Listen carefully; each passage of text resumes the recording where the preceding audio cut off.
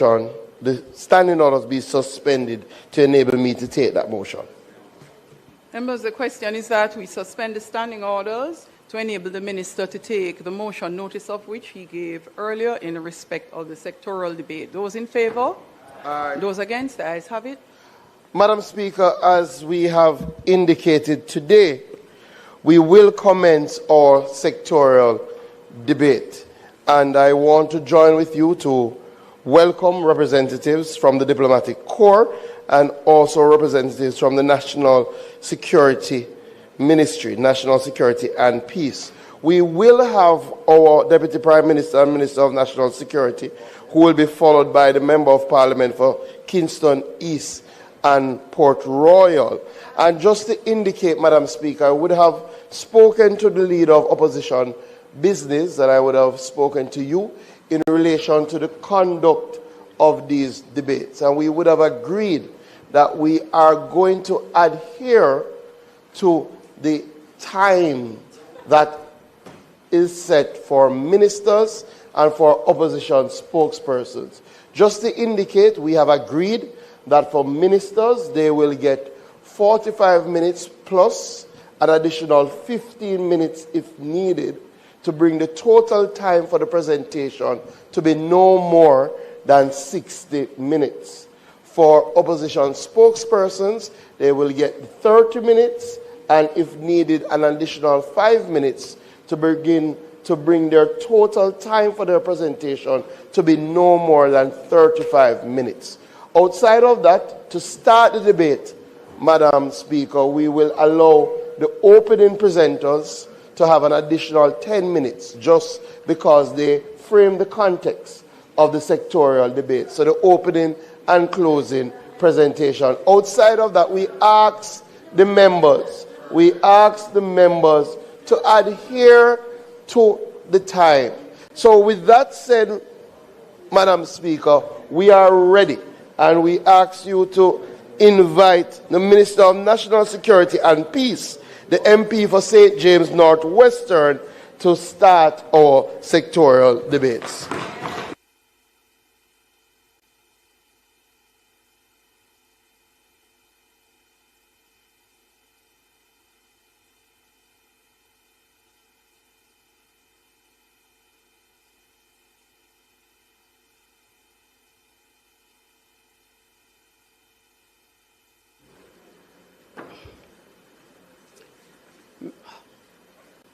Members, before we welcome the Minister of National Security and Peace, in respect of extension of time being granted in the sectoral debate presentation, those in favor?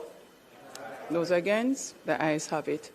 Let me introduce again and make welcome house the Deputy Prime Minister and Minister of National Security, who will speak first. Minister of National Security and Peace. The Deputy Prime Minister is the Member of Parliament for St. James Northwestern. Let's make him welcome.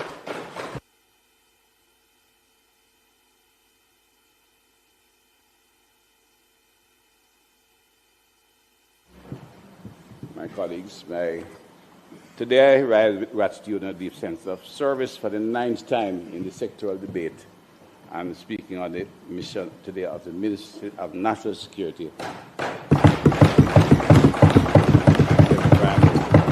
So come on and go arrest strong and Speaker, stink peace like. has been introduced Dive in your mother, to Matty the boy. Ministry of National Security and Peace. You're a gunman, so called to mama we arrest strong. Of the agencies of the Ministry of National Security, but in particular the Jamaica Constabulary Force for the major and dramatic reduction in criminal violence throughout the country. You want a thump in your mouth, Matty boy. Each year in this house, I am reminded of the strength of the Jamaican. You want a kick in your mouth, pussy. The thing when I hear say you do gunman business, no man take a bit, it is alleged. I had the gunman, I had the gang leader in a man take a bit. Because suck your mother arrest strong, you stink like. You are criminal. That is why America run you out of the country, pussy. You are criminal. Go suck your mother and go arrest strong. Go dive, go climb on the tallest side post in Jamaica and dive in your work this moment. we give your brother for adoption. People. Even Remember, your Armstrong, your mother give up for adoption, and your mother never want you. Go suck your mother Armstrong. Of the challenges. The strength inspired me to give me hope and compelled me to continue to work with purpose and resolve. In the mind of our duty must always be anchored in service to the people, guided not by party colors, but by our shared responsibility to every Jamaican. We are solemn charged to act with courage. Yeah, Andrew have the police and kill out the people in Jamaica and come chat. Here, Phillip Paulwell, you don't come do this. You jump up, you want a thump in your mouth, pussy. You think I go sit down and make have the police to kill off the boy, the people in Jamaica, pussy. You want a thump in your mouth, Harry Strong. You want somebody to see and box down your blood clot. Suck your mother, batty boy. Integrity and purpose as we shape the future of our nation. Yeah, murderer, suck your mama, boy. Hurricane Melissa like your pussy. We hear about you. Homes were damaged. You have the police, them are growing and kill out the youth and put gun on them. You want a thump in your mouth, pussy. Continues, we remain committed to anybody that envy you don't want a thump in your mouth. Suck your mother and go. I want to commend the men and women of the Jamaica. No, you're not fire in a pussy. Jamaica Fire Brigade and the so called your mama and go arrest them. They are not gardens of public safety. They are the steady hand that our nation depends on in this moment. Wait till the blood clot uprising start in Jamaica. You get some kicking off your face, this pussy. Wait till the uprising start in our country. And half to come out in a batty boy. They're going to get people up on that bench for going on a murderer. You like on a pussy. So called your mama and go arrest strong. Brawl into pussy. Climb on the tallest side post in Jamaica and dive in your this mama. We give your brother for adoption. So guidance continue to provide direction and confidence during times of great challenge and uncertainty. Madam Speaker, it is a fact that this Prime Minister has faced some of the most challenging times. Yeah, gunman suck your mama and go are strong. We have had you work this mama will give you whenever want you. That is why you kill out Jamaican youth them in our country, because you don't work this mama never want you. I have good source tell this boy you for a man to be. Say you're dirty work this brother. You want to dead ready. Your mama give up for adoption and a woman send you to school in a man to go be. You want a woman have money take up you in their house and send you to school. You come from orphanage and come back and talk about police we shoot to kill. Suck out your mama and go. But the country, for the first time in 100 years, well, it's a 100-year pandemic, major challenge to the entire country, damaging the very fabric of our society. Of course, we have had severe uprising start in Jamaica, you get some kicking in your face. And of course, in maintaining the standards, we have had things how long you have that power to tell police to shoot to kill? And of course, we think we're going to kill out Jamaican youth. I tell her this pussy epidemic of severe. You think we're going to kill out Jamaican youth? You think we're going to create genocide for Jamaican youth and retire and go live happily ever after? I want you to think about that. I want you to think about that, you know. Because the things are going to kill out Jamaican youth, genocide, and if you say, oh, I'm going to put in resignation, so I'm going to resign. And listen to our plan for living in the sky. You think you can kill out Jamaican youth and go resign and live happy ever after? You must be mad. You can go on. Here, you can go on. You don't hear nothing for you, too, batty boy. And we have had to deal with all of them. It is only, I have to commend our Prime Minister for his leadership.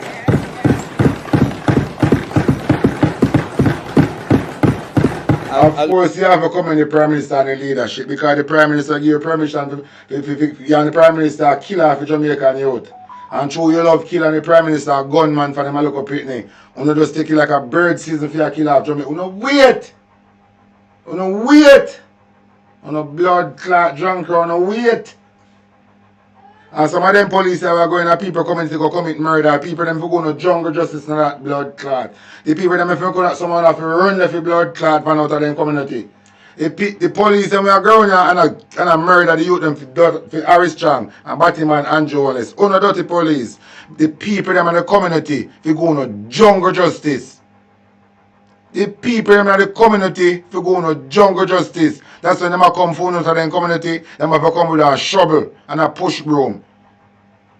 Only dirty police will cut off people doing going to people's house and go plant gun and kill people and talk about no fine gun. the people them for going to jungle justice. The said like how the people them pick now come out of the community as same so the police them for come out. The police them go around and kill off youth them for Andrew and Armstrong. Now the same fashion. The people them pick and the people them come out of the community and the same fashion them have to carry the police them out of the community too. So you say if a white sheet them carry the people them pick out of the community too, the police them come out in a white sheet too. The whole entire community. In him community, you know. On a community, you know. In him community, you know. So when the police come in and the community commit murder, you don't forget them jungle justice. We continue, Madam Speaker, I have noted my colleagues across there said, one of my good friends from South Manchester spoke of divine intervention. I don't think he understood that it was already decided. He got the wrong intervention. Somewhere in Spanish Town was a young man who invented to occupy the seat of our after they have them kill us for kill the woman too, son, you know. Look what they in the Parliament laugh. It's when the revolution starts. We want to see them face, you know. When the revolution starts, we want to see them face. Because the police are going to feel them, you know. The bodyguards are going to feel them, you know. Because they can't match up with the citizens of Jamaica, you know. And extend special appreciation. One woman did say, she get a vision. Say Jamaican people turn for Andrew.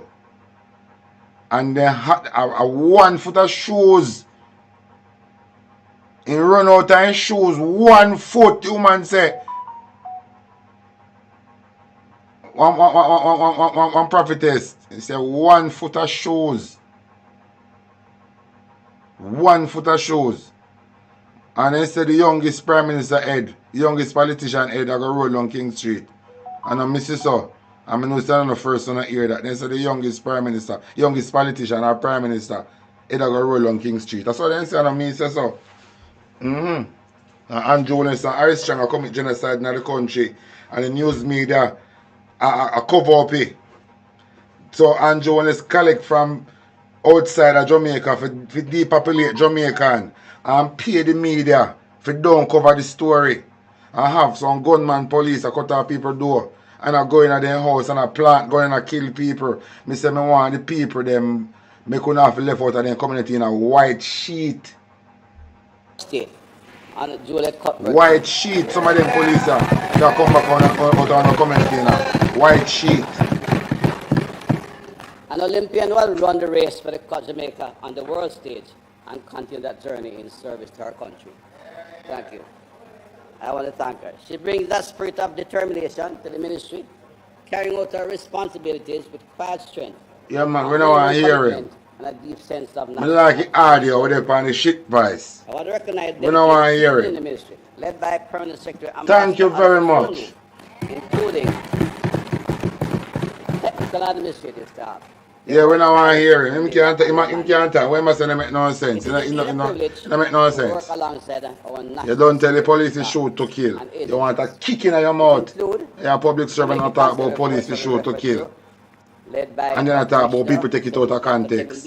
You want box down a road, kick down a road. But police to shoot to kill a fucking bride. And Andrew who with him fucking thief himself about Jamaican citizens for going to meet their maker. And Andrew the biggest criminal in Jamaica. Look upon them a dog shit here. I give order. Them are two dog shit here, I give order. Andrew Armstrong. Dog shit and a shoes bottom. I give order. When I say go meet maker, when I say shoot to kill. These two junker, two criminals.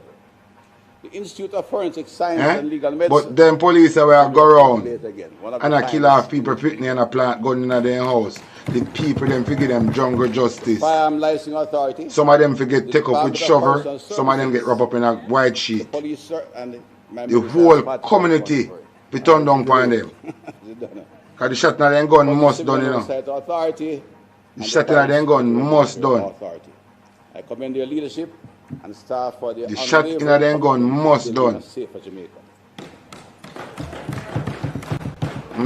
The whole entire, when things like this happen, the whole entire community will come down and have them in our circle That's them vice invalid. Thank my medical team for The whole entire community pen them in a one circle. Well wishes during my remember, recent medical events. police coming on the community, But I want to express, come commit murder in a police uniform. The community can't apprehend them, you know. Or you never know. Them police ever grown in a people community and a murder people youth. You know, so the community can apprehend him, disarm him, and hold him, and make him get locked up. And if them are going like them tough, they want wrong and strong. The whole community give them jungle justice. May then get sent back in a them village with a Jamaica flag over there in one room. May the government give them a Jamaica flag over there in one room. For too long we hear police talk about man pull gun upon them and they return fire and they return fire. Me want to hear the news now. When they say man pull gun upon them, I want to hear say 5, 6, 7 of them drop down the ground and then we believe. And some of them have 1 eye, some of them have 1 hand, some of them have 1 ear, some of them have what? They will believe them. They can't talk every time about man pull gun upon them and they return fire and kill 2 people and they say a gun pull upon them. And them are not Iron Man. They can't disappear. They not transparent so the people them can't see them. Until we start to see some of them criminals I drop down to we believe say they did not confrontation for true with gunman. But until then, the police them turn the new gunman in Jamaica because the youth them a make money. Who not make money on TikTok as scam. Who not them a do trading. So the youth them a make money. Look, everywhere in Jamaica, the village them, every local village, one of the things a country. The youth them a drive them car, them nice concrete house in them place. Because who not do trading them on TikTok. A rank and make money. The youth them have no time for no crime and anything there. I police them a go around as gunman. I rob people place and a cast vibes. Because no thing say a fiction I go on a different part of a country. And the same police I do the two work. The police I put on clothes and I go do things like gunman. Then I go do things that and then I go solve the crime like them a police. The same police I do the two work for the government. When you see them I talk about them crime statistic and talk about crime up and down, that is the way. You don't know the matrix operate. It's just for convince us something happen. The same police them do play a gunman role and it's a go on for a long time. Then them play a police role, make it look like them assault and them do something them talk about murder rate. That is just for a show. It is an illusion.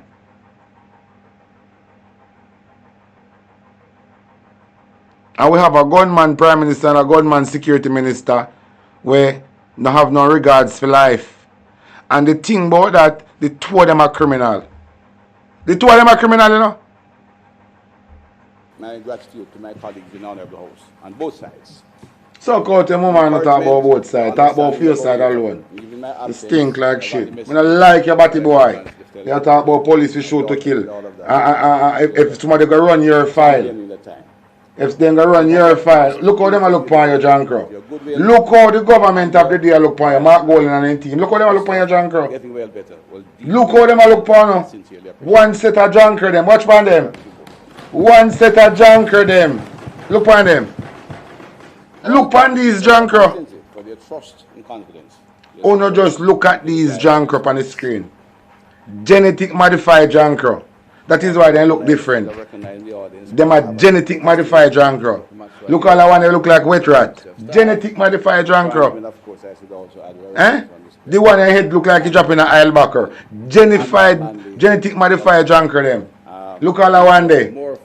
Eh? Look like a John Crow pan chilling. Look all I want there. Look like some big John Crow. Just name some dog and spread out pan chilling. The one behind the Harris Strong. Look on him. Look on your headman, John Crow. Eh? Madam Speaker, the Prime Minister. That is, it's still like you see outfit of the girl have on the transgender behind her Harris Strong. That is she. You see the colour we she have on, that's a dead colour. Right, the show says she don't have nothing about her. No light, nothing. We are strengthening peace. Strengthening peace. Enhancing safety. Strengthening peace. A box, you want to get box down. To tell the police them to shoot to kill her, you can't take it back. Andrew Holness-led administration took office. You tell the police them to shoot to kill her, you can't take it back. And the police them are on a rampage and go around the country and kill half the people them. I'm going to talk about peace. You want kick from West, you want kick from Montego Bay, go straight to Parliament.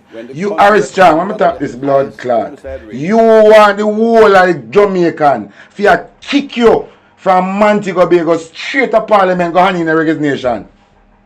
You don't know? Harry Strong, me say, you want somebody hold you by your necktie and I kick you from Montego Bay, go straight to Parliament. Straight kicking in your blood clot. You don't know? Then if kick you, make you look like tomato when it bruise off. Straight kick under your blood clot. But shoot to kill. Shoot to kill. Now the police them like a bird season in our country.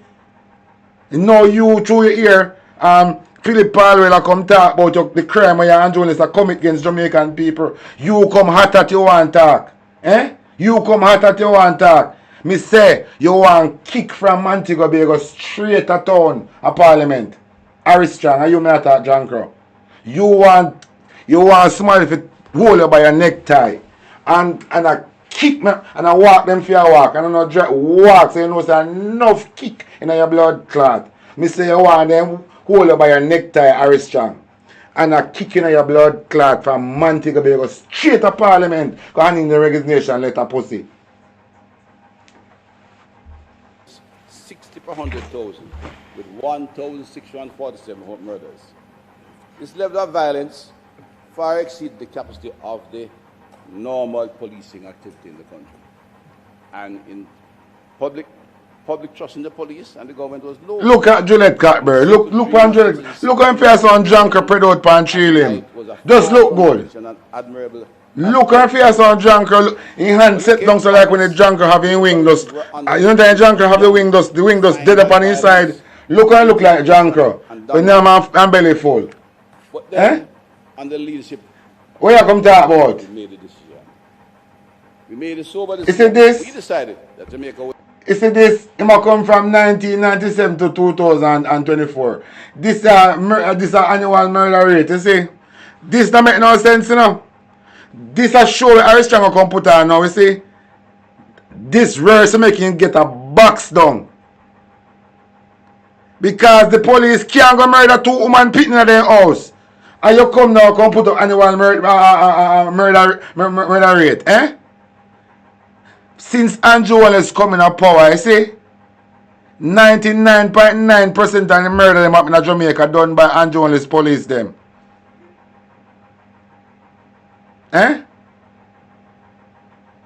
Look where Harry Strong coming out of Parliament at this paper and screen. Like you think this is a joke. Me I tell you now. The way I see police them operate, you see. If me did have a son of Jamaica, and the police them go murder him like that, me straight upon my mother grave, one by one, them are going to meet their maker. I mean, I ask them that. I mean, I say nothing. I just go bury my son. I mean, I say, I just want to get a bit information about them. And I one by one. You see, all the woman picking with them killing in our house in Clarendon. If I my son that, the 22 police would do it. Would have meet them maker already, one by one. Because you see, if I not get no justice from the system, I take justice in my own hand, you know. I mean, I say nothing. If the justice system were there, to serve and protect, them I do the murder and cover up. It is dangerous. It is dangerous, the justice system. You have good police there, you know. But the bad police outnumber the good police. I mean, I have a whole family of police right now in the force, you know. All my brother did in the force and retire.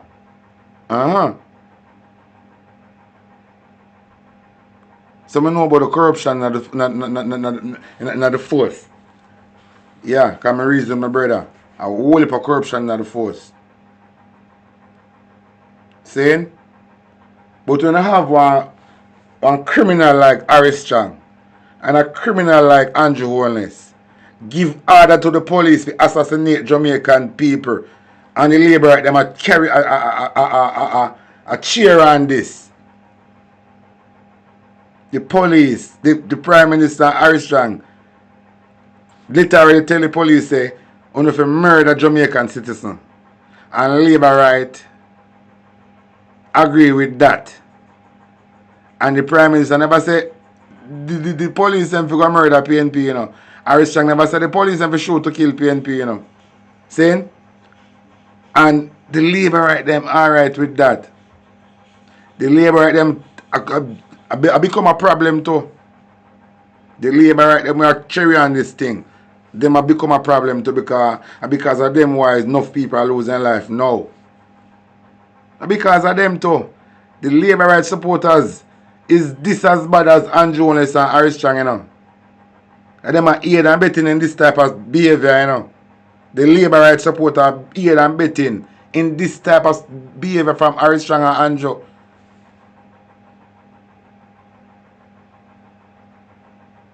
Now him a come in a parliament with this madness.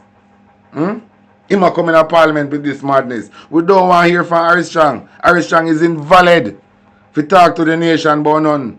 Armstrong a criminal. And he commit genocide on Jamaican people. And it can't change. Him tell the police them for shoot to kill. And ask question after. How the fuck? That is why the police them can remember police from town left go country. Go kill the woman to pitney, you know. Then them a come and say a mistaken identity. Armstrong tell them to do it because instead of kill first, ask question after. Then he in our parliament attack, Mr. Armstrong, you want kick and box down from Montego Bay, go straight at town. As you get up, so you just get a kick down. As you run and kick down. As you get up, if you get a kick down back. You know, sister, that the police them though. Left from town, go murder the woman and pitney in the house. Then I ask Christian after. And I tell lie about them want to rush the body to hospital about resident Black Road. When they kill the woman, pitney them and wrap them up in a white sheet. The police operate like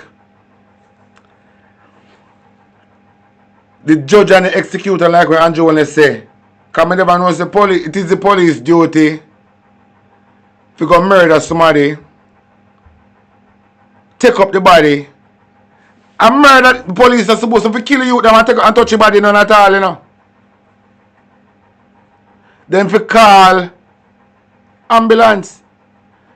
When the police are showed people pitney and take up a body and murder them and murder people pitney, they're not supposed to move them because in the come of company scene if you can see if what them say if it add up. When they move when they tamper with the evidence, when this police are murder people pitney and they take up body, I tamper with evidence. Then can't go in the place and murder people pitney. Then them take up them a police. So if they want to do that, they let them for drive around with that ambulance. And make people say directly Armstrong and Andrew Holness them a kill Jamaican youth for. How long if people now go sit down with police that go around and commit be a murder and nothing now come out of it? Don't you think say I say it all go every day? Don't you think say I say it all go every day? Make Andrew Holness a commit crime from the office. I use the office and I commit crime. Armstrong I use the office and I commit crime. You feel say I say it, you feel like say I say it all go right through. You make a sad mistake, yeah, man. Never want to hear Armstrong, you know. Would not surrender to criminality. I hear We made it Armstrong. clear that gang would not operate freely or comfortable in this country. When time. I want to hear Armstrong, to tell you the truth. I don't want to hear nothing what you say. Suck out your mama and go Armstrong. I really don't want to hear nothing what you say, Batty boy. You see if I get thump and kicking in your mouth from Montego Bay, go straight to Parliament with the resignation letter pussy. Thank you. Big up everybody in our chat. Andrew using office and commit murder in our country. Professionalism and sustainability of our successes. The Prime Minister using officer to commit murder in the country and who not like it drop down and dead because that happen. At least I don't live under a rock and I can't see it. The was carefully examined and advanced through the Joint Select Committee and accompanied by colleagues on the other side who were involved in this. All may I tell Peter Phillip say, Phillip Paulwell, when time you take the floor, don't play with this a drunk here. I'm going to tell the Jamaican people them from the Parliament what is what. I'm going to stay in the Parliament and talk to the Jamaican people them. Look on this a hungry one here, Yan. Look on this a drunk here. Look on him. Look on this a drunk here, boy, my Yan. Watch ya. This stink like shit. Look at Edmund Bartlett. I if you're a Ninja Turker. One if Edmund Bartlett a Ninja Turker. One if my human. Because when you say Ninja Turker, them live on the ground, you know. One if Edmund Bartlett a one. And a this guys. Good broad deliberation and national content. What you fucking ugly? Tough penalties were introduced. Look for Edmund Bartlett. I've had a few minor Favor one creature. and that proceed. And the next one favor the one like a junker product pan chilling. Strong anti-gang measures, organized, professional, targeted policing, data-driven, and calculated to find the gangs where they are, disrupt them, and intelligence has been extended. Very strong. If the police them now come at your yard, go and search it. The police them now do them good work. If the police them no apprehend Harris Chang are the biggest gang leader in Montego Bay. Based on what the people them say, Harris Chang are the biggest gang leader in Montego Bay. Squashman father talk, you know. Squashman father talk. I don't know Squash, the entertainer. Squashman father living at the constituency where Harris Chang run, you know. And the problem in that place, you know, Harris Chang no want no peace in the constituency, you know. Because Harris Chang thrive off of the gun violence that take place in there. The gun violence that take place in there. Harris Chang thrive off of the gun violence. Squashman father outline it to way. So if the police them a look for gang leader in Harris Chang yard, the police them now do no work. If the police them a look for gang leader and now apprehend Harris Chang, it is a waste of time. Harris Chang is a gang leader. And this guy is both my member of parliament. A gang blood clot leader. Based man with Squashman father outline. One time in the well known some program. This Abati boy a gang leader. And him broke out Andrew Wellness. And through Andrew Wellness did love if I look up in a school. I go look pan gun in an encyclopedia. Andrew did love gun too, you know. Andrew did love gun. And Andrew still love gun. Andrew a gunman.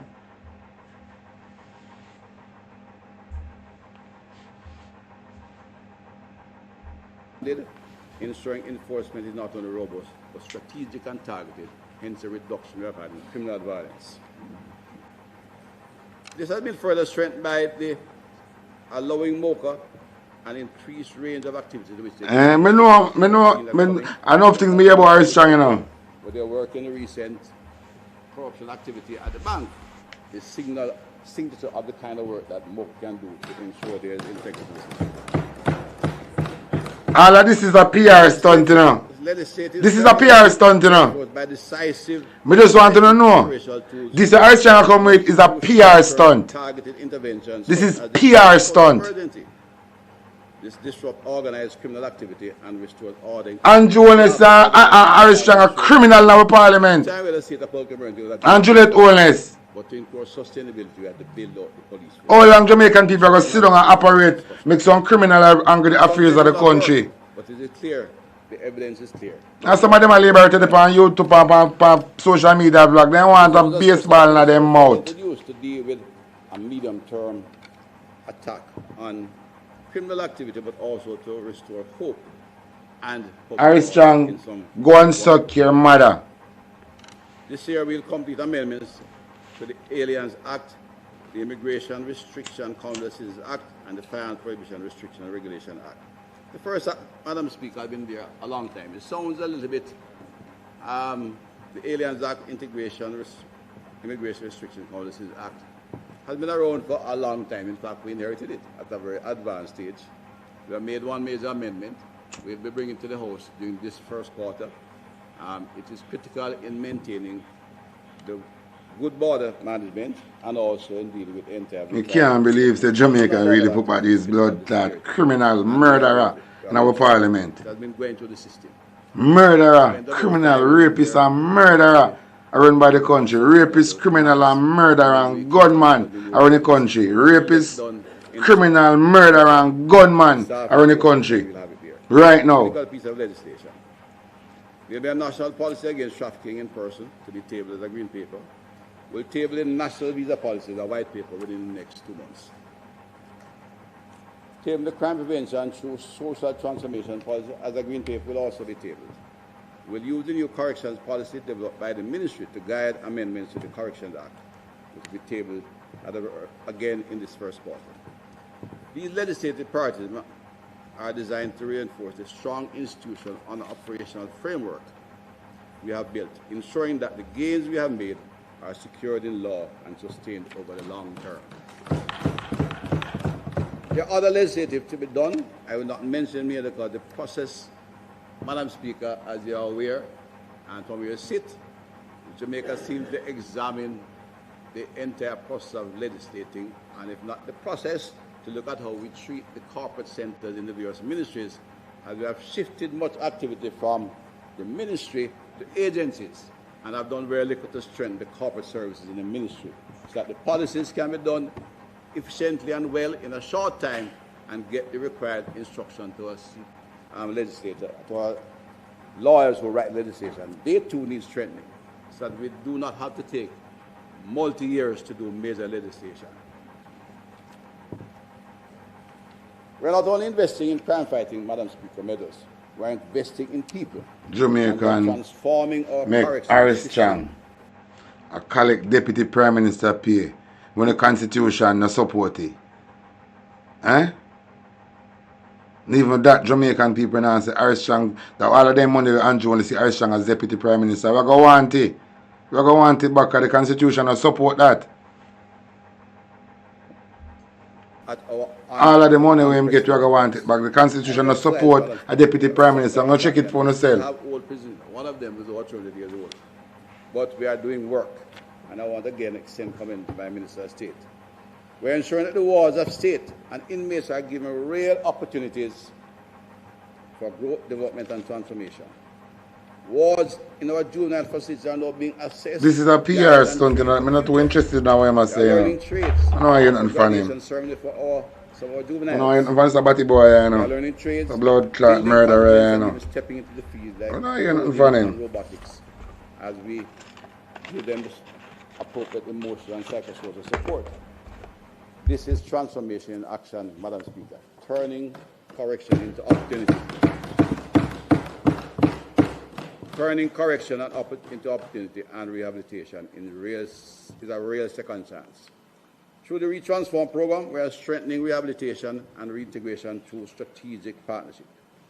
At the South Camp, we have just built a modern sewing facility for the ladies, so they can live there capable to find active economic activity.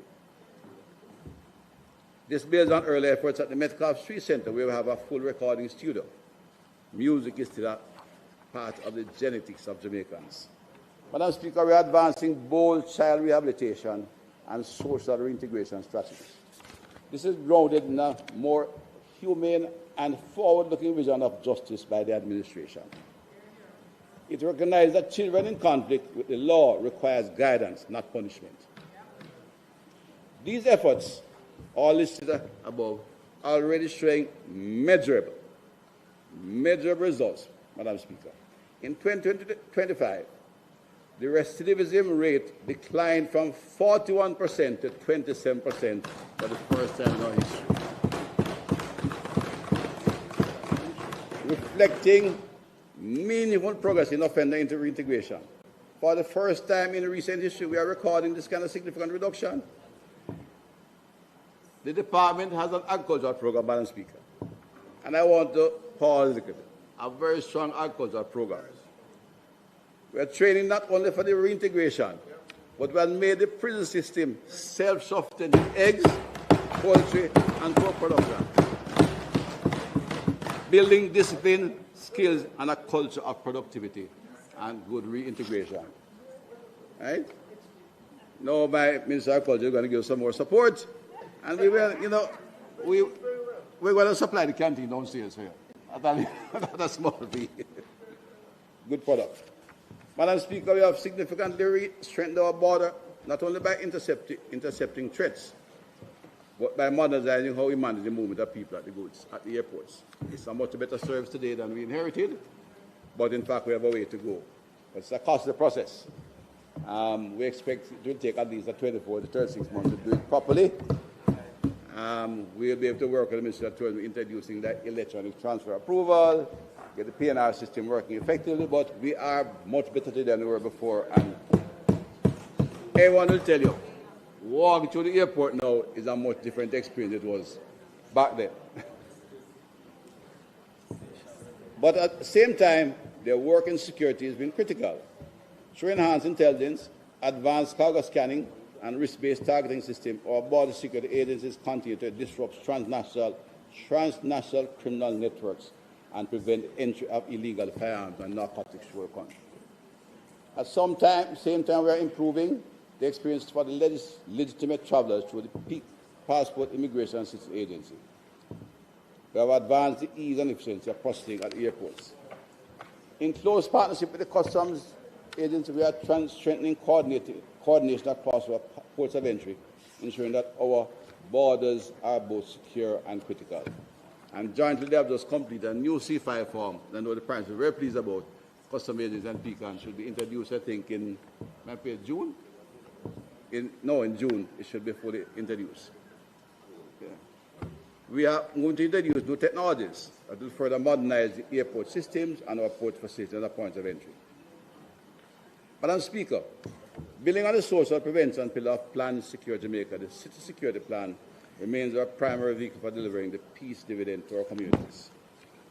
Support by the European Union, UK's Violence Prevention Partnership Programme, and our own consolidated fund, the CSP has delivered targeted investment in governance, infrastructure, and social intervention. And Madam Speaker, I just pause again to recognize the several members of the diplomatic corps present in the audience from our partners who have been supportive in our efforts throughout, and we welcome them to this event, and we look forward to continuing work with them. We have strengthened oversight through the City Security Business Group, initiated by the Prime Minister. The establishment of safe space in vulnerable communities, continue the upgrading of police stations, skills training and certification by at-risk youth like heavy vehicle. Did you know it takes minutes to become a Darif affiliate? First, sign up on darif.com/partners. Next, confirm your email. After that, fill in your information. Lastly, get approved and access your unique link. Everything you need to promote Darif is ready for you. Sign up today and grow as a Darif partner.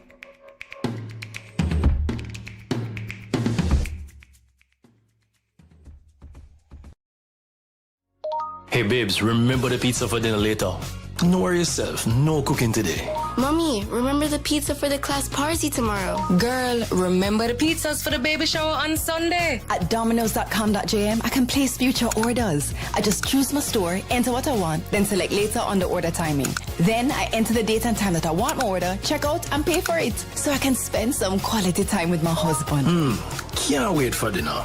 So I won't forget my daughter's order for pizza day at school. Thanks, Mommy. And so my best friend can get her pregnancy. Q4 2025 was 153. Q1 2026 is 134. And we'll continue in the note. Madam Speaker, I think, well, the member from North St. Andrew is here. But for the entire quarter of Q1 2026, there are not one single murder in Northern St. Andrew. It has some tough, hardcore areas. Tough areas. I used to, every month, Madam Speaker. I used to every month, Madam Speaker. Look at my report. Brook Valley, Stony Hill, Park Lane, 100 Lane, Aki Walk, Gully Bank. Them things come again. Nothing happening. Zero. You know, we give God thanks for our successes, but it was hard work, good policy to start with, good planning, hard work and investment in our security forces that did this. But let me go a little further, Madam Speaker. It was suggested that since 2017, we have saved 3,000 lives by the work of this government. This represents an average of 374 Jamaicans who are still alive today to look to our future. Shooting and other violent crimes all decline. We express gratitude not only to our security forces, but to our international partners. You see the graph, and again, I'm not following as well, but a steep decline since 2022 in particular. Without the investments and the action and planning of our government, Jamaica would have continued a trajectory that would have made us one of the most unsafe places in the world. Today, people are beginning to have... Phillip Paulwell, what I can tell my boss, you see when I take the floor, don't comment the police them for no crime reduction, you know. Because if I do that, it's going to send a bitter taste across the nation. Don't comment no police was no crime reduction. Don't follow Armstrong. A company him a look for mislead Jamaican people. So all you do, it just point out the things them to the Jamaican people and to them, the criminality where him a go on with the genocide. Where you tell him say you think it's a genocide. Style of killing the police them a go on with in the country. I saw you for talking at the Parliament tonight. Tell them upon them face. Say the way how Armstrong and journalists of the police them operate in Jamaica, it is a genocide type of behavior. I want to tell them upon them face. Don't laugh with them and don't clap no table with them. Me like how no don't clap look welcome with a vex. Don't clap, no, don't knock the table one second. If you never knock it decks in a Parliament, we're not going to make Jamaica in a problem. Don't knock no table for nothing at all, they say. In other words, no flanker see itself as the entertainment center of Montego. I will not work for, no work with way, no care wrong. Nothing at all, they say out of their mouth. Don't knock no table. And then feel a way through the door, knock look a while, but the opposition not lock. Then look at them, look vexed. And they think say this is a fucking joke. Partying all the time. But you can't party all the time. You want a kick in your mouth, I'm not upset. We're not allow it. If you don't like it, come and me kick in your mouth.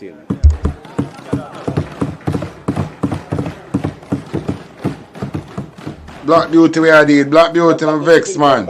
You can't be this a gunman here.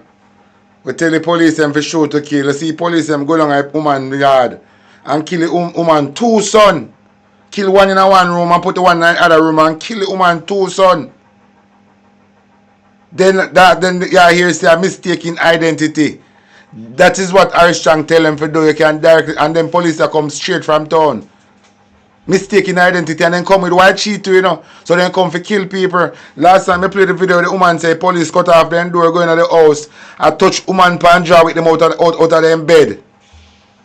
You hear Bert Samuel say, if a police come in your house, forced entry come in your house, you have the right to kill him.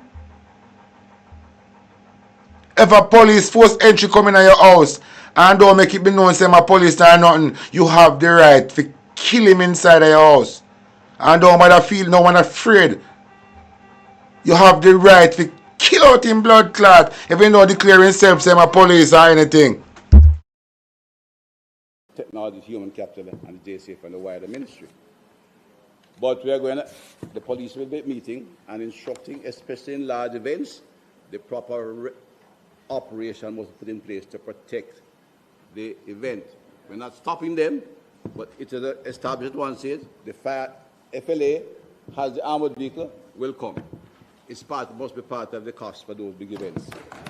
The police will be there to ask, because we are working jointly with the citizens and the police and the other agencies to ensure there's peace and protect our people.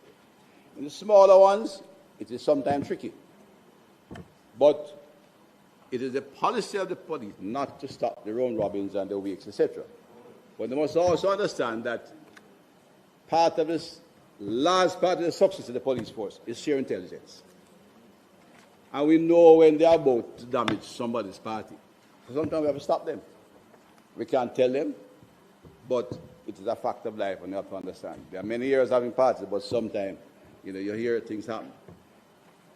There will be social media allows for quick transmission of data and pictures.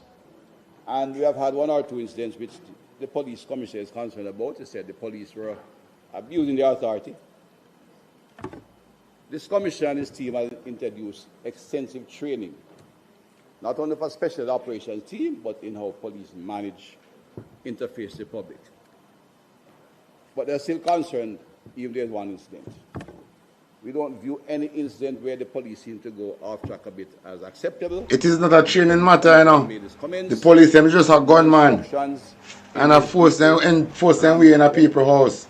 Bert Samuel said, them force them in your house, you have the right to kill out them blood clot. Make sure you have no machete near. As they put in your head and in your hand. If it drop in front of you. Better trained, better equipped, but a highly professional team that I have every confidence in and will continue to conduct.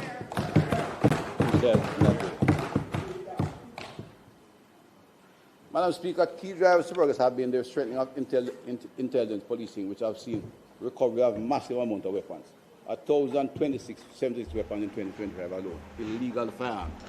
But see, one whole heap coming out of Desmond, man. So I think you have to investigate Desmond. I think you have to investigate Desmond Mackenzie. Because Desmond have to know about that gun we are coming in constituency. Him run the place. He have to know about it, a FEMA turf. If it was a PNP turf, Cliff used to say, no man, the MP need to come out and say something. Desmond knows something about that thing. That is why they are threatening the election. Desmond Mackenzie. So I think you need to look into Desmond Mackenzie if I do gun trafficking. Because my breed are going to come in the country in a FEMA ends. After he threatened the election, but he will never allow PNP back in this country. Then the next couple of days from that, I want portion of gun come along in an industrial water heater. No need to look into Desmond Mackenzie and see if you connect to him. No need to check out Desmond about this. And check out yourself too. Because we hear about you in a Montego Bay. 1,000. If they kill one, each is 1,000. The police have effectively found them, and in recent times, firearm recoveries have increased, violence declined. And I will recover. Uno not recover no firearm. Uno not recover no firearm. What uno do? Uno ship in a whole heap of gun in our country, and depend on a depopulation kind of agenda. So these guns, uno say uno recover the said gun uno ship in the country and I put on the youth them. We understand what's going on now. That is why I tell you say a revolution soon start. And only smell it. That is why Daryl Vaz talk about COVID type of lockdown. That can't happen in Jamaica again. That can't happen in Jamaica again. You know, try and see. Try and see now. In 2011, we recovered about 44 firearms for every 100 murders. Delroy, big up everybody who there, you know. But through my blood a boil from Evelyn. From the this man, my blood a boil. 3 firearms for every 100 murders. 7 out of 10. We find the gun and we take them out. By 2025, we are recovering an average of 3 firearms for every 2 murders. In other words, we are finding some of the stockpiles and the armors because of better intelligence. There is a 50-1. No, we'll take Mr. Based on the motion, you don't need to sit. You will hear the bell go off just to remind you of the extension of time, and so it helps you to manage the remainder of your presentation. Continue, Minister. Thank you. Thank you, Madam Speaker. The ratio of arrest to murder has been from approximately 44 arrests per 100 murders in 2012 to an extraordinary 99 arrests for every 100 murders. This level of performance signals a major breakthrough driven by strong intelligence, better coordination, and effective national response. A transformed Jamaica Constabulary Force working in collaboration with other agencies, MOCA, JDIF, JDF, and others in the security architecture. We're moving towards a one-to-one relationship, because the greatest deterrence to criminal activity is certitude of apprehension, prosecution. As my advisor say, we have to incapacitate the criminal. If they fight, we knock them out too. Civil society, I just want to make a quick comment, Madam Speaker, and my 24 is good. Let me begin by affirming that Jamaica is a strong democratic country governed by the rule of law, and we have no problem with criticism of the police force or any element of the security forces. More critically, even internationally, we tend not to pay respect to our own achievements in certain areas. Jamaica is one of the oldest democracies in the world. We are among the top 10, right? Even our good friends, and many of our good friends have achieved that. 82 years of electoral democracy. On time within the Constitution. We have had change of government, a majority of one. We have countries, well, I don't even mind, they are friends, but France couldn't pass a budget last year. No? For about 2 years, they can't pass a budget. The U.S. had the conflict of February 20, when they had a change of government. We have been able to have election when we occupied Parliament completely on time and change government. A reflection of Jamaica's commitment to democracy, and we must respect it. We sometimes follow the legacy thought that, of course, because we are politicians, we are not capable of doing what should be done, and disrespect our democracy. It's one of the strongest and most resilient in the world. And I put it here because we have in place institutional framework to oversee, monitor, and evaluate the conduct of our public servants and police force. At one stage, there are about 4 bodies overseeing the police, and yet when you have an incident here, we must call for independent review. Foolishness.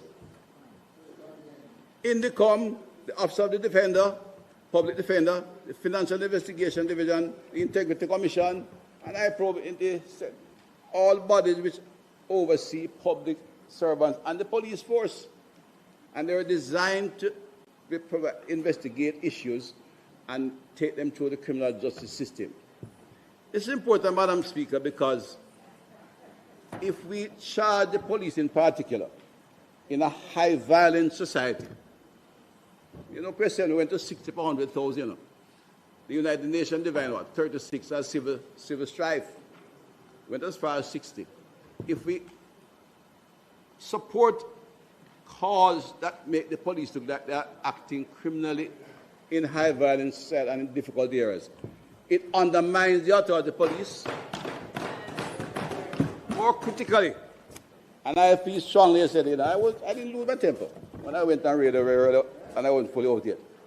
It hurts me personally, very strongly about it. We must allow the criminal justice system and the oversight body to work. You put policemen at risk. You put 2 police officers in my constituency, retiring members of the force, were killed because it was said that police were killing people without cause. And these were retiring, so they find the soft targets. Mr. Brown family understand. The man was about to retire. Mr. Lindsay was going to look for his friend in Glendevon, right? Who's a lady who was the mother of many of the strongmen. But it was said the week before they had killed somebody without cause, and they murdered it. Man. He went to say goodbye because he was retiring and returned to St. Anne. A quiet old man, driving, of course, on the old corridor they used to have, so he couldn't drive too far, dropping a patrol, and the man just walked and shoot him. But more critically, we have recruited 7,100 bright young Jamaicans. Yes. They come from the same challenged communities. Head boy from Titchfield, Garvey Masio, St. Catherine High. They have their other siblings in the same high school. They have their girlfriends and their sisters as teachers in school in those years in primary school. When you start make out that these young men are joining a force to shoot people innocently, then they get assaulted in the community. We cannot allow that to happen. And I will not accept it, condone it, or apologize for it. Civil society is that do so. In the COM, Madam Speaker, was the Independent Commission of Investigation designed to prevent this kind of vernacular talk to hurt the police. There is no evidence to suggest that income is being impaired or that the police is doing anything illegal. They are in a high violence society. They are in combat recurrently. Combat. Where men are shooting on them. Sometimes some of these people calling on the police to always have cameras should go out there and go to Twickenham Park and let the JD fire some rounds on them head, them hear what an F-16 buzzing on them head is like. Policemen know that. They face that. They can't be made into targets. In the COM report published in 2024, shows, Madam Speaker, that there was 1,936 total shootings investigated between 2011 and 2023, over a 13-year period. There were 66 cases that went to prosecution. They are not complete, so we can't say how many were successful. But that still, if you take all of them, is at 3.4% prosecution. That cannot be used to condemn the professional police officers. It's irresponsible, immoral, and wrong. In 2024, 11 were charged. Of that 11, 8 of them were off-duty police officers. Civilians move about their business. When I hear them talk about how strong I make, that is why I'm telling you my viewers and subscribers. How strong one kick from Montego Bay go straight to Parliament, go hand in the resignation letter. Hold him by necktie, see? And start kick him in him blood clot. Kick him. So I get up and just kick down him bumbo clot. So I get up and kick down him blood clot. For example, over the past decade, payouts to tipsters have increased significantly. But on the other hand, the number of get up on the running kick. Like him I get up and just run and kick him in the back, make him back broke. In the report, targeted raid, find firearm because they get information from the citizens. They are winning the trust. I was trying to tell the police them to shoot and ask questions after. That is why they got the people them place to kill you one pitney, you know. Yeah. That is why I say Irish Strong want box down. Irish Strong want back, go suck out your mama, Irish Strong. Your mama, you walk this mama, we give away. You and your brother, remember say you're orphanage, you grow up in a woman adapt you and send her to school. Don't you never know? One woman do investigation about Irish Strong. They are taking a stand for the well-being of their communities. This we must celebrate. Remember them people come to Jamaica, you know? Plant rice, you know? A rice, blood clot rice planter. Come and turn security minister in our country. Them first set of people coming to Jamaica. We import them in our country, we plant rice. So we know the blood clot end up in our parliament. You never know. A rice farmer them here. Ask your grandfather and grandmother. Ask your grandfather and grandmother. When time the junker them run we come to Jamaica look refuge. I can't look better life. Ask your grandmother and grandfather. Ask your grandmother and grandfather about Irish Strong. People them will come to Jamaica as refugees. Refugee blood clot G's, Irish Strong generation coming to Jamaica as not Jamaica, not Tanzania, ex-Jamaica. As refugee blood clot G's. Irish Strong generation coming to our country as refugees. Look where the junker end up in our parliament. And I tell we own kind, if we kill we and ask question after. Irish Strong should get a box down for that speech there. I'll know his ears should not ring like a bell. Make him should have box him, deaf him. In 2 hands, does your 2 hands.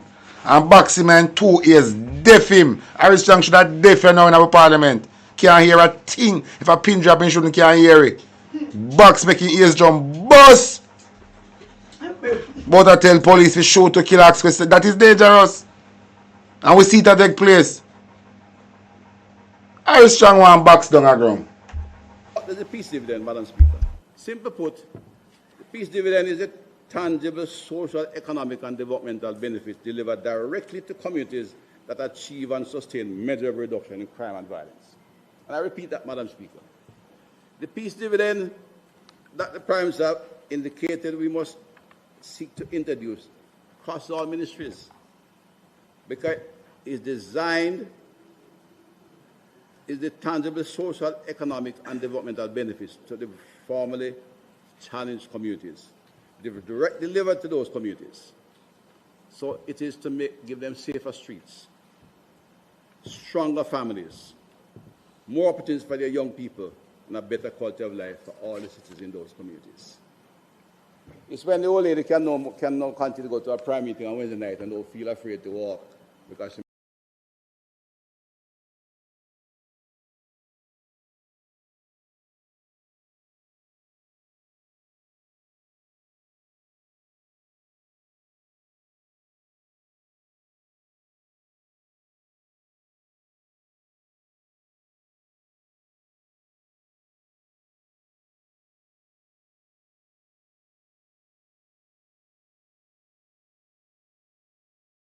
to walk because she might be shot in gang war. When children can go to the school next door and not have to take a taxi and go to the community. Workers can take the work at night and come home from the free zone or want to go free for the hotel when they are released from work at 1 o'clock. And my constituent now do have to fret and tell me, boy, my daughter get a job, but she can't go because she can't taxi come home and she go sleep with some man downtown who don't even know. Those days are done because of the work of the police. As a peace dividend.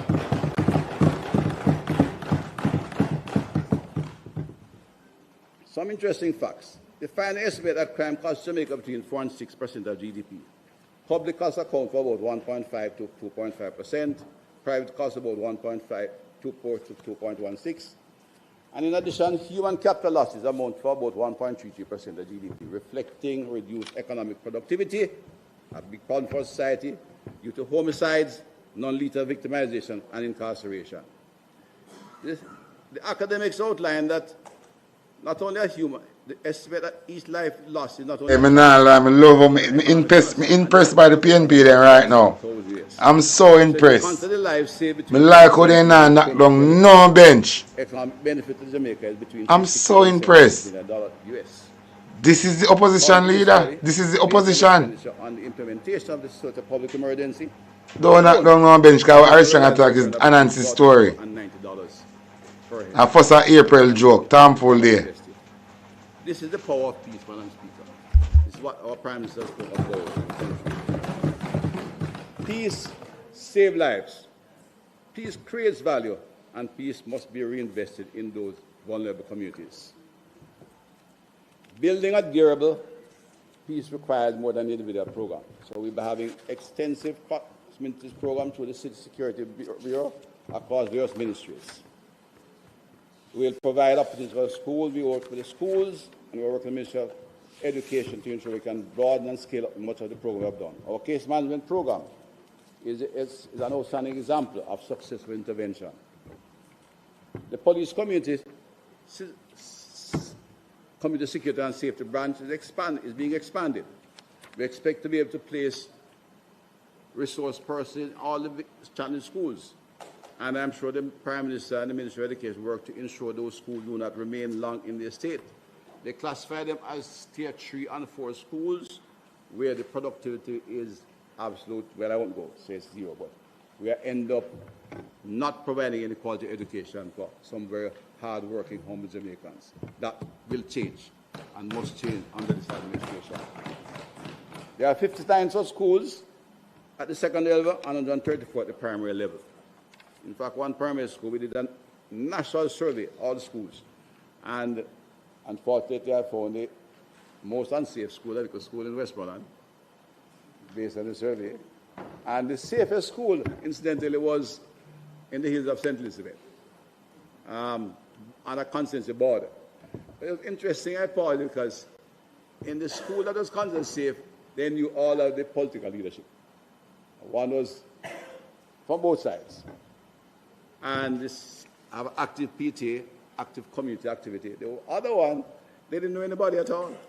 So, I urge the members here to provide leadership in the community and be involved in the guidance to the children in a responsible way. The police, in our movement to deliver the peace dividend, will be like the driver of the vehicle, working with case managers, social workers, school principals, and parents to ensure we can take the dividends to those communities which are challenged. And the police will not only be seen as special operations team in the blue uniform, which will continue to be there, because that gives them confidence that they are safe to work with the police or special operations team. Our intelligence teams are there to look for them and find them, We will not allow any hiding place for any criminal activity. At the same time, the school police resource officer and the members of the Committee of Security Safety Branch know the personnel. They know the bad guys, they know the challenged families, and their job is to ensure we can get the social workers and the guidance counselors to meet those families, the single mother who is under pressure, the one with 4 or 5 kids, and get them into the social safety net. Jamaica does not have a wealthy, well-endowed safety net, might say, compared to developed countries.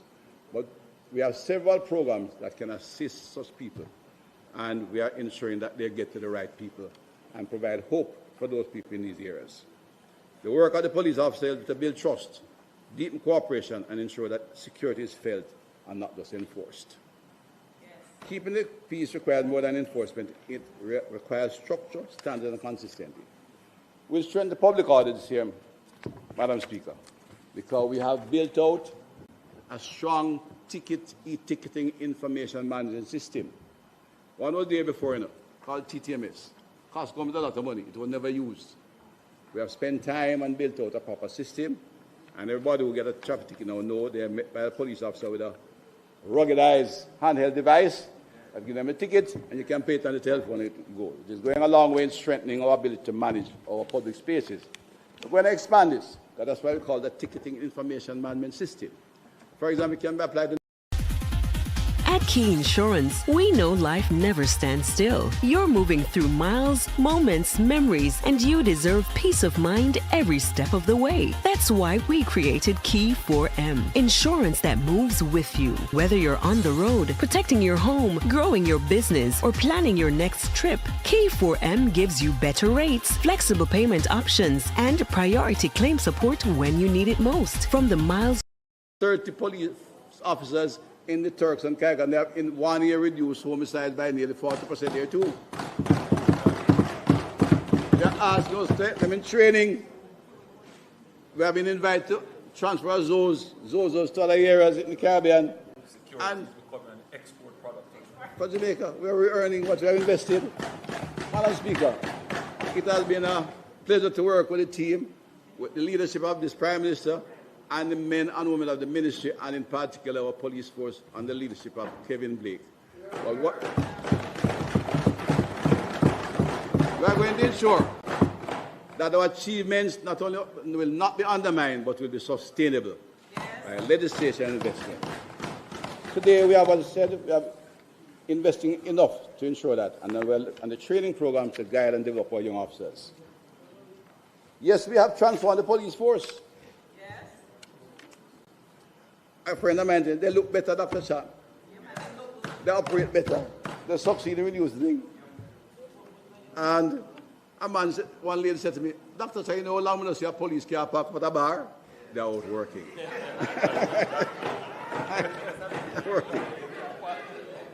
We are seeing historically low levels of serious crime.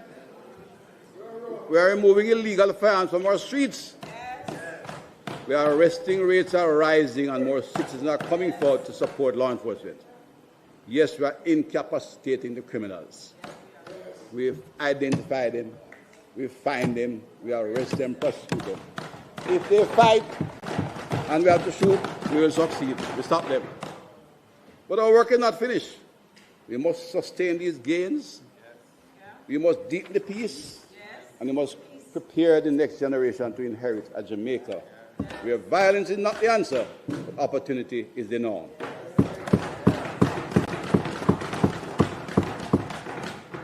This is not only about enforcement, Madam Speaker, colleagues.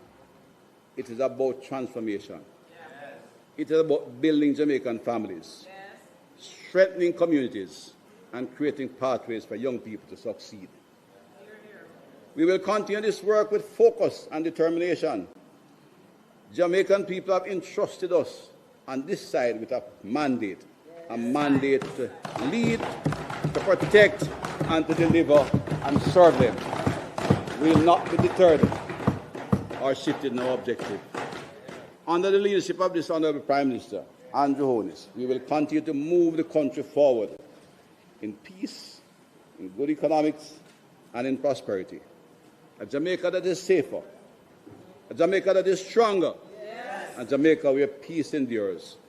A Jamaica where all Jamaicans and others we want to live, work, raise their families, do business, and rely in peace and live in time peace. May God bless Jamaica.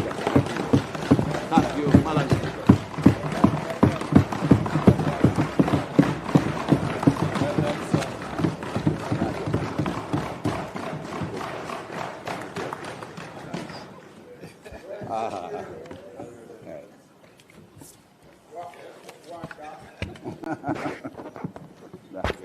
My brother, Chairman.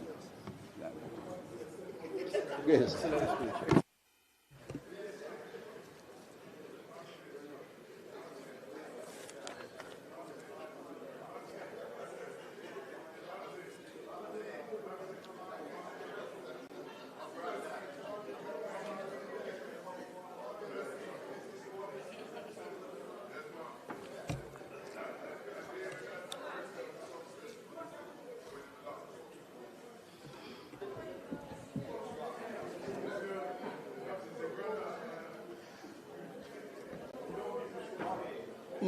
Madam Speaker, let us thank the most successful Minister of National Security in the history of Jamaica.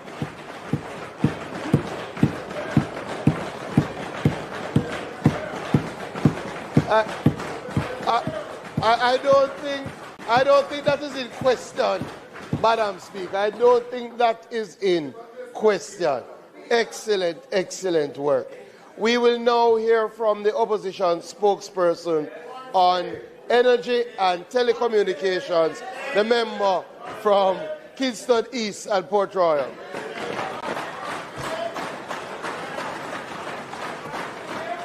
Thank you, House Leader. Member of Parliament for Kingston East and Port Royal. Madam Speaker, Jamaica stands at a defining crossroads. The decisions this Parliament makes on energy and telecommunications will determine whether our people pay less for electricity, whether our entrepreneurs can compete in a digital economy, and whether Jamaica leads or lags the region for the next generation. We on this side, the People's National Party, we come to this debate with a clear and unwavering conviction that the only sustainable path forward for this country is to build with purpose and to build with people.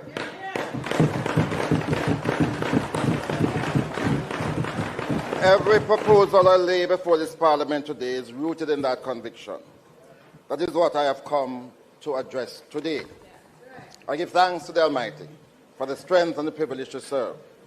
Madam Speaker, I pay tribute to the people of the great constituency of East Kingston and Port Royal,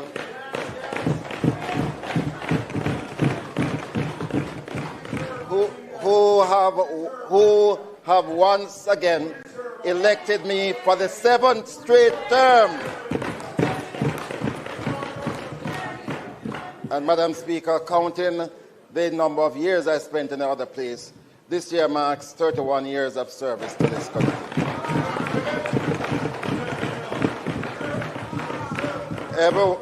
Every one of those years has been in service to the people of Jamaica, and in particular to my people in East Kingston and Port Royal, because they know when I win, they win.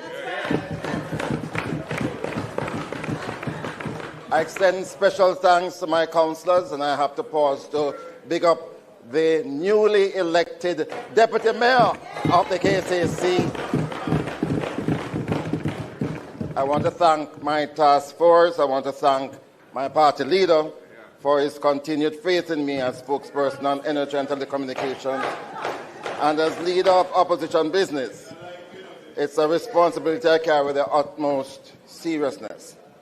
Madam Speaker, I did not come here today to reflect on the past. I came to speak about Jamaica's future.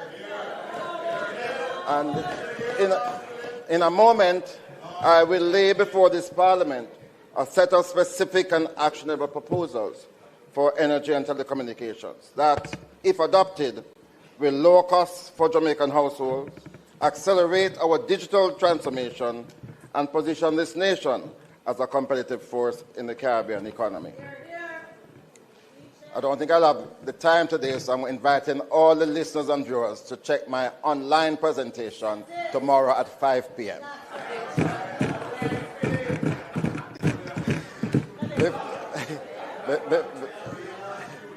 Before I proceed, Madam Speaker, a brief word on my role as leader of opposition business. Much of the substantive work this year will center on the review of the standing orders, a process I welcome and to which the opposition is fully committed.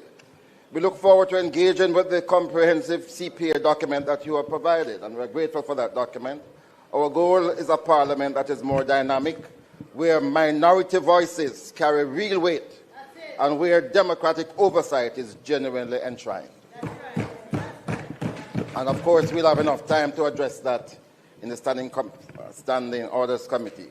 But, Madam Speaker, there is one matter of parliamentary principle that I must place on the record because it speaks directly to the integrity of this institution and to the quality of our democracy. And I have shared this with you recently when you and I sat next to each other at a committee, and I thought to myself, my speaker should not be a member of this committee. My speaker should always be chairing a committee.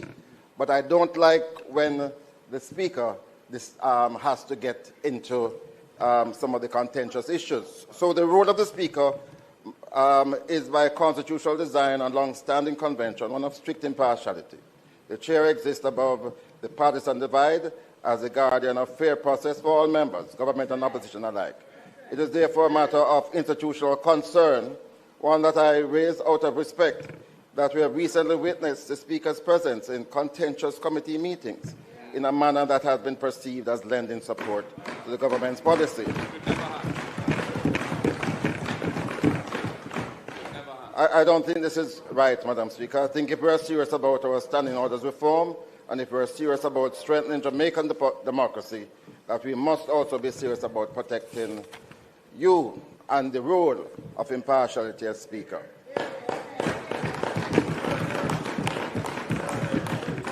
And so I say respectfully, Madam Speaker, you really ought to resist your party's inclination to demean the office. And I would advise in those matters where you're not chairing committees, you really ought not to remain on them. Madam Speaker, I am grateful to our party leader for returning the portfolio of telecommunications to my stewardship. I do not receive it as a ceremonial honor. I receive it as a mandate to complete work that remains unfinished. When I last held this portfolio, this Parliament oversaw one of the most consequential economic transformations in Jamaica's modern history, the full liberalization of telecommunications. That decision opened our airwaves to competition, drove down costs for Jamaican consumers, created thousands of jobs, and attracted foreign investment at a scale this sector had never seen.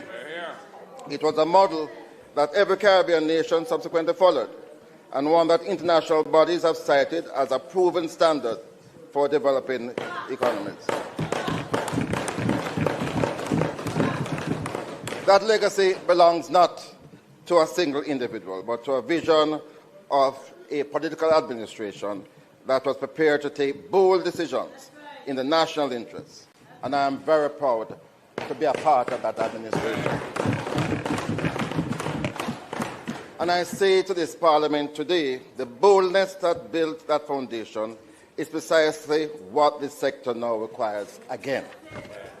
Madam Speaker, we should pause to recognize two significant milestones that fall this year.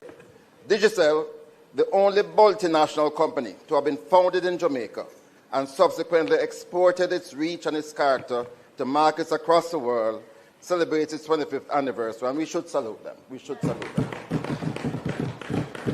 We also have to recognize the Universal Service Fund, a cornerstone instrument for extending the connectivity to every corner of this island. Marks 21 years of distinguished operation, and we should salute them as well. These are not mere footnotes.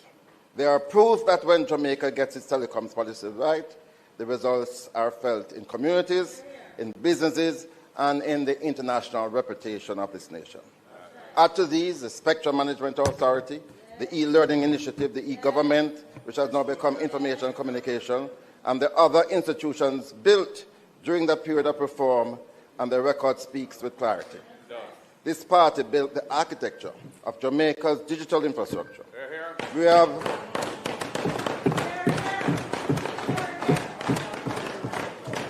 We have every right to hold this government to account for what has or has not been done with it. And I did receive a message from the minister with responsibility, Minister, the member from Western Portland, that he's unavoidably absent today. He had to do an emergency visit overseas. I was going to depute the leader of government business to take notes, but he's not here now. So I'm going to depute the member from West Kingston to do so. I don't think note-taking is important.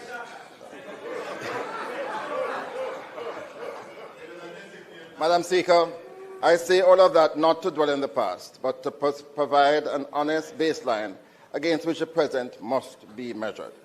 And when that measurement is made, the conclusion is uncomfortable. The telecom sector in Jamaica has, for the better part of a decade, been advancing at a pace that is simply not commensurate with the demands of the modern digital economy. Policy ambition in this sector has stalled.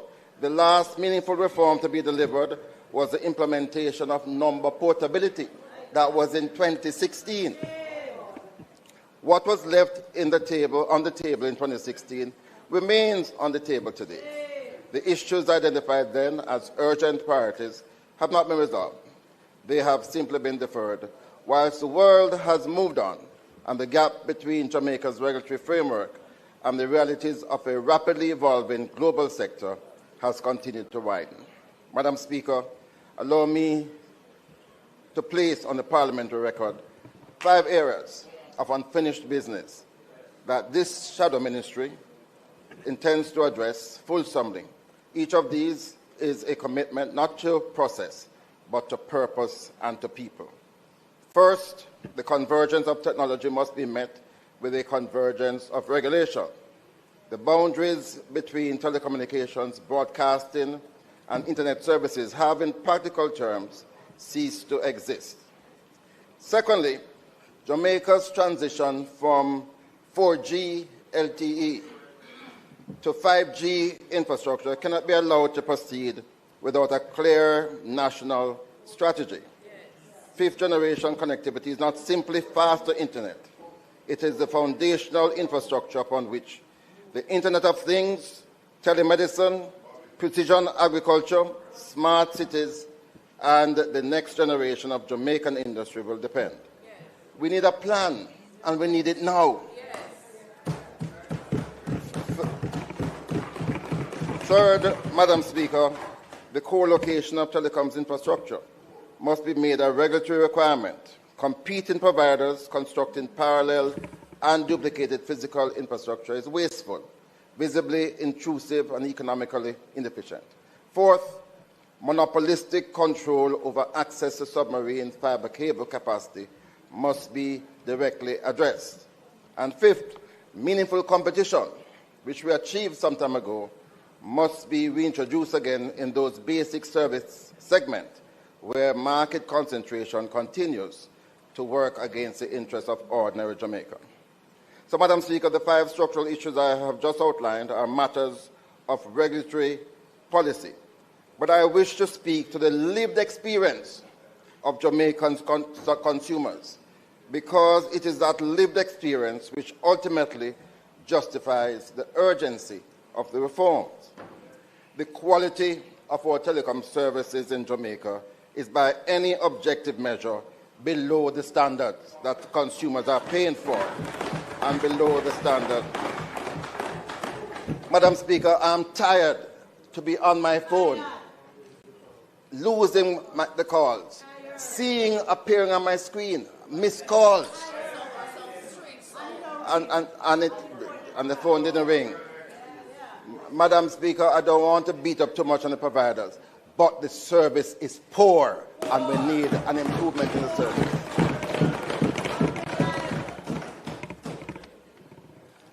And I have to call upon the Office of Utilities Regulation because they have the obligation to enforce service quality standards with rigor and transparency. This Parliament has an obligation to hold it accountable for doing so. I intend to exercise that obligation fully.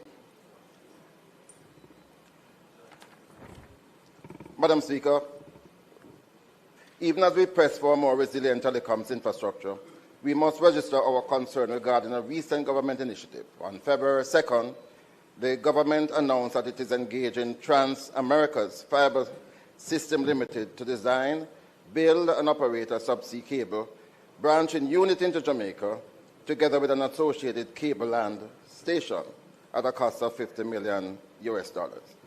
Let me remind this House that when we liberalized the telecoms industry in 2000, we achieved competition in relation to fiber access by awarding licenses to two companies, one of which, FiberLink, deployed service. At that time, Madam Speaker, I ensured that the government would have adequate access to fiber network by earmarking such provision within the license granted.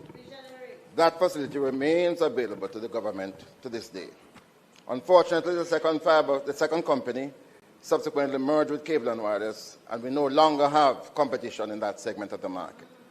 Prices are now very high, and we would welcome a return to a fully competitive environment. We would. We are, however, concerned about the role that the government intends to play going forward. Madam Speaker, we again call for full transparency. Nothing has been said publicly since the announcement in January, and this Parliament, I think, deserves an update. First, what is the total cost of the facility and how it will be financed? Second, has a written agreement been concluded with Trans-America's Fiber System Limited, and will it be shared with the Jamaican people? Third, on what basis and by what process will access to the facility be determined? Fourth, what is the defined and bounded role of the government in the operations and governance of this facility? Madam Speaker, we support the addition of greater bandwidth capacity for the country. However, we question the extent of government involvement, particularly given that, as I have noted already, we made adequate provision for the government with the award of the first license. So we await the answers from the government. I also want to say briefly, Madam Speaker, some 4 years ago, the Minister had announced that there was another licensee granted license to get involved in cellular service. We haven't heard anything since that time. We want to see greater competition. We welcome competition. And we want to see that player on board. Madam Speaker, I want to speak briefly about the recent decommissioning of the 2G network. That has been completed, and the eventual decommissioning of the 3G network is a matter of when, not whether. I don't think sufficient plan, sufficient education had taken place as we removed that 2G network. Many of those persons with bangers were shocked that overnight they did not have service. So, and they still can't recover. So, Madam Speaker, a thorough assessment of the industries were affected, applications and public services that remain dependent upon 3G, as we move to 3G, abandonment. That is going to be urgently required so that the transition can be managed in an orderly, planned, and non-disruptive manner. As I proceed, Madam Speaker, because energy is the real high point, I believe, of the presentation, I just want to say one other word about telecoms. The Telecommunications Act. We passed modern legislation then in 2000. It's over 2 decades now.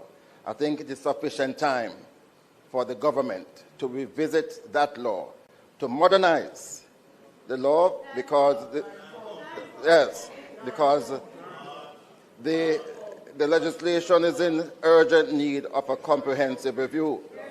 The nature of emerging technologies and the evolution in the way that established terminologies are applied means that the language of the Act requires updating to reflect current realities. And more fundamentally, the regulatory structure established by the Act must be modernized to take account of the convergence of technologies that I have already described. Madam Speaker, I want to turn to the Universal Service Fund. As I mentioned earlier, the fund celebrates 21 years of service, and I have acknowledged them, but I want to say a special word of thanks to the staff of the Universal Service Fund. And in particular, their deployment, their commitment to deploying the free Wi-Fi facilities across communities, often in challenging circumstances and with certainly with evident enthusiasm. They represent the original mandate of this institution at its best. They have made a genuine and substantial contribution to enabling Jamaicans to access the internet. However, we have not yet achieved the goal of universal broadband connectivity across the island. The mission was to ensure that every single Jamaican in every community has ready access to high-speed broadband connectivity. That mission remains incomplete. And from as early as 2015, the Human Rights Council of the UN had declared that access to the internet is a basic human right. In today's society, the internet is a necessary component of the exercise of the right to freedom of expression, and its use promotes progress of a society as a whole. My concern centers on the resources that were provided in this year's budget for the Universal Service Fund. I'm aware that they had asked for $1.4 billion to continue the work that they are doing to ensure that all communities in Jamaica had free Wi-Fi. They only received 400 million of the 1.4 billion asked. And I think that is wrong.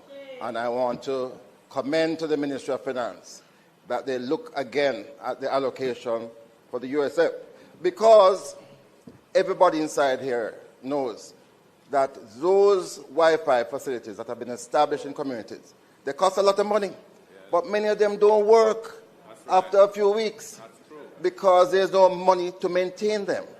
There's no money to pay the bills. And it really is a shame, because you have these elaborate ceremonies where the communities celebrate the establishment of these free Wi-Fi, and after a short while, the system is down. We have to get the USF greater support, and this is their 21st year.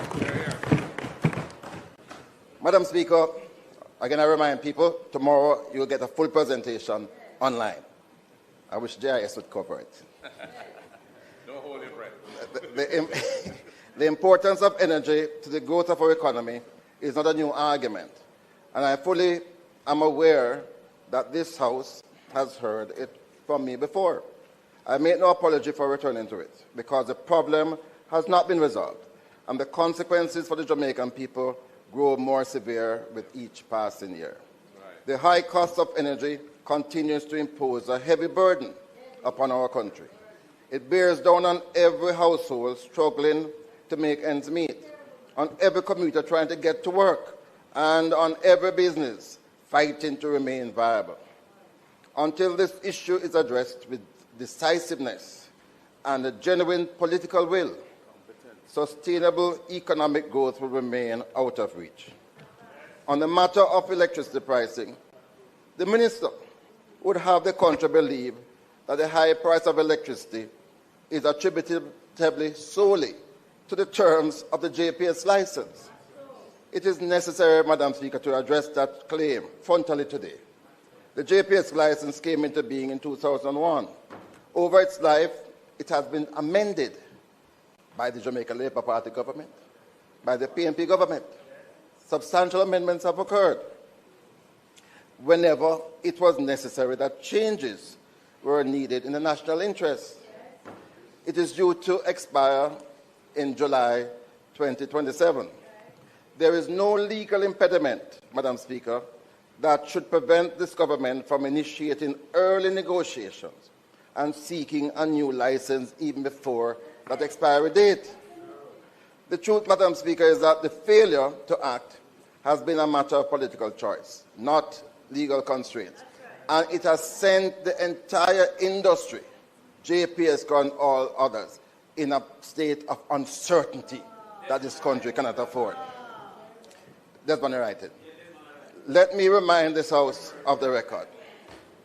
Madam Speaker, I remind the House, the price of electricity in 2016, under the very same license, was 26 US cents per kilowatt hour. Today, the price is in excess of 40 US cents per kilowatt hour.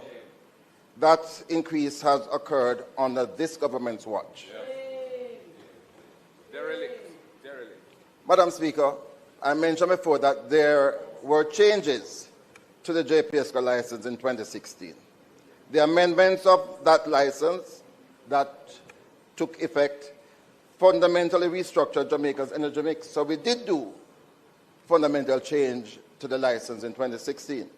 At that time, approximately 95% of electricity was being generated from heavy fuel oil and diesel, with only 5% due to renewables. As a direct result of the changes to that license, Jamaica's energy mix today stands at approximately 60% LNG, 25% heavy fuel oil, and 15% renewables. A complete revolution took place because we dared to change the license in 2016. That restructuring produced a significant reduction in electricity prices. It was deliberate policy, not accident. Let me remind this House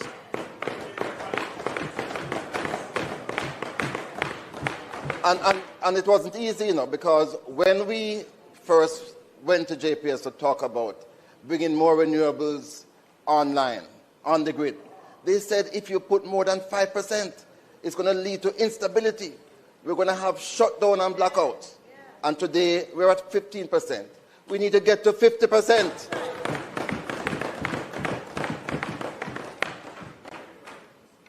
Since that time, not a single new renewable source has been added. In 2013, we brought on 120 megawatts.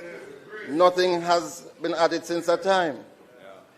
We also, in 2016, brought on net billing, where we allowed persons who were generating their own electricity through solar, doing more than they needed at home, to sell to the excess, to the grid. That was net billing. We gave 700 licenses during that period. What has happened since 2016?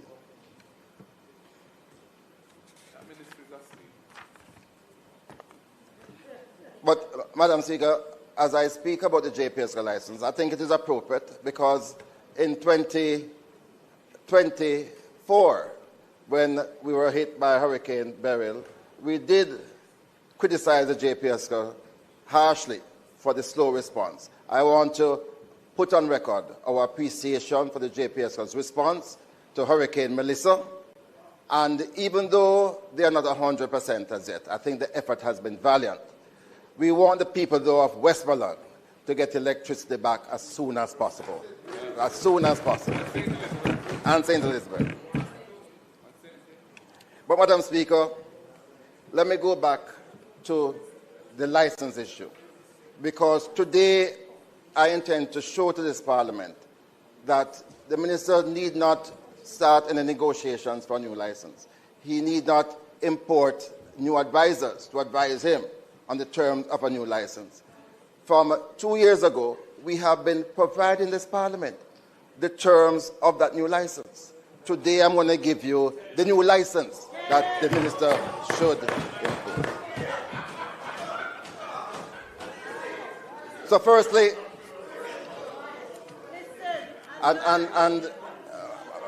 Madam Speaker, this is not new. We were able to do a new license for cable and wireless in 2001. All right? So what are the features? What are the features of this new license? One, the right of first refusal currently enjoyed by JPS for the replacement of its existing generation capacity must be removed. Any new generation license must be procured through the government-owned GPE entity by way of an internationally competitive tender, with awards based on least cost of available renewable technology supported by the most efficient storage solution. You can't award licenses for renewables without thinking about storage. And the level of efficiency in storage has improved tremendously. I'm telling you what the new license must be.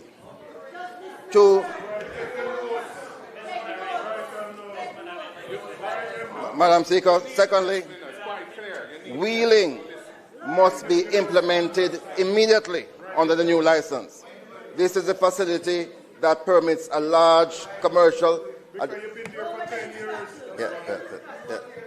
You know, the license was written in 2016. These are provisions in that 2016 license. Only if we were there to implement them. Only if we were there to implement them. So wheeling is a facility that permits a large commercial or industrial enterprise to generate electricity at one location and to transport it across the national grid to its other locations, subject to a reasonable transmission fee. Time comes for that to be implemented. Madam Speaker, we have said so repeatedly that owners and tenants of special economic zone facilities must be permitted to generate their own electricity and to distribute it within the zone. This will reduce operational costs, improve competitiveness, and attract investment. And the member from Western St. Andrew has been pleading that case. Both homeowners and businesses must be enabled to sell surplus electricity generated from rooftop solar installations to the national grid. The pricing structure for electricity sold through net metering licenses must be genuinely incentivized through an appropriate feed-in tariff mechanism. The distribution of electricity must be liberalized to accommodate microgrids. Microgrid licenses are to be awarded on a competitive basis with a specific mandate to provide service to unserved and underserved communities. Access. Keep going. It's already approved. Access. Every community must be served, even where a subsidy is required to make that provision economically viable. This is what it means to build with purpose and to build with people. And very importantly, Madam Speaker, because this constitutes 20% of the cost of electricity that all of us pay, there must be a clear and enforceable mandate for the reduction and elimination of illegal connections and unmetered electricity usage. The government must accept a substantially greater responsibility for addressing this practice that has before now been the case. Penalties for such occurrences in wealthy communities, because many people believe that theft only occurs in poor communities. I think we need to increase the penalties where people steal electricity in these wealthy communities and provide a mechanism for the poorer communities to get attached to the grid. Lawfully. The function of dispatch, which is that body that determines which generation you put on the grid, which is now done by the JPS, must be changed to a fully transparent system set up by the Office of Utilities Regulation. The separation of JPS accounts and operational functions, which again were mandated before, they must be implemented without further delay. Generation, transmission, and distribution must be clearly and accountably separated. And we have one of the most opaque billing systems in the world. We need to open that to greater transparency. All charges must be disaggregated, including generation, transmission, distribution, and all categories of system losses. We need to make the consumer more enabled to see exactly what the usages are. Then, Madam Speaker, we have a whole raft of consumer protection standards, which must be comprehensively updated. Among them is the need to ensure that there are penalties that are associated for breaches of these standards. There are so many times when because of fluctuation in voltages. Your equipment at home, your appliances get damages. And when you turn to the JPSCO for compensation, they say, did you read the fine print of your contract? We have to change that to give consumer better protection.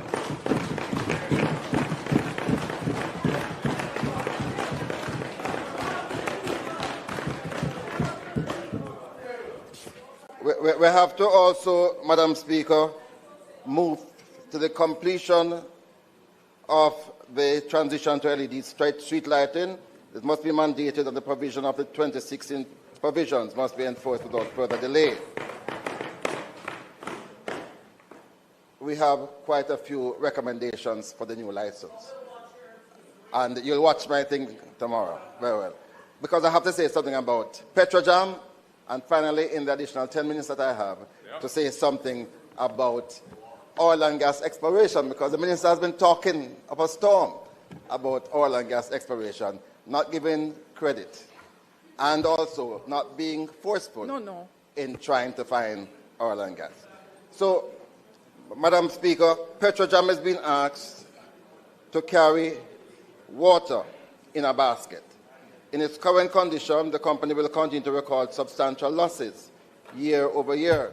This year, it was revealed in the Standing Finance Committee. Paulwell, I note you only have 1 minute left. You know you are not the opener of the debate. So, he said both. He said both. He said both. No, he didn't. And it is not both. The opener of the debate is the minister who opens the debate. Anyways, Ms. Brandon, could you please give him... We all heard it, except the speaker. Welcome back. He's an honorable man. No, so...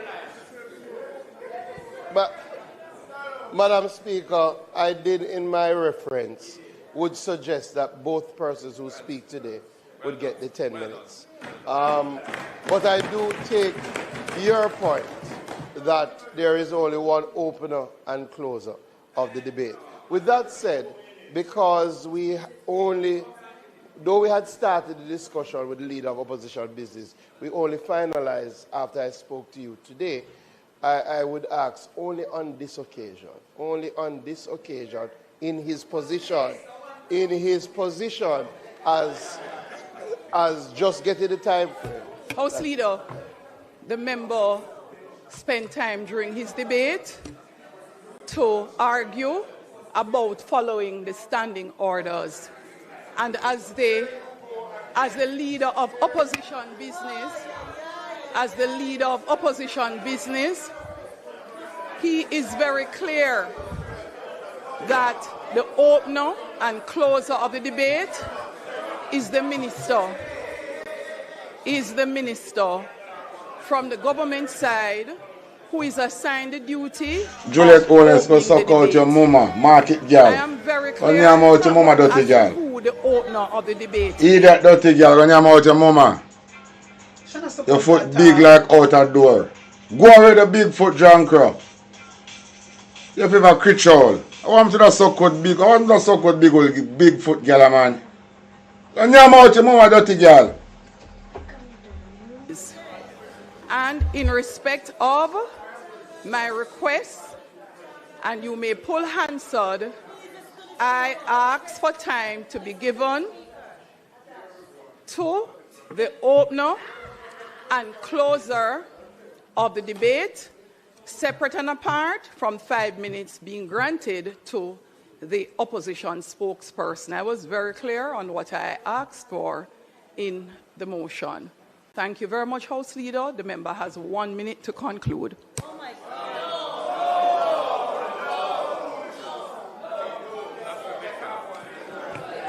No. Madam Speaker, I rise. Juliet go suck out your mama and go. Very strongly. Juliet goes, nyam out your mama. Nyam out your mama, Juliet. You stink like shit. Though you are the chair, man are not right Paulwell. And if they lead the boss, dirty nasty, dirty Juliet Owens are not but one nasty, sick, Bigfoot, boring market girl. Just the next junker in our parliament. Juliet gonna yam your ma. I left peace with Andrew. Business and opposition business agree on a certain process. Fucking That bright. is how it should go. You should not join the arena, Madam Speaker. I don't know what I'm to him. I want him to Juliet Wallace. Go yam your man go. You think I have for you think up Andrew Yardis when he can't declare when come by. You stink like shit. Uno hear dirty Bigfoot war in Juliet Wallace. I still am hoping This Krasmite. that my Where this colleague blood clot market and I Krasmite enter girl into come from? Disagreement. Dirty eat that mad Krasmite bumbo clot dog shit.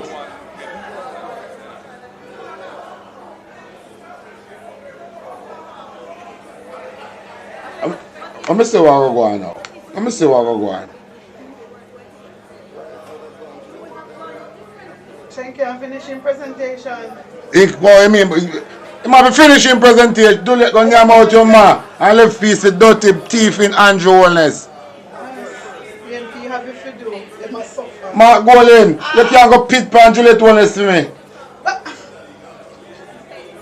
Mark Golin, you can't go spit in a Juliet Wellness face. Not going on the wrong person. That's Angela Brown. Angela. Nita Garvey, spit pan a drunker for me. Dirty stink, nasty kin Juliet Wellness. Old bumbo clot market girl, man come like blood clot termite in our skin. I should have mean in Parliament. I'd use a mace and lick down in blood clot. You know, if I run out from this up. Police still have to come lock me up. Look for dirty Juliet Wellness. Look for them a dirty people here.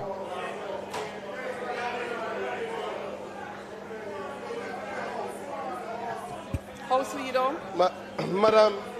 Madam Speaker, in the spirit of the start of the debates and based on... Tell Juliet go nyam out your mama. I would also want you to incorporate this. What's a junker if you're a donkey and a cool shady? Watch it look like some whore on a back road. It look like some whore on a back road. When we had discussed the matter prior to which you rightfully indicated as according to Hansard, the discussion was in relation to the opener and closer of the debate. However, in my discussions with Member Paulwell, because we had not signed off on the time frame until we got to the House and seen that he would have prepared prior to, I thought it was only fitting to communicate that he would get some additional time. So I do understand the confusion. What I say is in the circumstances, we allow the member an additional 5 minutes, along with the 5 minutes that he got to complete his presentation. Ms. Brandon, please add 5 minutes to the time on the clock.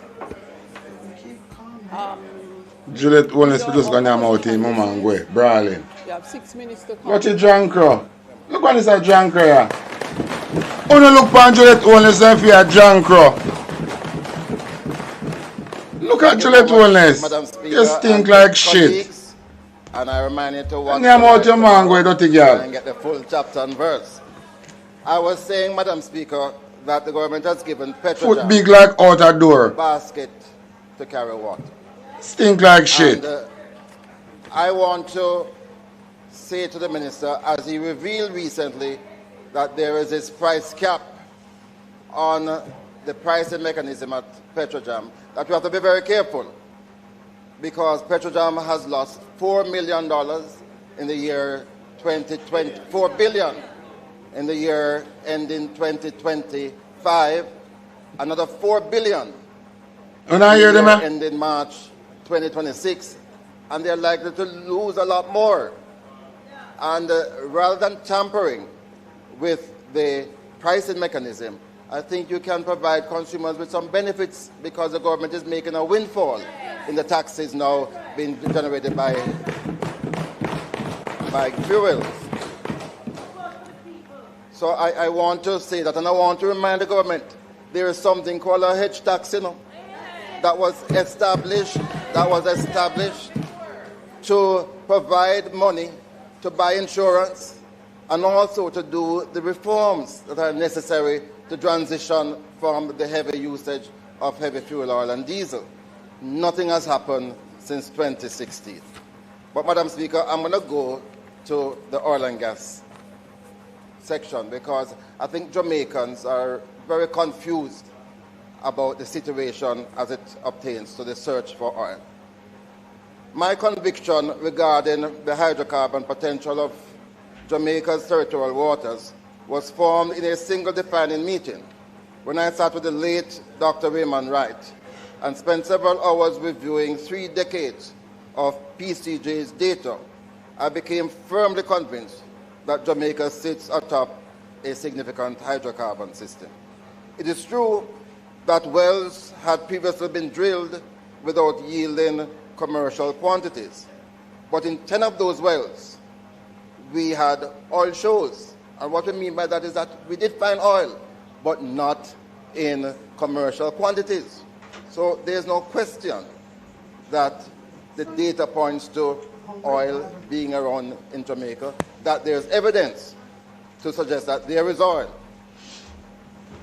With the advances in deep-sea exploration technology that have occurred in recent decades, I believe then and believe now that the search must continue. However, the government of Jamaica at the time could not fund the work that was necessary, especially because we were constrained by the IMF agreement.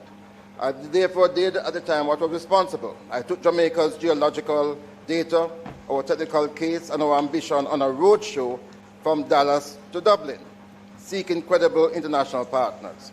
After all that effort, a single serious player emerged, Tullow Oil, which has since become United Oil and Gas. So that effort, you have heard about United Oil and Gas, that license was signed by me.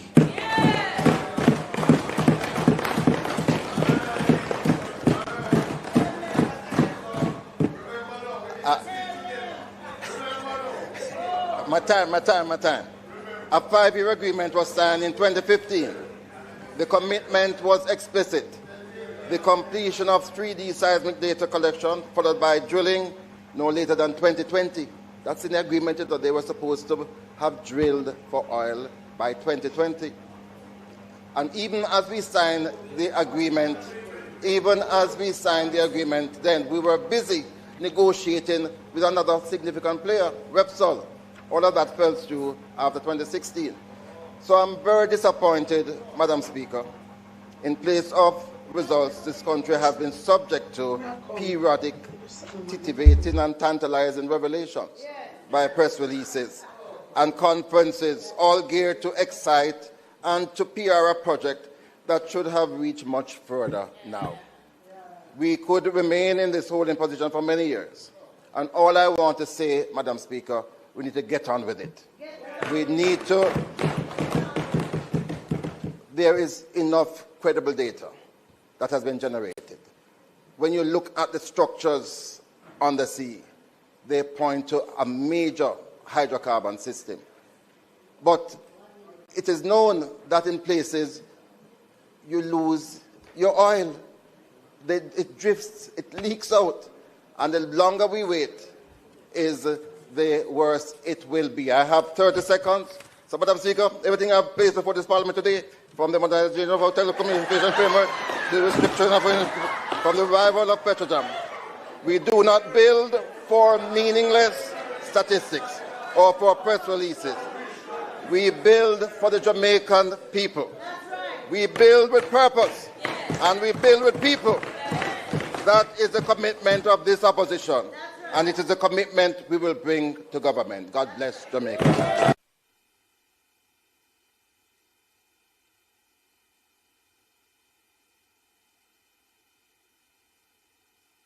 Brother Desmond a knock. I don't see Popeye. Brother Desmond a knock.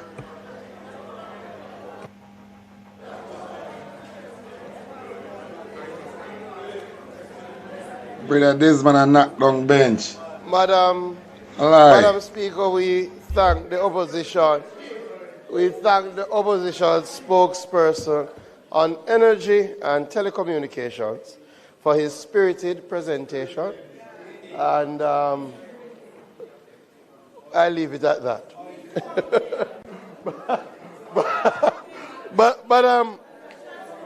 Madam Speaker, today, Madam Speaker, I will now suspend our sectoral debates until next week, at which point we are scheduled to hear from the Minister of Water, Environment and Climate Change, and also from opposition spokespersons on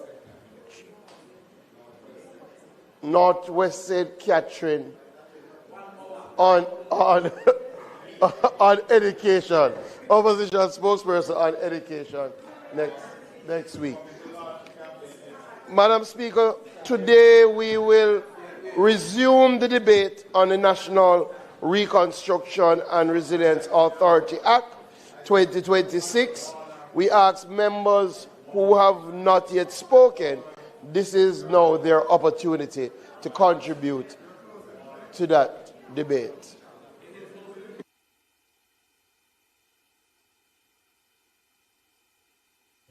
First is the leader of the opposition.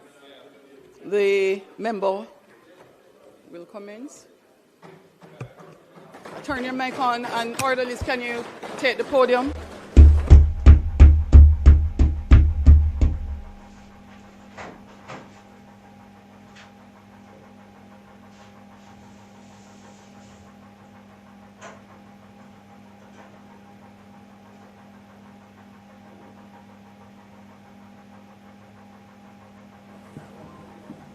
Thank you.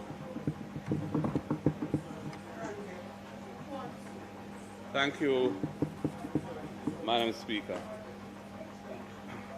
Madam Speaker, I rise to make my contribution in the debate on the National Reconstruction and Resilience Authority Bill 2026 that was tabled by the Prime Minister. The original bill was tabled during his budget debate presentation that was withdrawn last week, Tuesday. A new bill was tabled, and he opened the debate last week, Tuesday, on the new bill. Madam Speaker, the opposition recognizes the need for special efforts to contribute to the reconstruction of Jamaica, especially after the terrible damage inflicted on our country by Hurricane Melissa. We are painfully aware that Jamaicans continue to suffer from inadequate shelter, damaged housing. Small businesses and other businesses have had similar losses to their businesses and their working capital, their stock. And we are distressed that more has not been done to bring some kind of help and support to those who need it. We are aware that the roofs program has been ruled out, funded out of the budget of 25-26, the $10 billion allocation.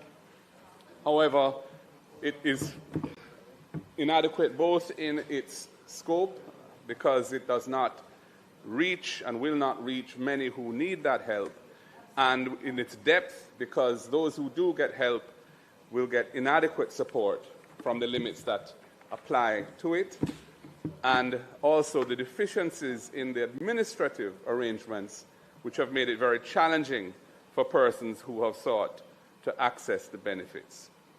But NARA is not about providing solutions to the present needs of those people who are suffering. NARA is really a revamped attempt to inject higher levels of growth into the economy of Jamaica. That is primarily what it is about. If you actually look at the bill, other than the preamble, which does not become a permanent part of the legislation, there is no reference in the bill to Melissa or to any hurricane. And if you look at its provisions, it is really about the government trying to find a way of achieving meaningful rates of economic growth after a decade of failure to do so. Jamaica has been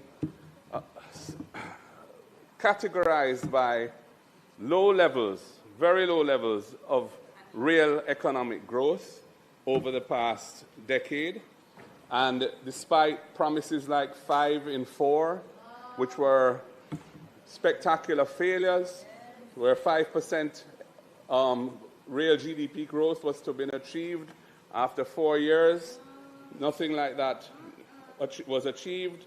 We've had periods of negative economic growth because of shocks to the economy and so on, but there's been no structural shift in the design of our economy that would enable our economy to deliver high levels of growth. We're also mindful of the role that the bureaucracy plays in delaying projects and the frustrations that come with that. And NARA is an attempt to address that issue in a particular way. So I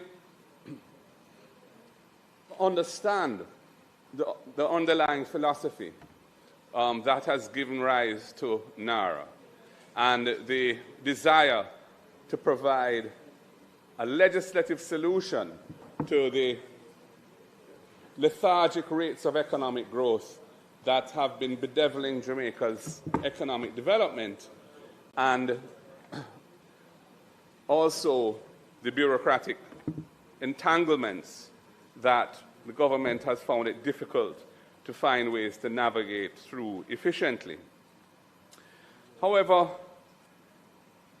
given the role that NARA will play as the major construct for the allocation of substantial resources to public projects, and also as an adjunct to that, its role in facilitating private sector investments as well, especially given how broadly that is now being framed, because originally the projects that we had anticipated being included in these arrangements were projects of 150 million US and up.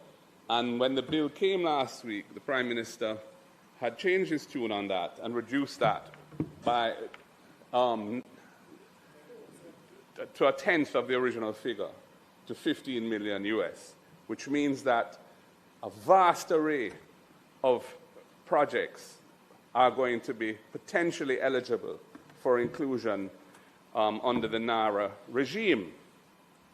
And this means that the governance arrangements are absolutely critical going forward for the people of Jamaica and for investors and for our international partners to have confidence in this new construct called NARA. The governance arrangements, the transparency of its operations, the accountability of the persons who are reposed with responsibility for executing its functions, all of these are vital. And this is where the bill falls well and seriously short of what is required. The fact of the matter is that NARA is a statutory body without a statutory board.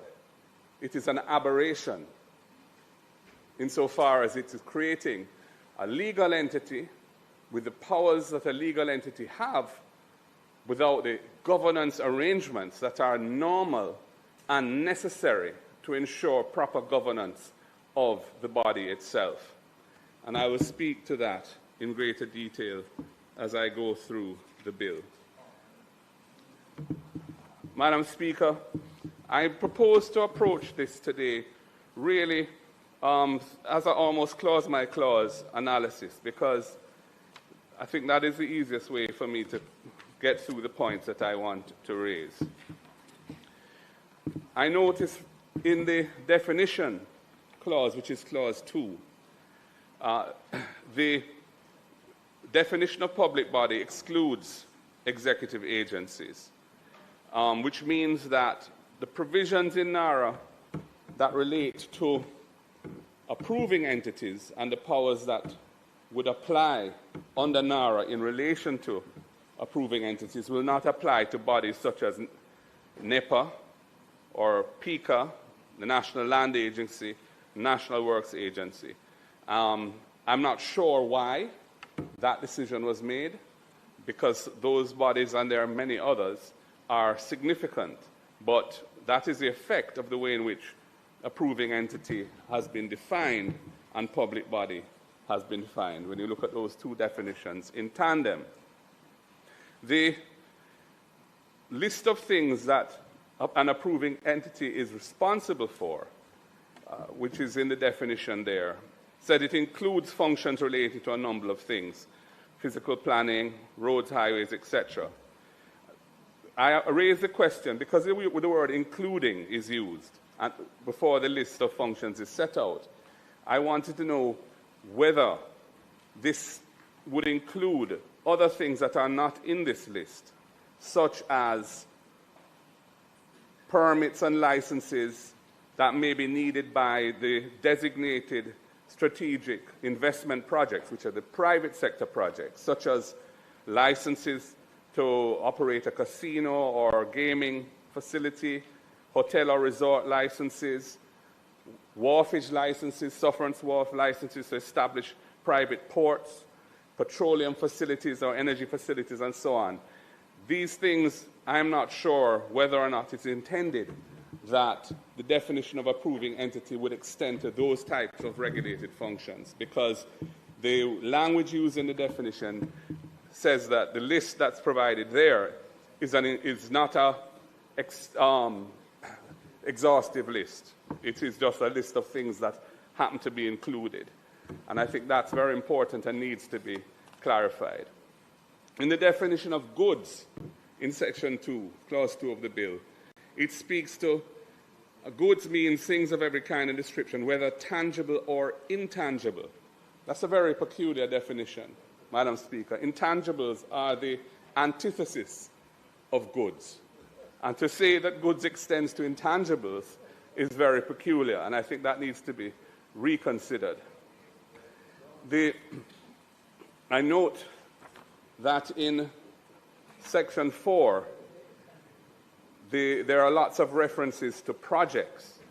And again, because the bill isn't consistent in its language, it isn't clear to me whether the projects referred to in Section 4, which are the projects that the authority is responsible for dealing with, are limited to approved reconstruction and resilience projects, which are so defined in Section 17, or can NARA pursue other projects that are not on the Cabinet's official list of projects?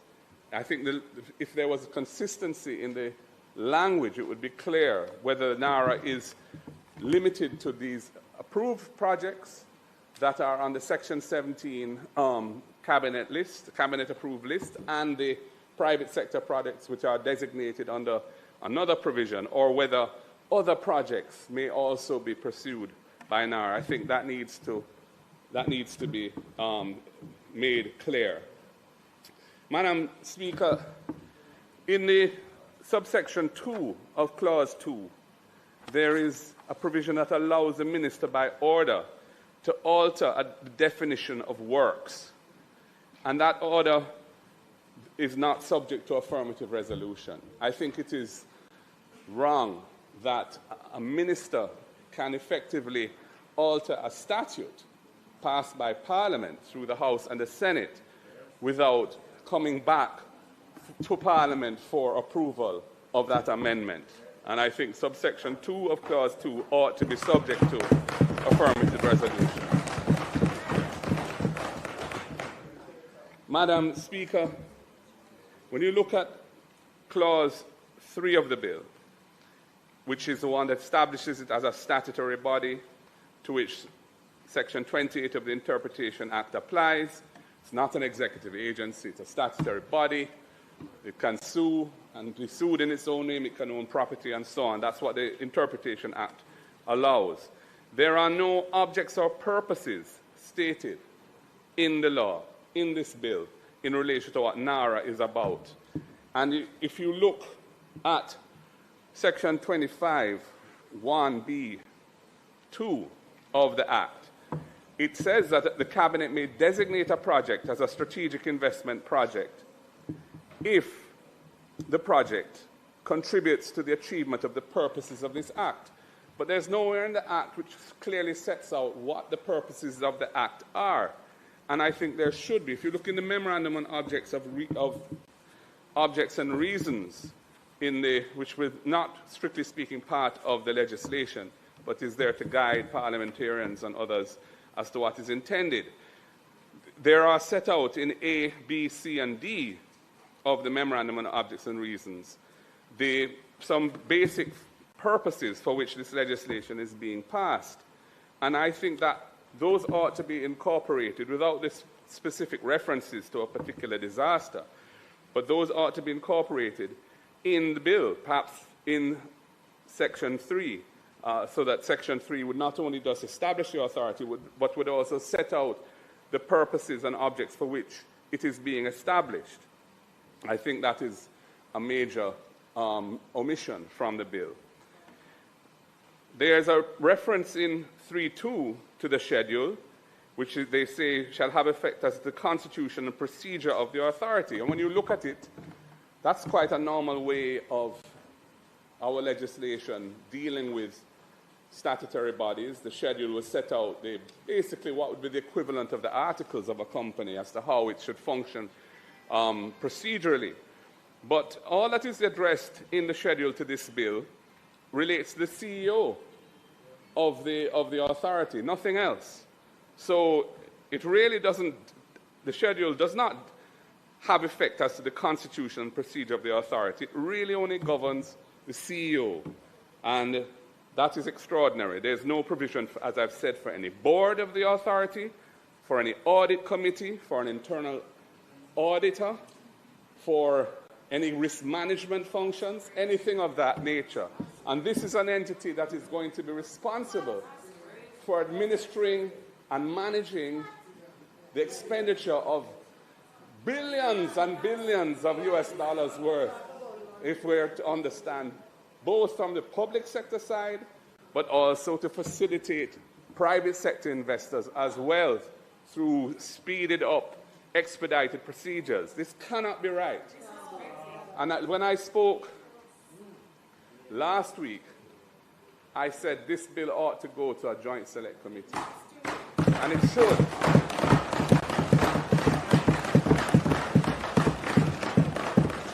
Even if you require that joint select committee to complete its deliberations within a finite period of time, perhaps a month, because of the urgency of this, it needs to have the benefit of interventions and contributions from stakeholders, from the wider society that have a strong interest in this.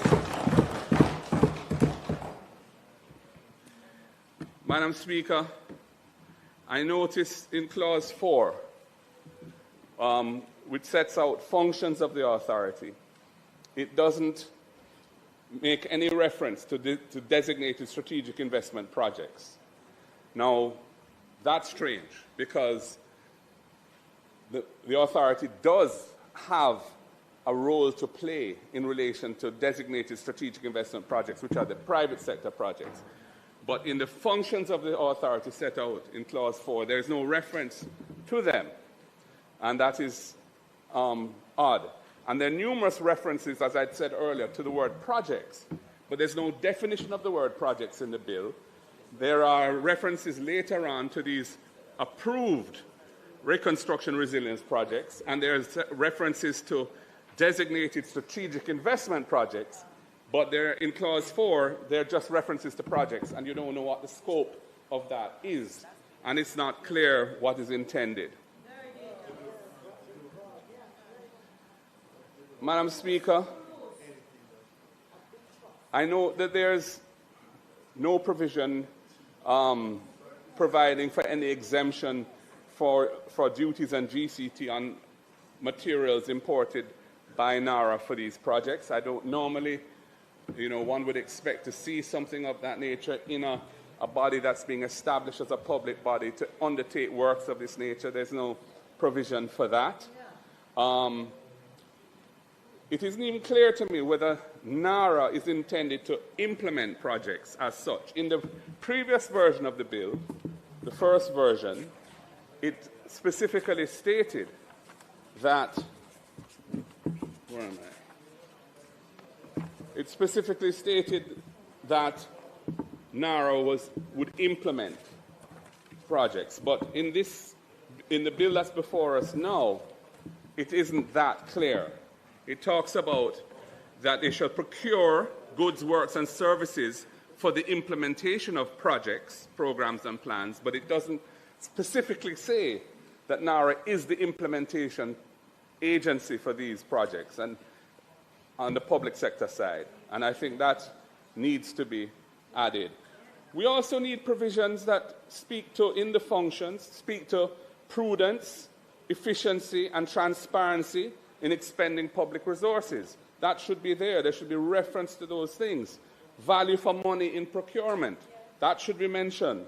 Risk management functions. That should be mentioned.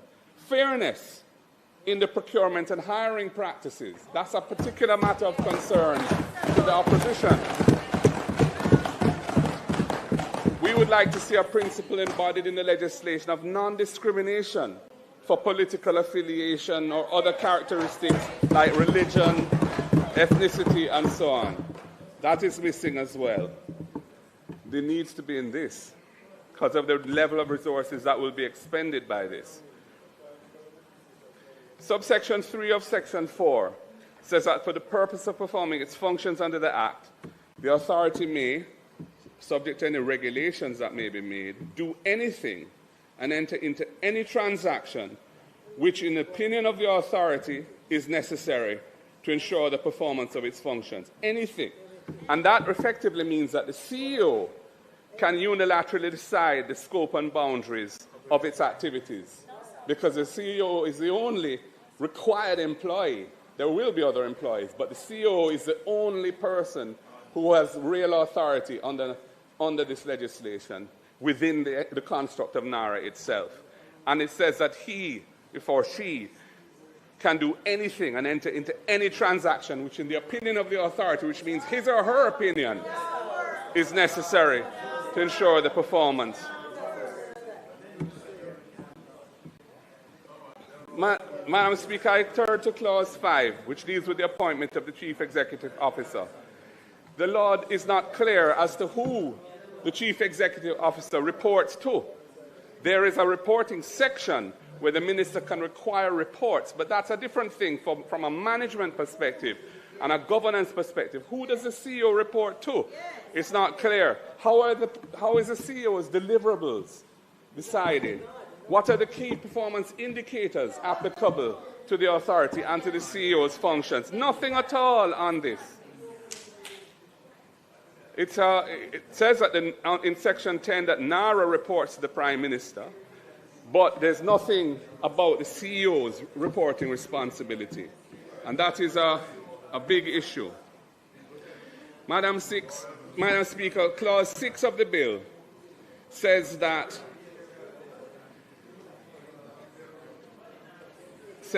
the authority and the Chief Executive Officer, the CEO, can, with the minister's approval, delegate to any person the performance of such of their functions other than the power of delegation, as they may from time to time consider necessary. Now, this power of delegation is significant because any functions can be delegated.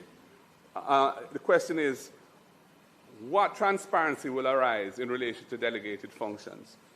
Important functions could end up being delegated to third parties on terms which are not disclosed, as costs that we are not aware of. There should be a report on all delegated functions by the CEO, and that report should be sent to Parliament on a timely basis. Transparency demands that. Clause 7 talks about the minister's ability to appoint committees to examine and report to the minister on any matter arising out of or connected with the authority's powers and duties.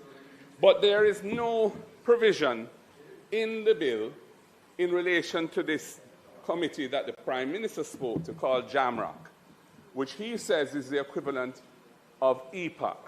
Now, EPOC had no responsibilities for oversight of any operating entity that is expending zillions of dollars. That is what NARA is going to be doing. A large number. A large number. EPOC's responsibility was to get data from the Ministry of Finance and the Bank of Jamaica on Jamaica's economic performance and report to the public on how Jamaica was faring in complying with its commitments under the IMF agreement. So it was a reporting function based on data that was made available to it as to whether Jamaica was on track. This is a totally different function. There's no comparison. This is like a massive conglomerate being operated by a single officer, a CEO with no board and no proper oversight. It's wrong. This bill ought to establish a board along the lines that Jamrock is intended to follow, and that board should be the board to which the CEO reports. And there should be proper governance provisions in the schedule as to how that board operates and clear lines of oversight and accountability. Jamrock has no legal powers and is not a legal construct.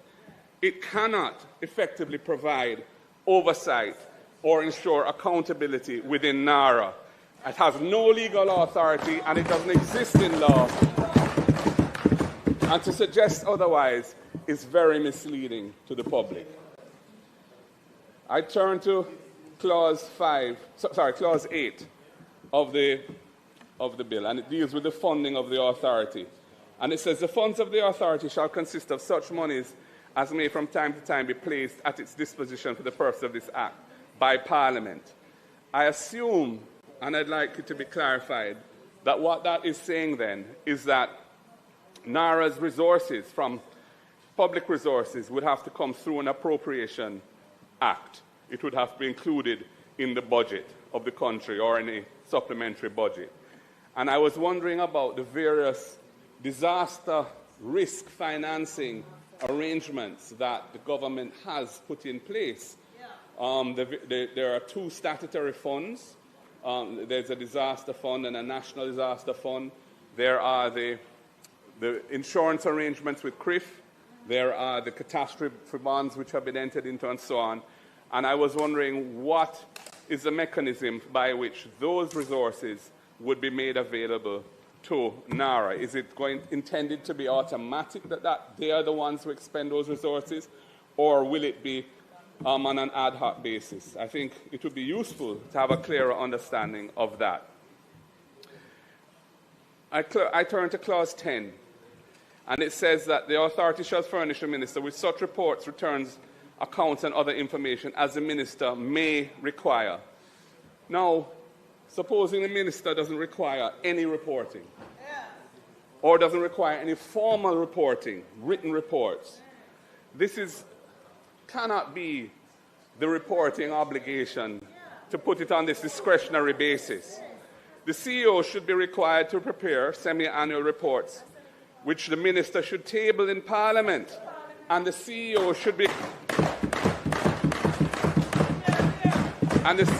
be required by law to attend Parliament twice a year, like the Bank of Jamaica's governor is now, under the Bank of Jamaica Act, to answer questions in relation to those reports. That's what transparency demands.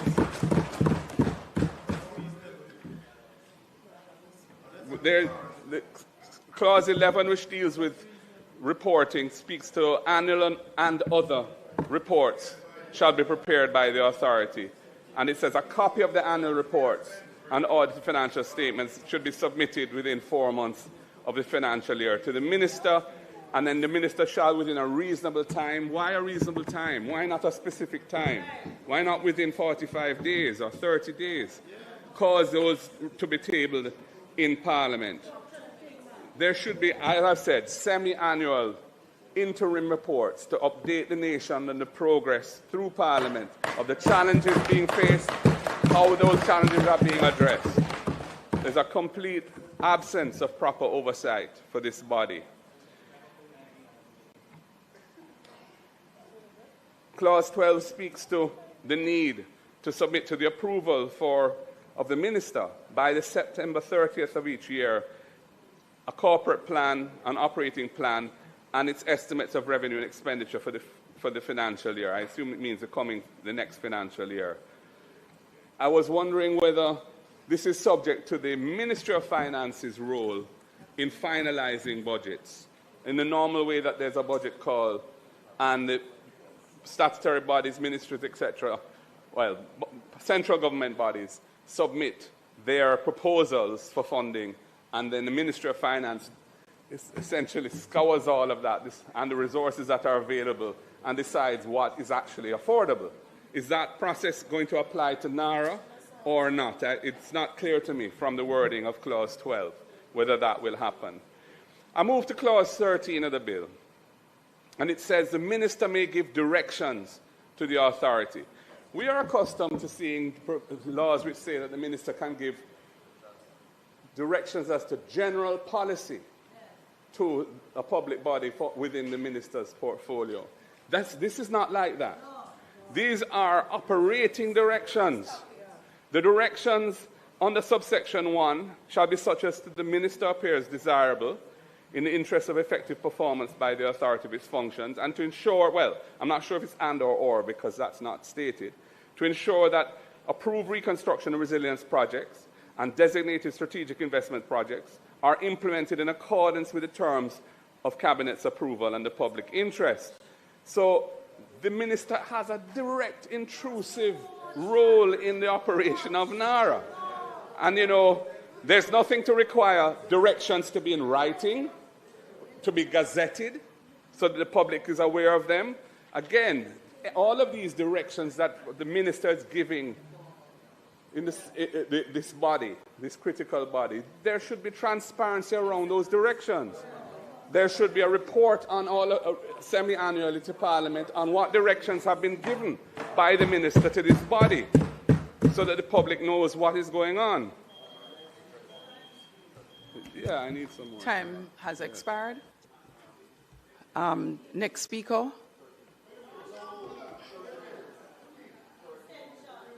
You don't get extension. You don't get extension. I don't know.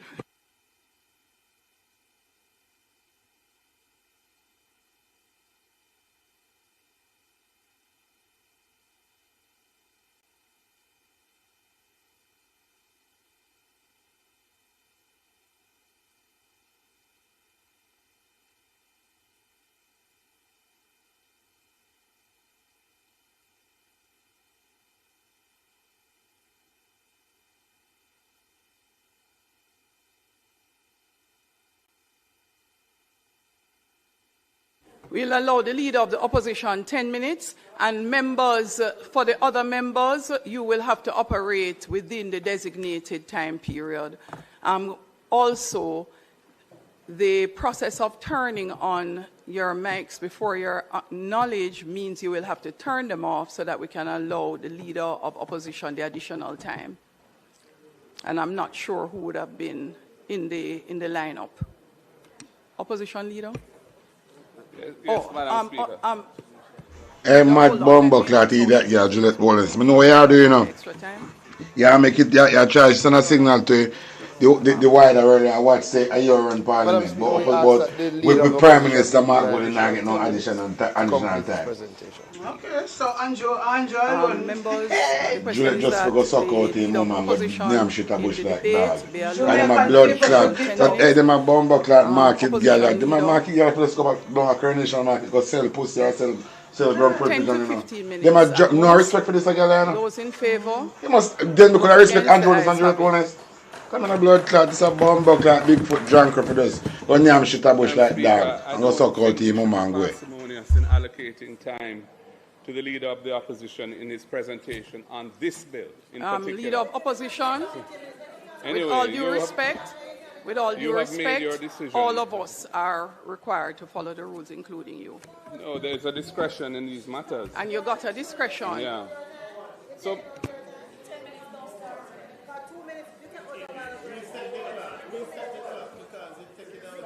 Madam Speaker,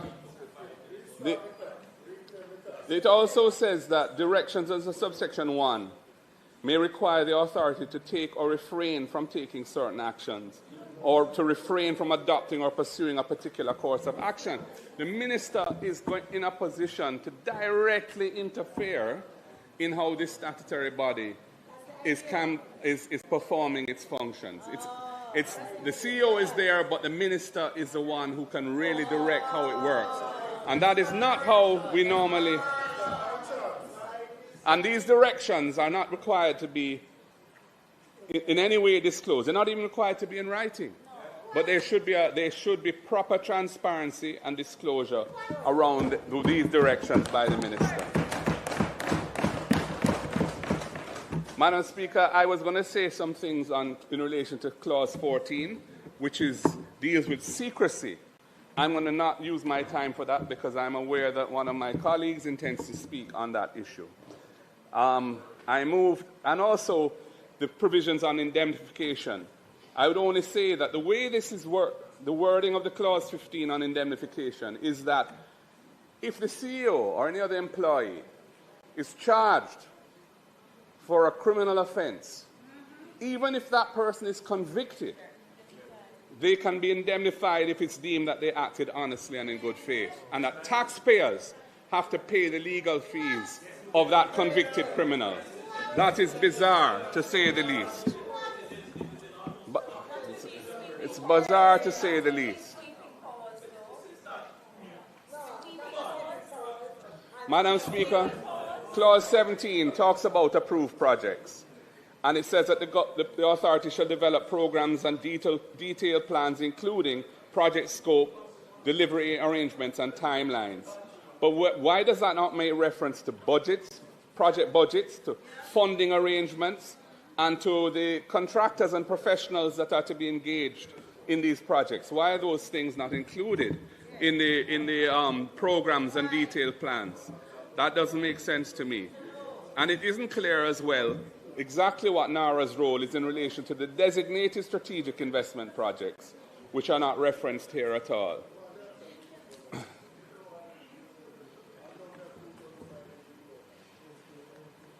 One thing that I noticed is that Clause 18 says that programs for reconstruction and resilience shall be developed by the authority, shall state the goods, works, and services necessary, and then it goes on to say, identify all relevant persons involved in and their respective roles in the delivery of the program. And that all has to be submitted to Cabinet. And I'm just saying that disclosure of all relevant persons, from our point of view, it sounds like it's a mechanism for ensuring that persons who are affiliated or perceived as not being on the side of the government can be weeded out of any of these projects. And, you know, to my mind, it is just a carte blanche for political victimization. And that is why it's important that the functions clause has those principles of non-victimization embodied in it.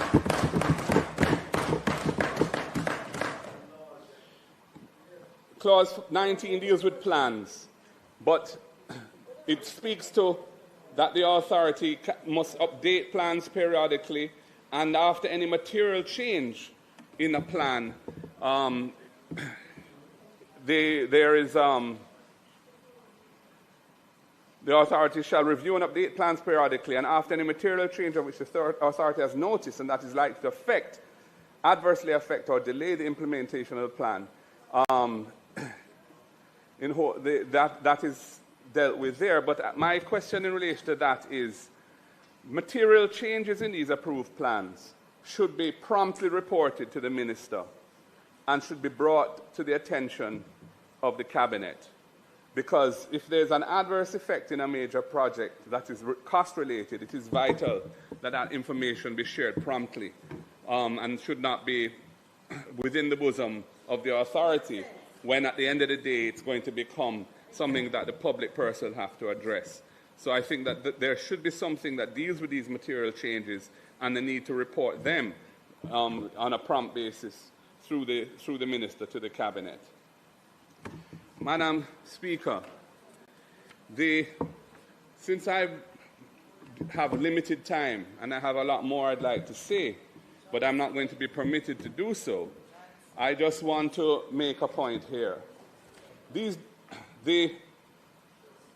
a provision for directives, that the MARA can give directives to these approving entities, which are local authorities and other bodies that deal with project approvals. And these directives are under a regime here. There's no transparency in relation to directives that are given. The directives don't have to be gazetted according to this. There's no report to Parliament on directives that have been given. So what you have is NARA effectively second-guessing the agencies of the state or the bodies that are normally responsible for the approval process, imposing their own views on what the approval should or shouldn't say, and there's no transparency around that. And that should be, to my mind, and I would like to see provisions that require these directives to be made public through the Parliament. There should be a reporting mechanism on them. And I think the absence of that is a dangerous thing to build into a law of this nature.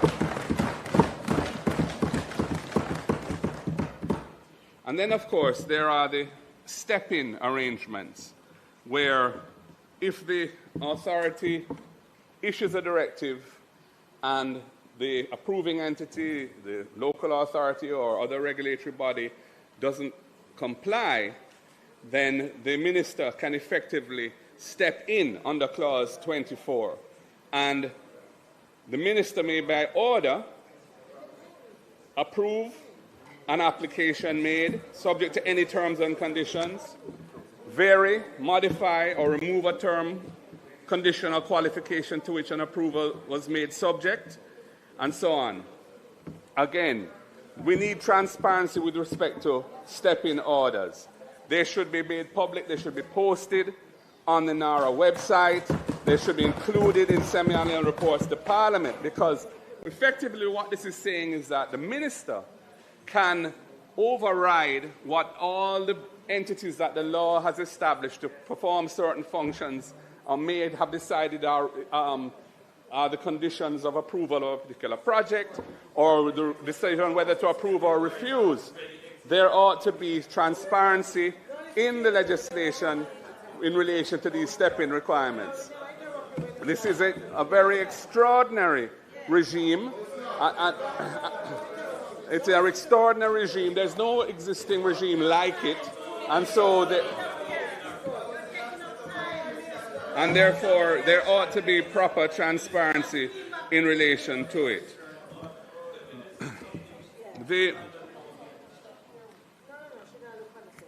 I move to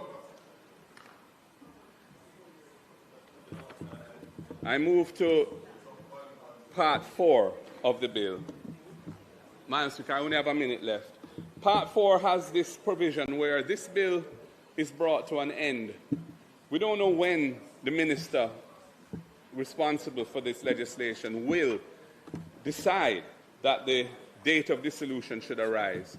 But when that decision is made, the authority is automatically dissolved. And when the conception of this as something that relates only to Hurricane Melissa reconstruction, when that was clearly the purpose of this, I could understand why they would have that in there. But given that this has morphed now into a regime for facilitating the expedition of private sector projects, I'm not quite sure why we still have this automatic dissolution arrangement in it. It doesn't really seem to make sense to me. I'd like to hear why they consider that to be appropriate. And there also, I noticed where it says, on the day of dissolution, all monies which became payable to the authority shall be paid into the consolidated fund. But if you have pending or incomplete projects and all those resources now go into the consolidated fund, it could significantly delay the execution of those incomplete projects. I think there needs to be some thought put into that. And My last comments are in relation to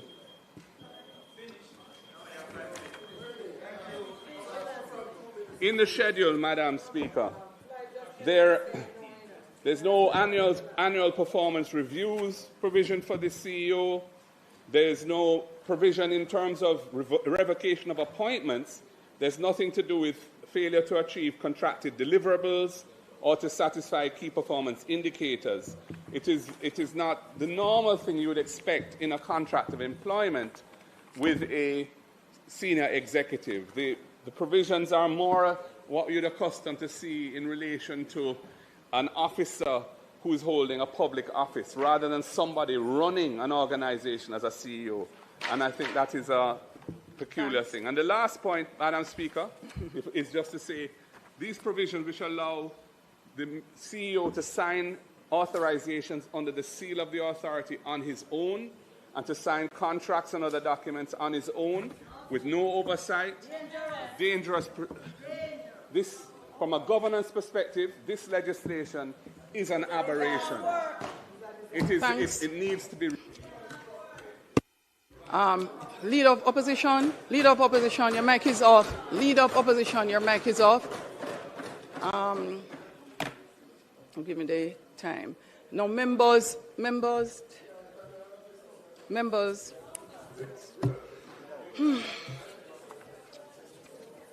No, it is not. I actually gave extra time, and it is in deference to the Leader of Opposition. Members, I'm asking you, please be reminded Andrew wants to see a criminal. The Speaker's ruling in respect he have of criminal mind and he think like a criminal, although he is, and his wife is a criminal. You see this a blood clot wearing gala? As long as Andrew wants and dirty blood clot, nasty looking wife live, he will never get respect for talking on TV. Told them if you go the near member out from their St. mama Catherine Northwest. and take turn. You know, near out to no mama, you're your husband.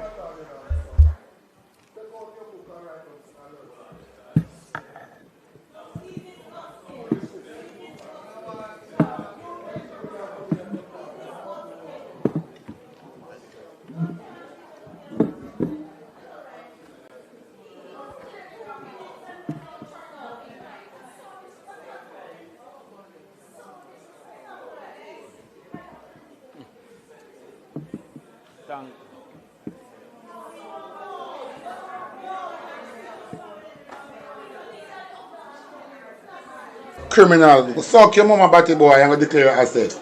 You're a criminal. This whole bill, this a show say him is a fucking criminal. Yeah, but guess what? If it's a Jamaican people not do nothing, of course it's going to continue. Nothing can't do it. And with the can't do it, I want Jamaica to live in life. If him not want him left, suck out him, man. Criminal. Mr. Speaker, Andrew a criminal and need to go. I'm going to name shit a bush like dog. You can't send a gunman police and to me pussy. Go suck out your mama and go and declare asset batty boy. You're a criminal, everything you do. You do it with a criminal man. Suck your man go. Into almost a cross quarrel. I also want to remind the House of a statement made by the member from East Portland consistently that context matters. And a bill of this importance, I can't see why we're so hard and fast on time and the time of the Leader of the Opposition in particular. Now, the multiplicity of clauses had caused for the Prime Minister himself to need for adequate coverage 2 hours. None of us here are expecting 2 hours ourselves. But the side, you're the open, you open. And yeah, okay, so 1.5 hours minus interruption. But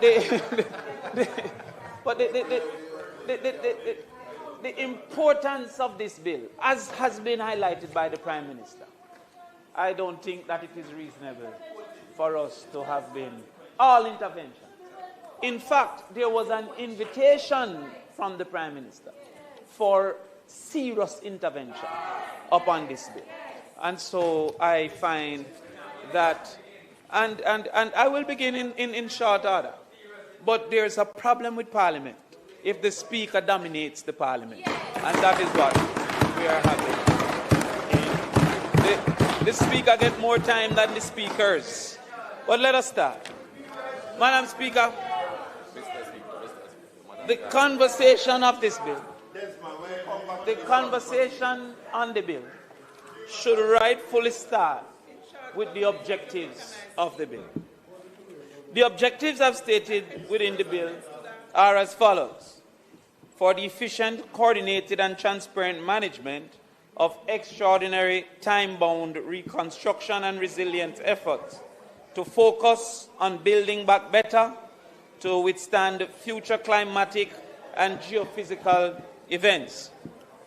Additionally, it speaks to B, to create a more robust climate-resilient infrastructure, encouraging better land use and planning. C, to expedite private and public-private investment in priority sectors that address the structural economic vulnerabilities exposed by Hurricane Melissa, and to enable growth and diversification in Jamaica's economic base. Before we go outside, make us first recognize that, Mr. Prime Minister,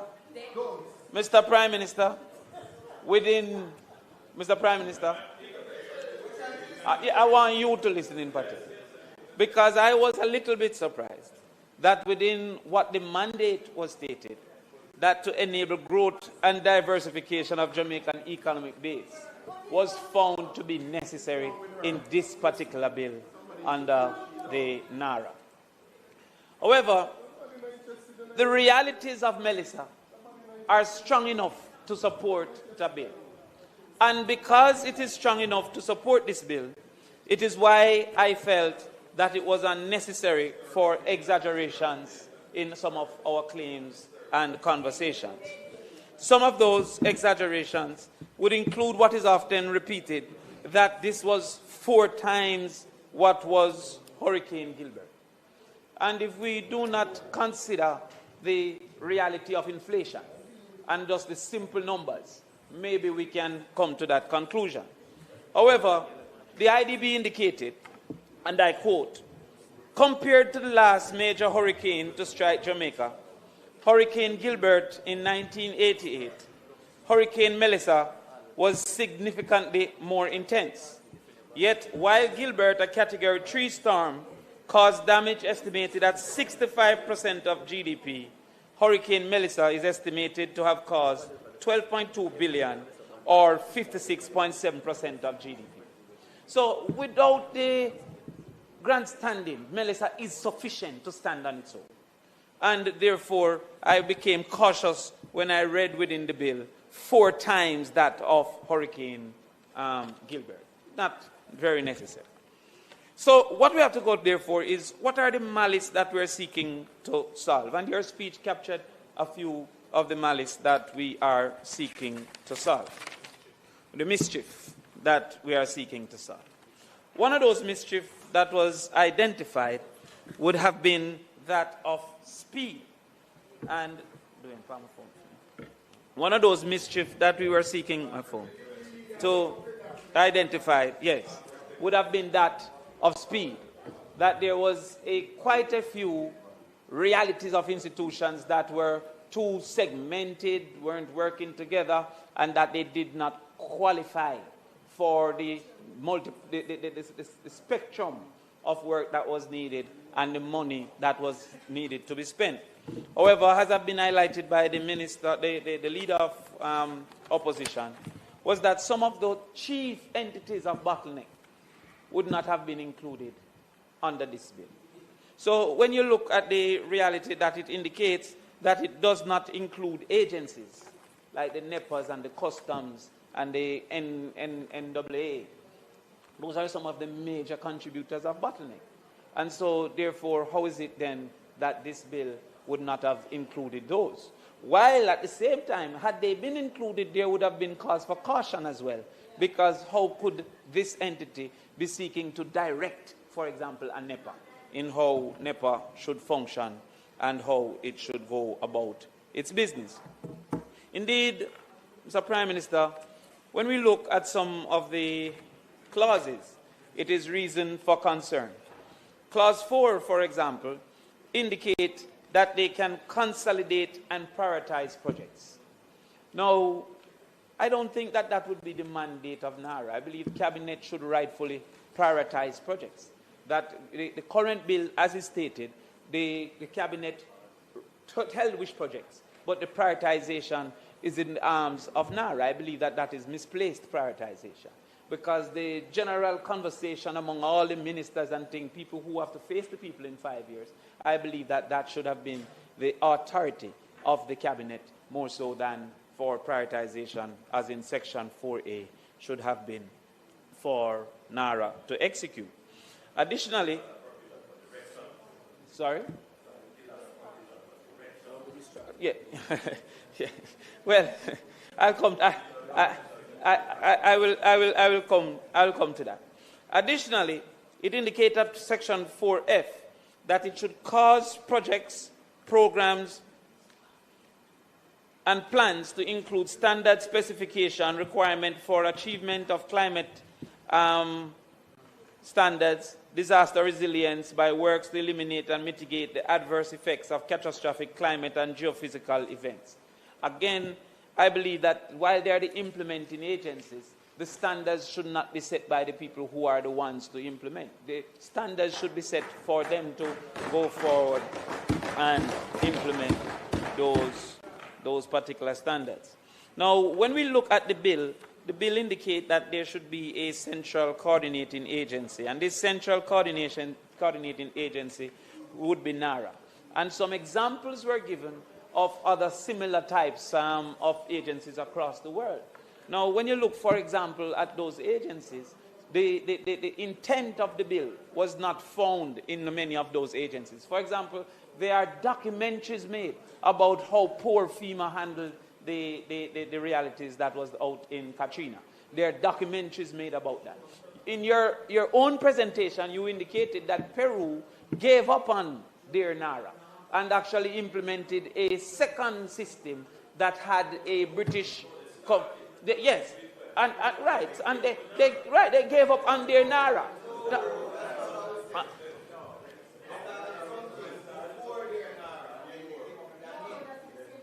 Boy, when me and the Prime Minister talk, I don't want you to get in there.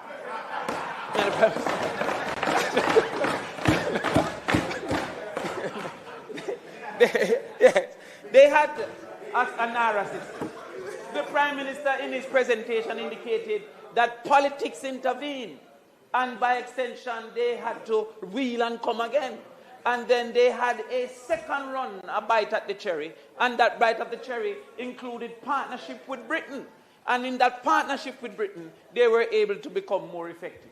And even though they maintained the central authority failed without the British intervention, where that partnership came between them and Britain. But we can have that debate because we don't want to finish our time.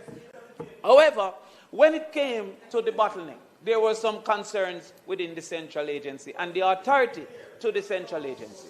One of it is that they can direct and instruct and give timelines to the agencies. Now, Minister, I have some concerns about that. While it is that the large entities may qualify with the 15 million US, if it's now, or 150 million US, 15 now, right? If it is that that NARA, you know, when you are disrespected, you are upset. Yet you upset me by disrespecting me. No, yes. I will do here and later, but allow me. Now, what we're saying, Minister, is that you will know that there are multiple levels of investment in tourism. If it is that the 15 million can be prioritized by instruction to NARA without additional labor or labor force within these entities, then they would have to now reverse those that would have been more than likely in line by time so that they can prioritize that in which NARA has given them a duty for. Within this bill, or within the conversations, I heard no conversation of a NARA appointed or a person with the duty for NARA activities within these agencies. So therefore, the agency with its similar workforce would then have to prioritize NARA and by extension deprioritize others that would have been in close proximity to being dealt with. And to that extent, there becomes a problem within that space and that reality. Additionally, it says that the NARA can carry out or secure the laying out of development areas.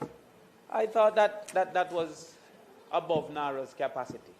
That they can carry out or secure the laying out of development areas. I believe that the entities, that NARA shouldn't be able to do that.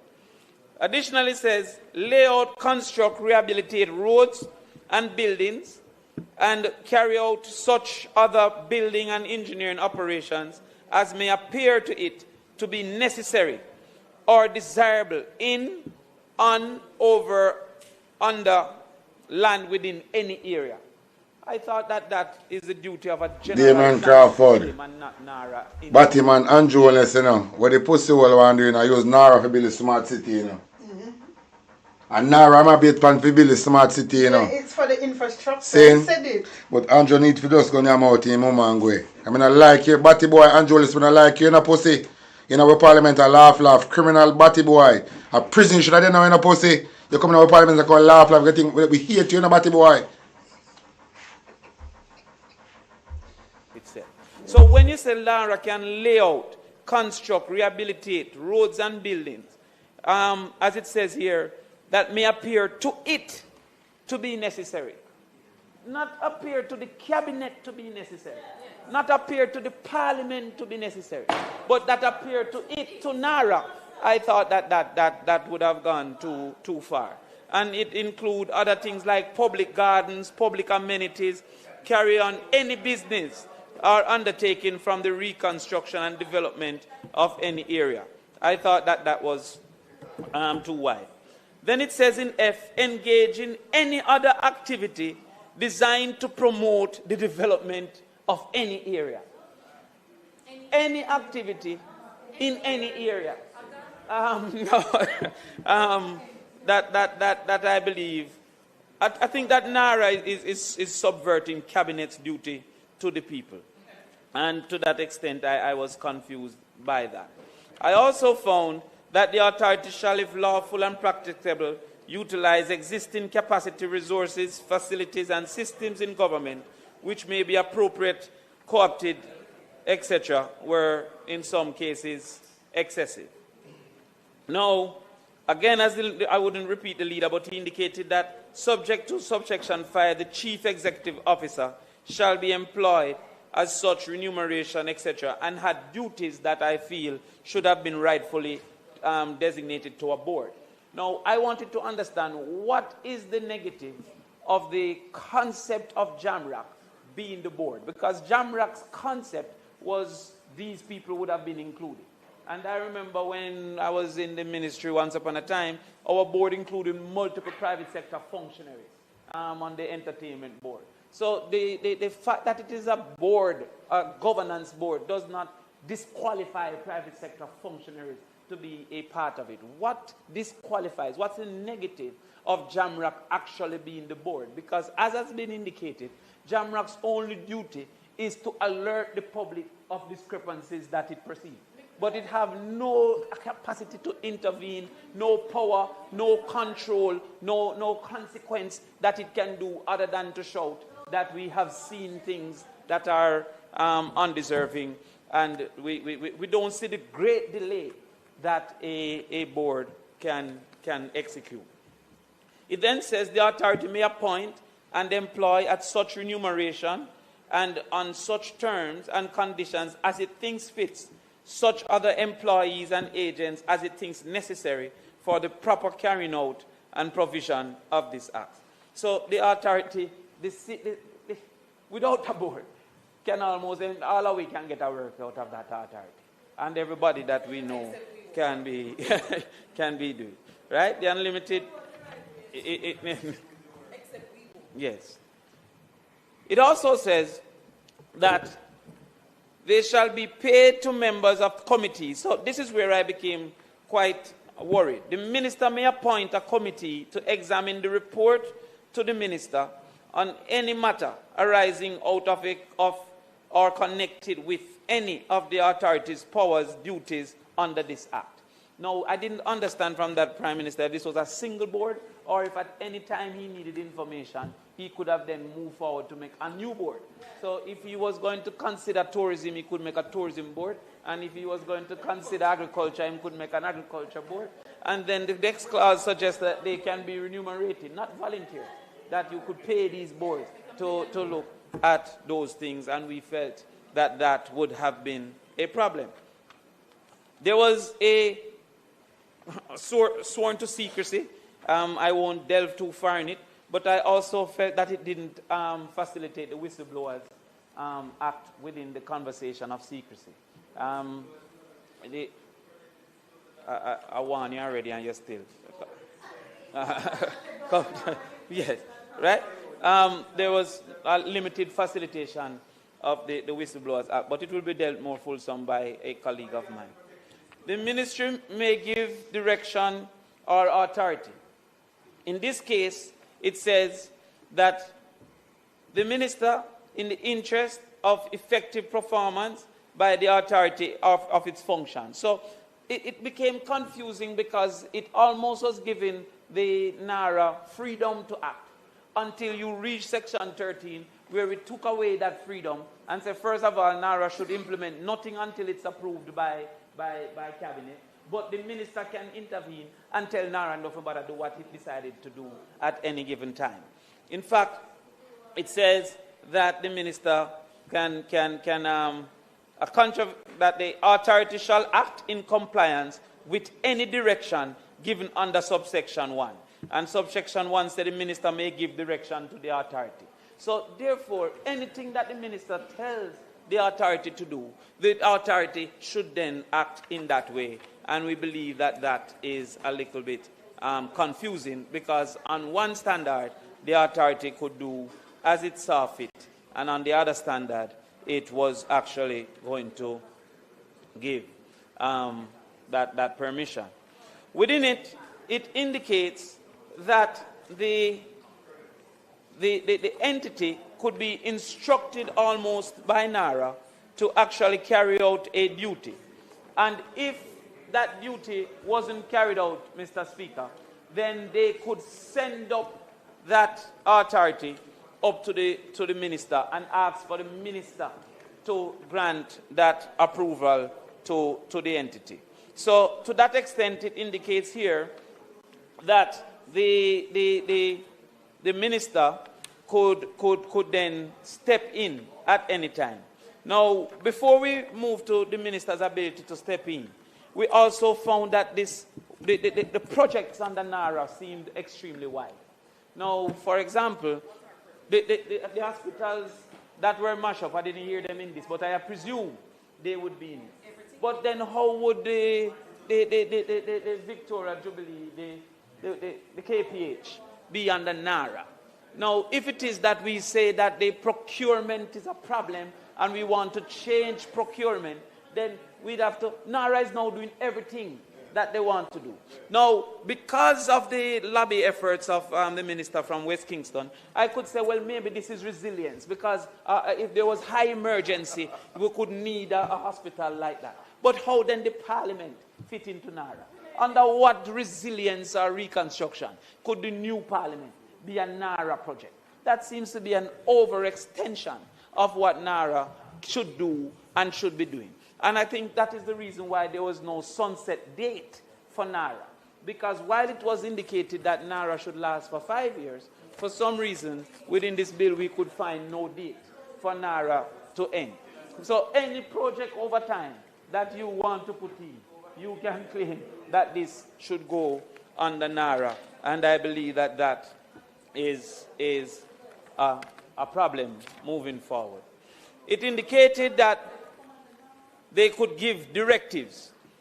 An approving entity shall cause an application for approval or other input to be dealt with in compliance with the terms of any directive issued by the authority.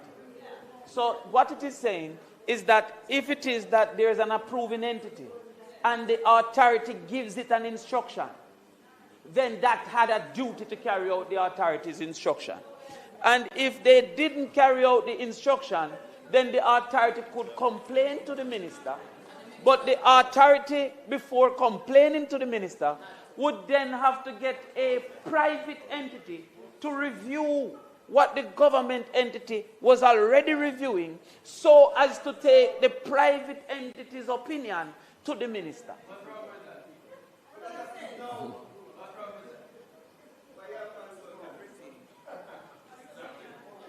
No, don't be fooled by the person behind your Prime Minister. He has indicated that if an entity is in disagreement with the authority should seek to validate its disagreement by employing...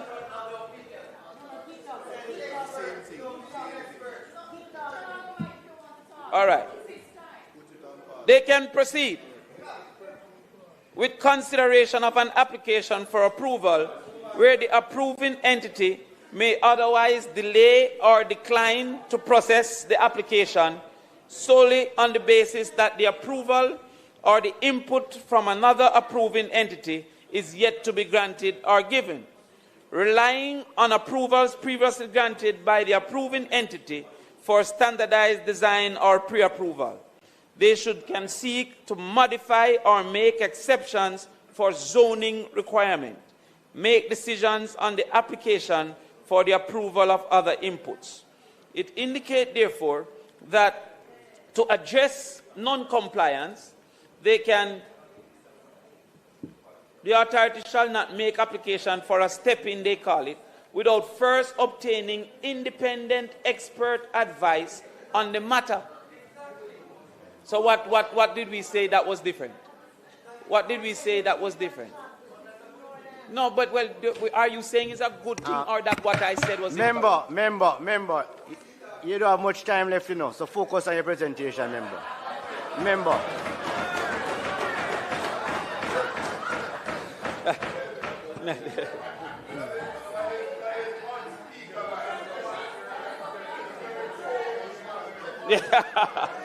So, Mr. Speaker, as was indicated, and I'm proud of you, you're arguing it well.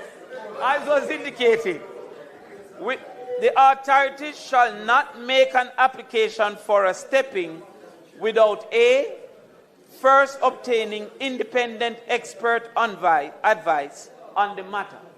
Now, one can easily see the cost that will incur moving forward, right? Now, I guess money is of no moment. Then, without obtaining, and then B, unless the authority is satisfied that on the consideration of the approval requirements, the advice referred to in the paragraph A exists. So we see that as a major concern. Additionally, Mr. Speaker, is that if I was the lawyer for the procurement process, I would say I have multiple evidence that procurement is not as guilty as we're seeking to make procurement. This entire bill seems to suggest that procurement is the chief hindrance on the capacity to implement. But if we look at our current situation with Spark program, for example, which have already passed procurement, which have already been granted in contract, the level of inefficiencies continue. Indeed, we have seen just in the last conversation over the budget that Spark, which was to end in 2027, have indicated that it now end until 2030, and that funds that were supposed to...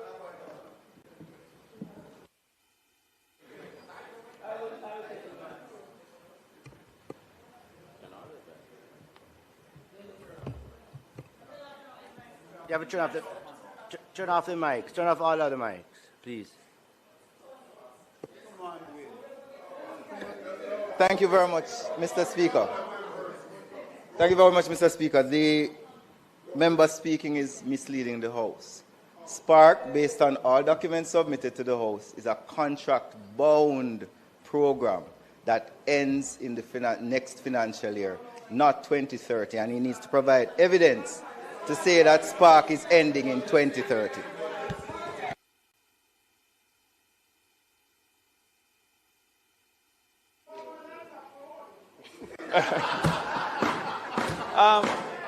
Mr. Speaker, there's an unfortunate habit that has evolved for us to wantonly disrupt each other. Now, if the minister wanted to say that he hasn't spoken as yet, he can say that after. However, the book that was published by the government called the Estimate of Expenditures indicated that they would have been spending for Spark up to the 40 billion up until 2030. Yes, he was asked about that and he himself responded. So I do not know. Refresh himself. The minister also indicated in answering the question that he presumed it might have been a mistake, right? And that he would get back to us, for which he did not get back to us. So the fact of the matter is that the estimate of expenditure, yes, and I'm reclaiming my time. So no problem, no problem. Mr. President, Mr. Speaker, I believe that as is, the bill introduced great risk. It introduced great risk of bottleneck being transferred to NARA. It introduced great risk of corruption being masked by the process in which contracts are selected. It introduced great risk that small investors may be at the back of the line because of the duty of prioritization within entities that already claim that they have understaffed realities. It includes many risks because it creates expectations that may not be likely to be executed within the public. And it creates many, many risks because it puts within a single individual a certain level of authority. We on this side are of the opinion that anything that is necessary should be done for our reclamation, for our rebuilding, for our re-engaging of the people and our economic activity. However, we also believe, as I agree with the leader of the opposition, that we should have a conversation, a more fulsome conversation of what NARA should look like by having a joint select committee. Thank you, Mr.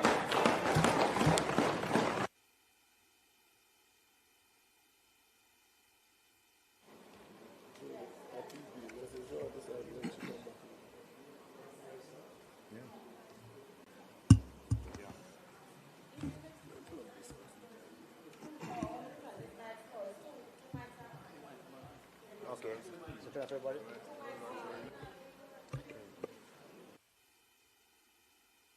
Members, start over. All the mics are off. Start over. So member from Central, sorry, you're not Central anymore, sorry. Member from South, Manchester South. Turn your mic on. Hold on. Members, the speaker had referenced her original ruling in relation to mics and to participate. We see the challenge that we have when multiple people turn on their mics. So please keep off your mics. When the presentation is drawing to an end, you can indicate that you want to speak and the mic will be activated, right?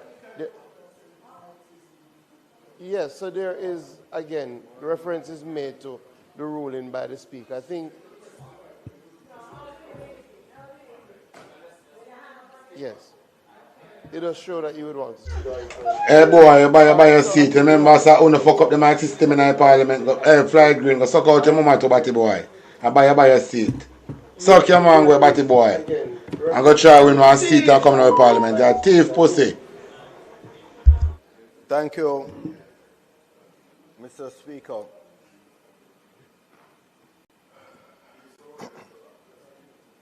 I had not originally intended to contribute to the debate because I was confident that the leader of the opposition would have covered the points.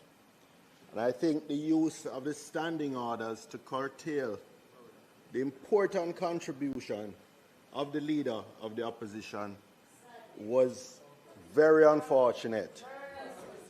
Though consistent with a growing practice of suppression of voices not supporting the government.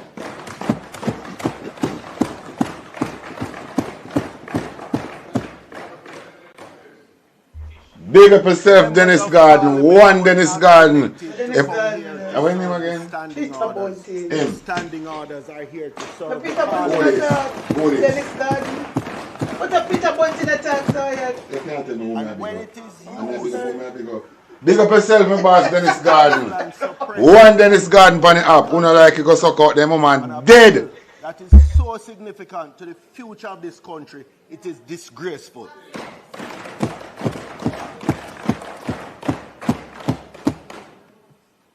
Mr. Speaker, we can begin by acknowledging the scale of the crisis. Hurricane Melissa inflicted devastation of historic proportions. That demands urgency, it demands coordination, it demands leadership. But above all, it demands accountability. And that, Mr. Speaker, is precisely what this bill fails to provide.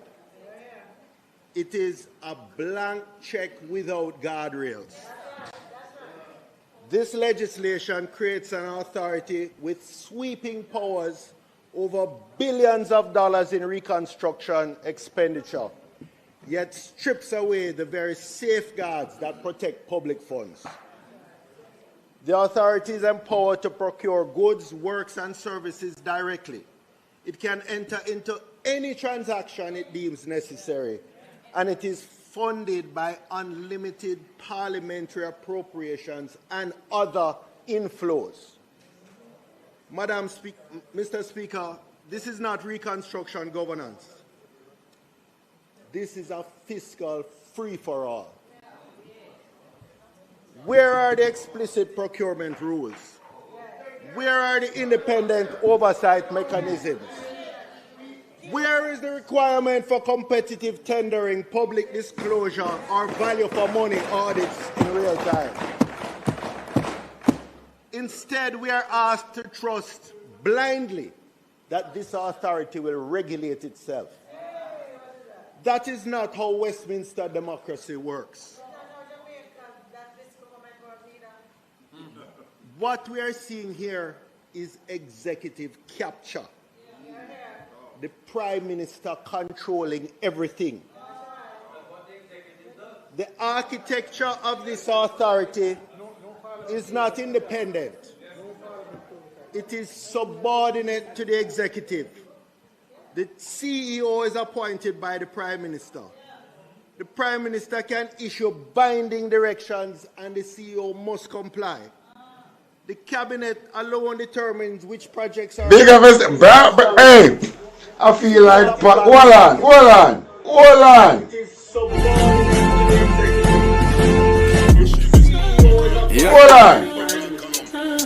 to the executive. Hold on. Oh, them so thief.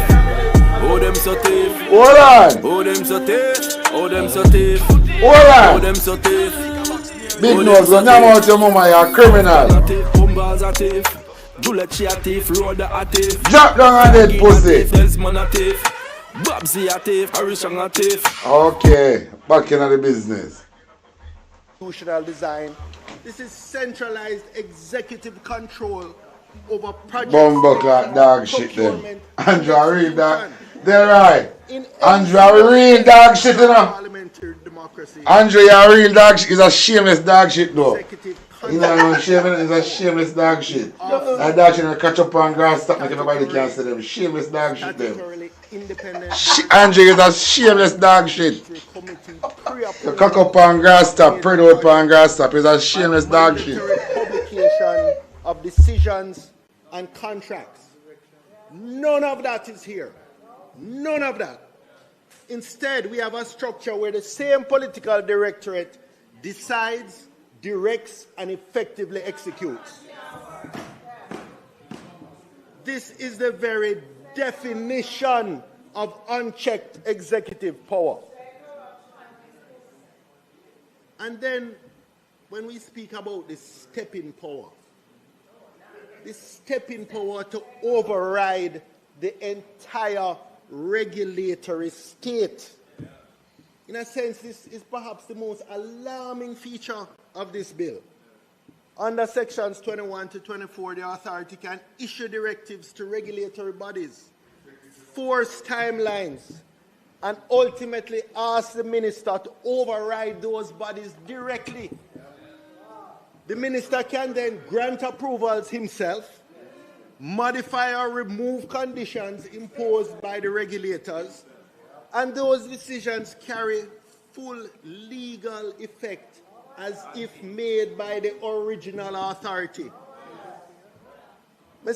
Mr. Speaker, let us call this what it is.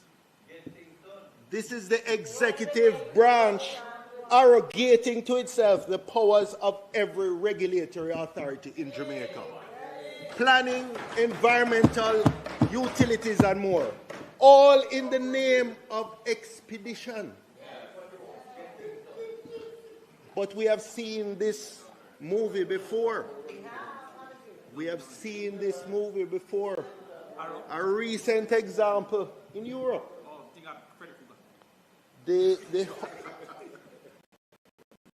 I would call it the Urbanesque playbook.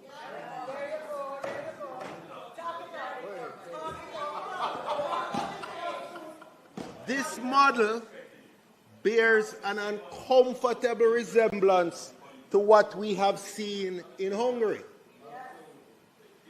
Emergency powers were used to centralize procurement authority. Regulatory checks were bypassed in the name of speed.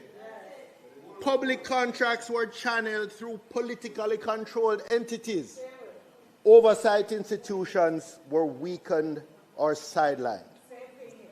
The result was a reconstruction and development model widely criticized across Europe for cronyism, opaque procurement, and misallocation of public funds. We must ask ourselves, are we building for resilience, or are we building a Jamaican version of that same model? I want to turn to what I might call the perfect conditions for abuse. The combination of secrecy and indemnity. The bill compounds the risk by combining these two dangerous provisions. The first is the secrecy clause. Officials are legally bound to treat documents as confidential with criminal penalties for disclosure, not administrative, criminal penalties. And then these officials are indemnified for any actions taken in their roles. So you're combining secrecy, executive control, weak oversight, massive discretionary spending. Mr. Speaker, this is not the formula for efficiency. This is a fertile ground for corruption. Andrew won't sit down. It's my viewers and subscribers and in team Andrew. Andrew go suck your mother, your thief, batty boy. You and if Andrew and in team sit down and construct this fuckery. If run Jamaica and a republic type of style, dictatorship style of style, him decide what to do and what not to do. Andrew go suck your mother, batty boy, your thief pussy.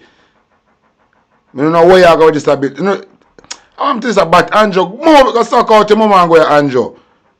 That bill has show the world and Jamaica says he's a thief and nothing but a fucking thief. And if you want somebody to dash so hot water upon you in our blood clot parliament, go suck out your mama and go Andrew. He's a thief. Oh, no, listen to the breakdown. How Andrew is one can come to parliament, come look support of the opposition leader. Just listen to the breakdown of this fuckery where Andrew Jones bring coming out of parliament. Andrew go suck out your mama again one more time, pussy. You're a thief, batty boy.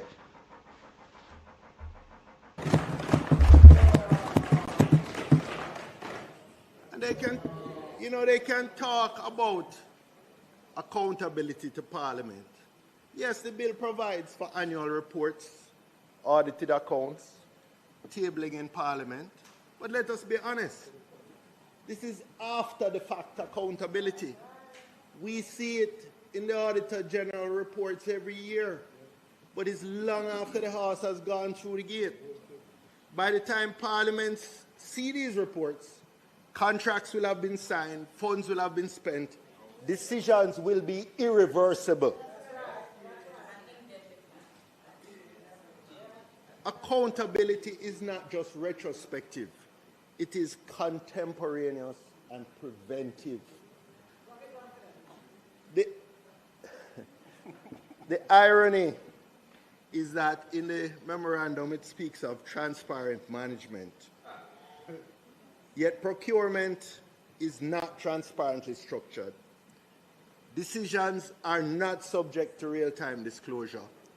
Oversight is not independent. Confidentiality is criminally enforced.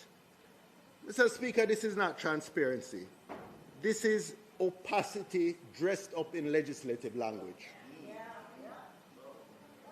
Mr. Speaker, in conclusion,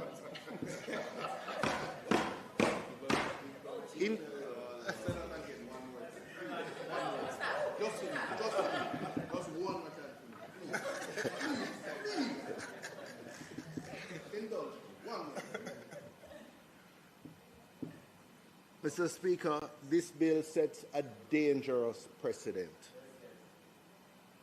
It is not merely about reconstruction. It is about how Jamaica governs large-scale public expenditure in times of crisis. And what it proposes is deeply Then this Andrew is now a confident debate now for pass. This not shows that Andrew is a thief. This not shows that Andrew is a thief. Hey, I'm not no want no labor right over here night. Go suck out on the mama and go come off from my channel to for no labor right. When a blood clot disgrace like on a prime minister boy. You know, sister Andrew is a thief. Andrew is a thief. And the thing about it, he pussy on shame, you know. He's a shameless drunkard, you know. And the man just assures the wider world in Jamaica say, boy, I'm a thief and I can't tap thief and I don't give a fuck. You know, that type of style that the pussy coming out of parliament with. Bruce Golding, come take out a batty boy out of parliament. Bruce Golding, come take out this a batty boy out of parliament. And you come put him in up, come take out this a pussy out of parliament. And we love Jamaica so much and we don't want Jamaica mash up.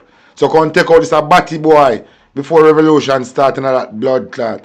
Because we're Andrew Holness. Jamaica cannot contain we and Batman Andrew Holness. Jamaica cannot contain we and Andrew Holness. So Bruce Golding, come take out this a pussy out of the parliament. This a bill shows that Andrew Holness is a thief. And as long as he live, I bear disrespect him I get from this channel. Until he left my work. Suck out him and go away. He's a thief.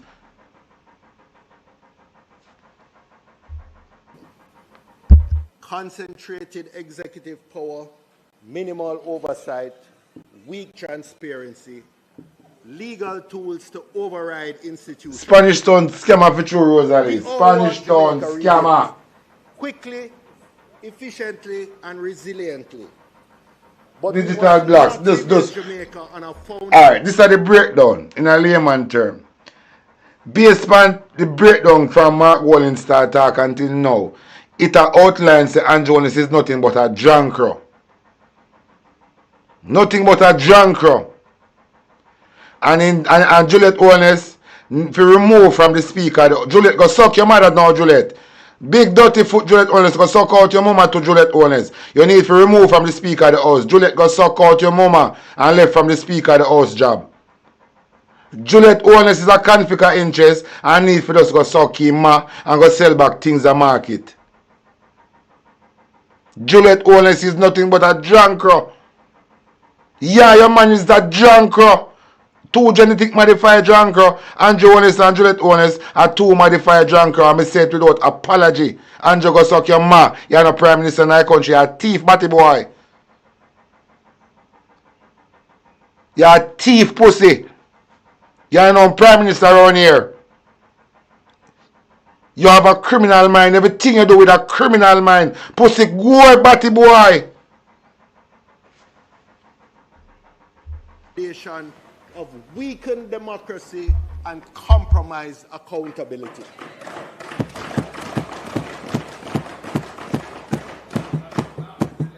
Because if we do so, Mr. Speaker, we may rebuild the roads, we may rebuild the bridges, but we will have undermined the very institutions that hold this country together.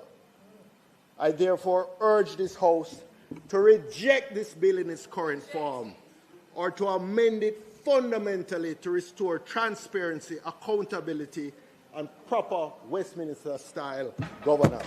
Thank you.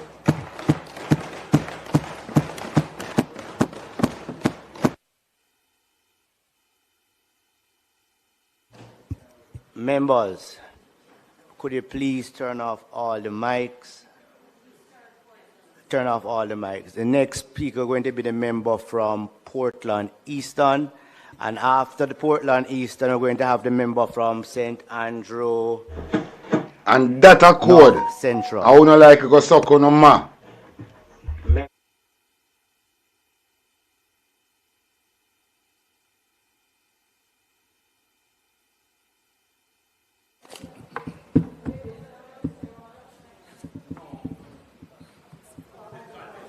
Thank you, Mr. Speaker.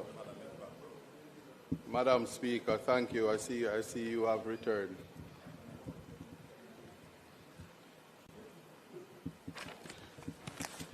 Madam Speaker, I rise to give my contribution, and it is one in a legal context.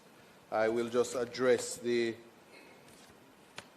first aspect, which is, it speaks of a bill entitled, and there's just one particular aspect that I'm highlighting. It says for resilience generally.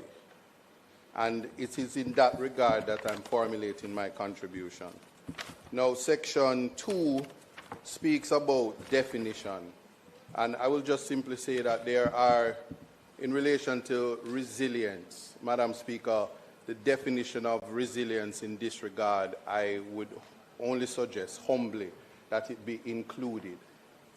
The absence of it leaves it wide open, and it could contemplate resilience as we make it up as we go, and it needs to give some form of direction in that regard. So I would just put, for the record, a definition similar to that in the UK, which says the Act ought to define resilience as the ability to anticipate, assess, prevent, mitigate, respond to, and recover from natural hazards, deliberate attacks, geopolitical instability, disease outbreaks, and other disruptive events. Civil emergencies are threats to our way of life.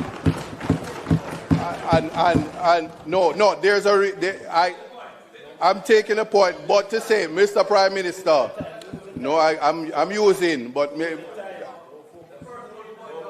I just wish to say that because this bill comes from Parliament, and we are invited to say we are collectively passing legislation, the legislation at all times must contemplate gaps. We must fill them so that we don't appear to be incompetent. That is my contribution.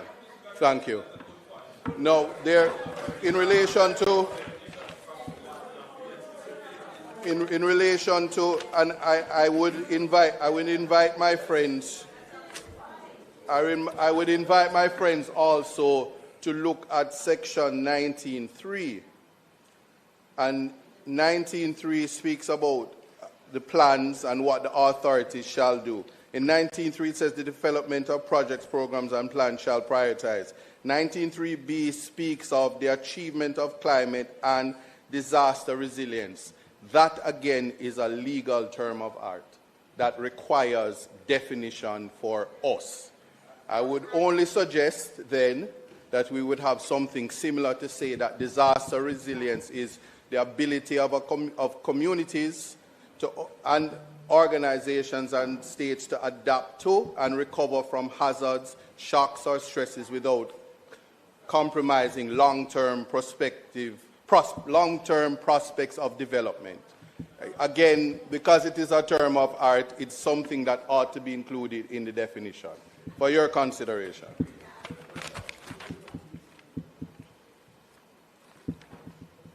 No, I speak about vagueness, and vagueness, it requires definitions or revisiting the language so that it is not open to absurd interpretations when it leaves Parliament.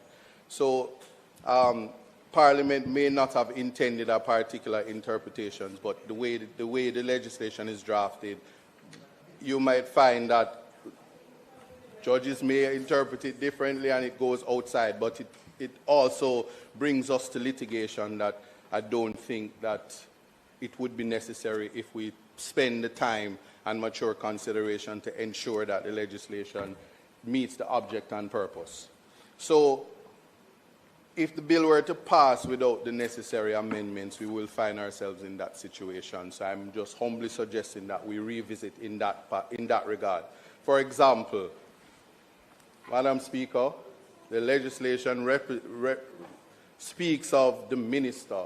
And my question to the House, who is the minister in this regard?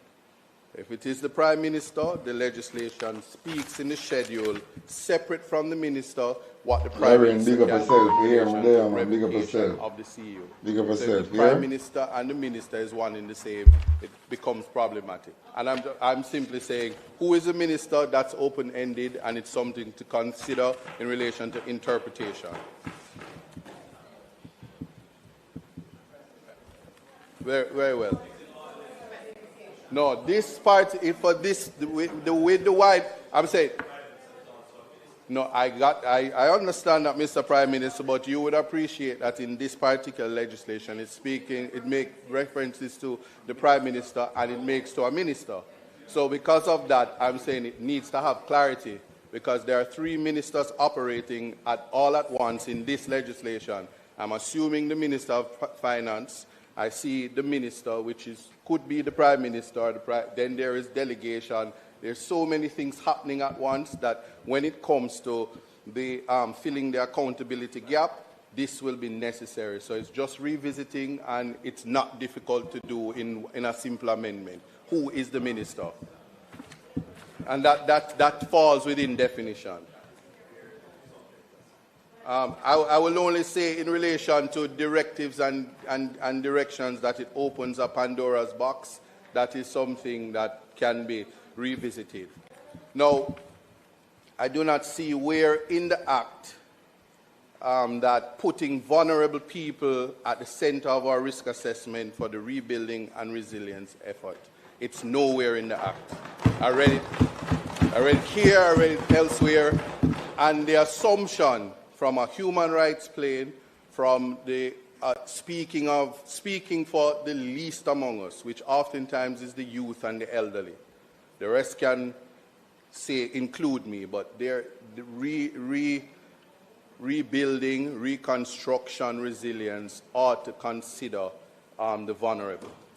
That is absent. That's something we need to think about.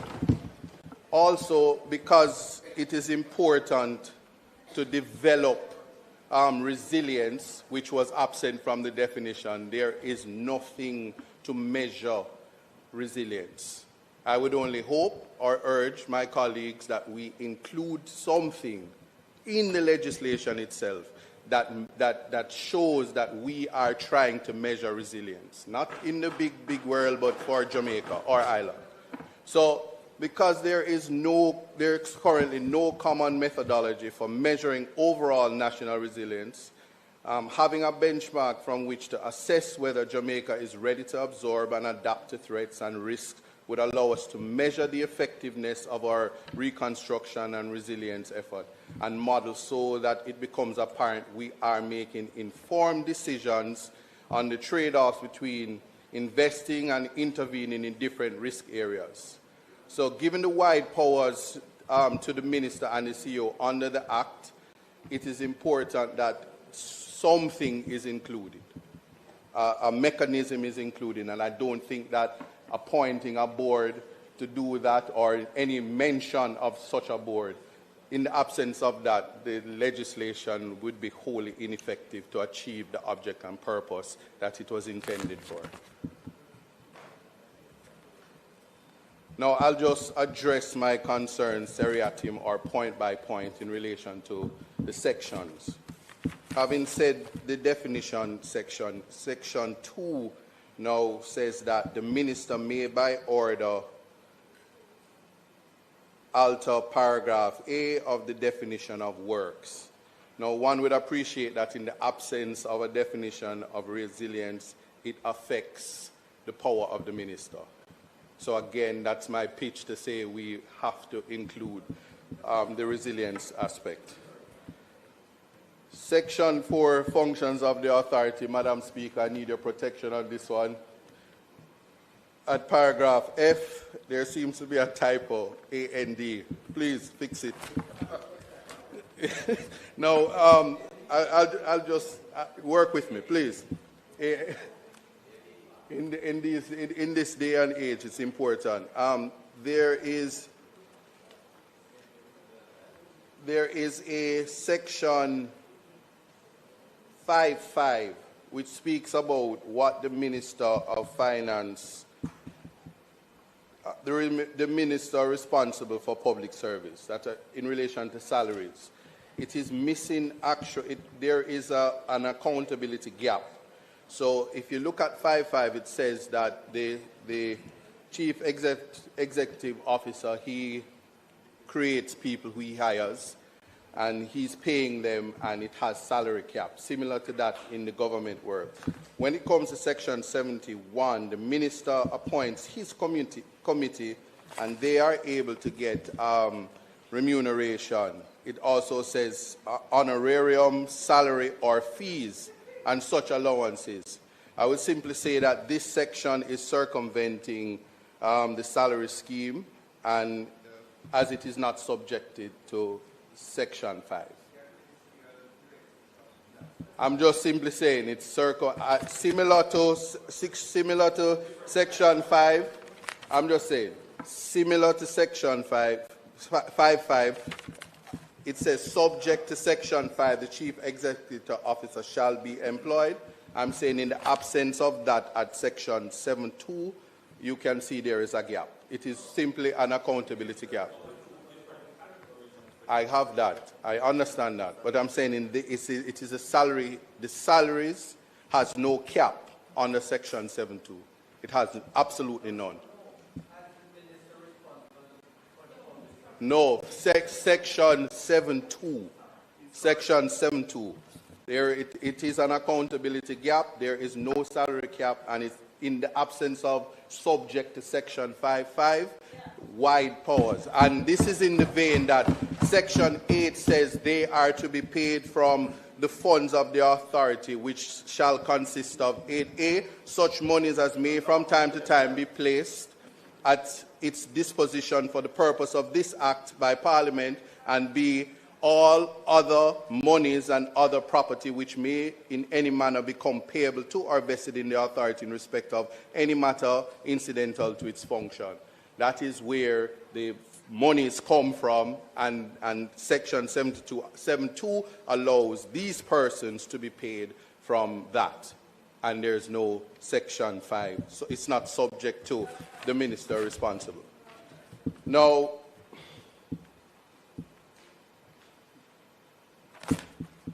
I turn to the aspect of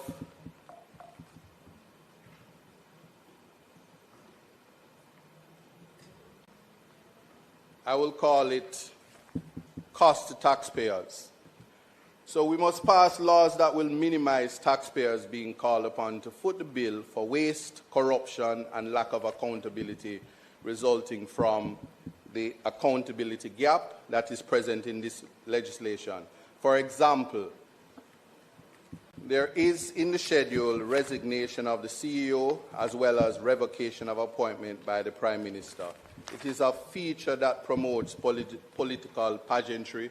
If in the event, and I will address secrecy versus indemnity, but if in the event the CEO does something untoward and at the end of it, it's wasting taxpayers' money, all the Prime Minister has to do is to revoke his CEOship. Simple. Just say you're no longer the CEO, and the Prime Minister would have pretty much says, I've done my duty, the person was a miscreant and don't include me. Just simply fire him, and we would have, the Parliament would have said, okay, we did our work. Can't be that way. That is an example. So that in and of itself has to be revisited in terms of how we deal with it. And here's it. We have what is known as the criminalizing for disclosure versus indemnity for conduct in good faith. So I know Damien earlier said the member from St. Catherine Northwest earlier borrowed my context matters and don't intend to pay me for it. But I must say context in fact matters. There is, my only critique of this is that we can't turn ordinary citizens and even workers who in good faith, where there are competing legislations, we cannot criminalize them for having integrity and for having good conscience. I'm saying that in the vein that in the absence of national security, what would be the basis to block access to information? So this is the ATI legislation, and where transparency is concerned, and if anyone has ever used the ATI legislation, one of the first answers is we cannot give you the information because of national security. In relation to what Section 14 is saying, is that the employee would not be able to give out information in relation to any type of document, and the document may not necessarily be national security. The document may not be one of national security. So we use the secrecy aspect of and put them in legislation oftentimes, and it is just a misunderstanding of the object and purpose for that, and I would invite us to revisit this aspect of it, because well, I would like to say it is a misunderstanding, because if it were by design, it actually doesn't, because unless a simple fix would be Section 14.2, in the absence of it using the word prescribed persons, and I would also, listen, I'm saying this is a term of art because we have a Protected Disclosure Act 2011, and it speaks of prescribed persons. Prescribes persons. This says permitted, and these words are terms of art. It's a simple fix, and I'm inviting the Parliament as legislators to fix it. If we simply say prescribed and designated persons, it would fix a simple gap, a simple accountability gap, especially when we're calling on employees to be brought before the court and ultimately convicted. It's a simple fix. It can be accepted or rejected, no problem. But again, the Protected Disclosure Act 2011 under Section 9, it speaks of a feature, the Auditor General, who is always in Parliament from time to time, where the member from St. Catherine Northwest has said that it is the whistleblower. One of the best we have in our place now, Sergeant Magic. Or section. Right, and the man and the normal, you know. One Isaac on the app. That it doesn't weaken other. It doesn't minimize or weaken other legislations. We can't draft or try to pass legislation that conflicts with competing legislation, especially when the Protected Disclosure Act, its mandate is to ensure that persons are able to report and protected when they find that conduct from employers or employees are untoward. And it is a part of strengthening the corruption meter, and so left unchecked, it's wholly problematic. That brings us to the other side, the versus, which would be the indemnity. Again, we spoke about the ability to simply resign, a CEO who is allowed to resign, versus simply be fired. again, the taxpayers would be called upon to pay court costs for the CEO or other persons employed or employees That in them for the black situations beauty and where dash it in the rubbish the bin. legislation is speaking about honestly and acting in good faith, and there is no meter to simply measure what that good faith is, especially if it's a civil case.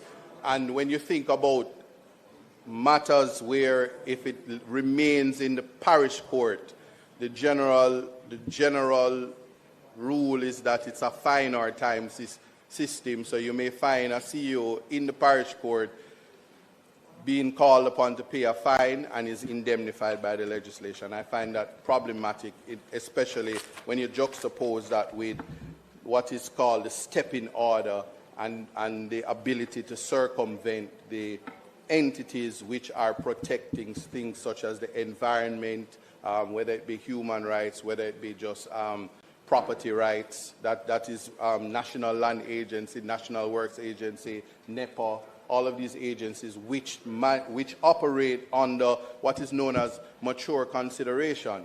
So this is in the vein that when it comes to situations of environment, human rights, and capitalizing on the human potential, whether these entities know it or not, they are the ones responsible for ensuring that one thing doesn't affect the other. And so the step-in order would then act as a mechanism to circumvent that, and then when it comes to anything going wrong, all those entities will say is, but my power was taken away from me by virtue of this legislation, and as such, we are then called upon to say, what do we do? And it becomes, again, political pageantry. So I'm just simply saying that we ought to look at that in its entirety, because taking away the power, especially rebuilding, is, notwithstanding that it has to be expedited, is something that must be done with mature consideration. I'm sure that we can appreciate that. So, as it is now, I will simply say that there is more work to be done before, if this legislation were to pass as is, it would be problematic and embarrassing for our Parliament. And there are legislators and persons much senior to me, and I call upon you all to back me on the amendments that I speak on, and we are to be responsible as we are pushing legislation through. Thank you. Madam Speaker.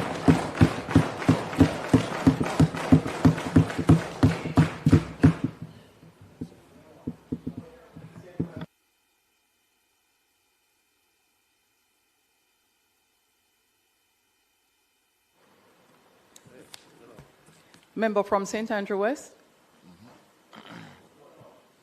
Northwest. Northwest? Oh, the member from St. Andrew North Central. You too? But who has that?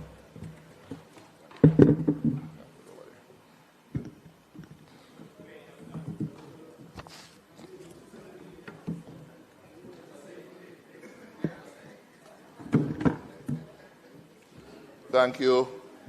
Thank you so much, Madam Speaker. I write in strong support of the National Reconstruction and Resilience Authority Bill. So let us be clear from the outset that this is not routine legislation. And as the Prime Minister indicated when opening this debate last week, this is among the most consequential pieces of legislation this Parliament has been asked to consider in the modern era of Jamaica's development. And it's consequential for the simple reason, I don't need to go through all the statistics, but Hurricane Melissa was catastrophic. One of the worst hurricanes on record, costing Jamaica $12.2 billion US, or $1.95 trillion, more than half our GDP. 215,000 structures damaged, some of them destroyed, 600 schools impacted, health infrastructure compromised, major roads, drainage systems, utilities destroyed.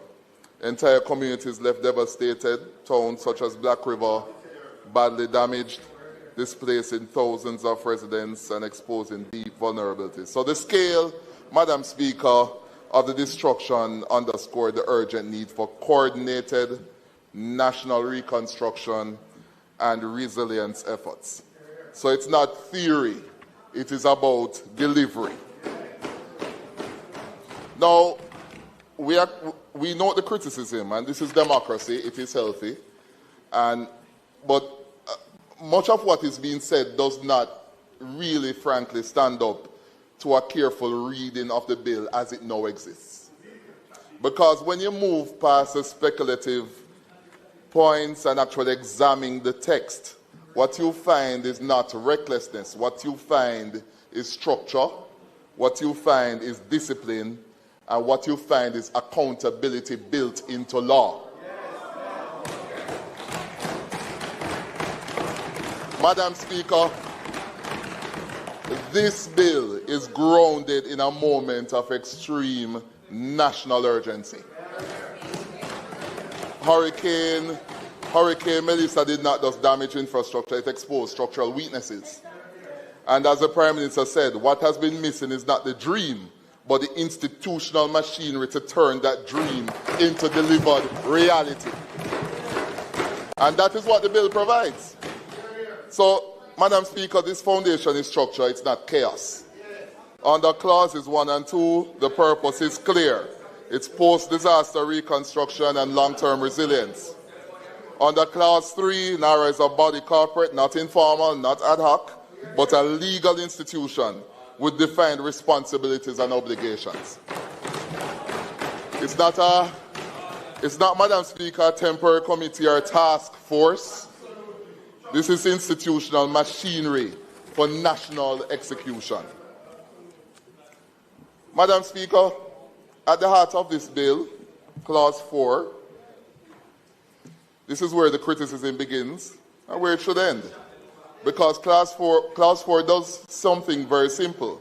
It creates a single central coordinating authority to plan, prioritize, implement, and track national reconstruction. That is not dangerous. That is necessary. And as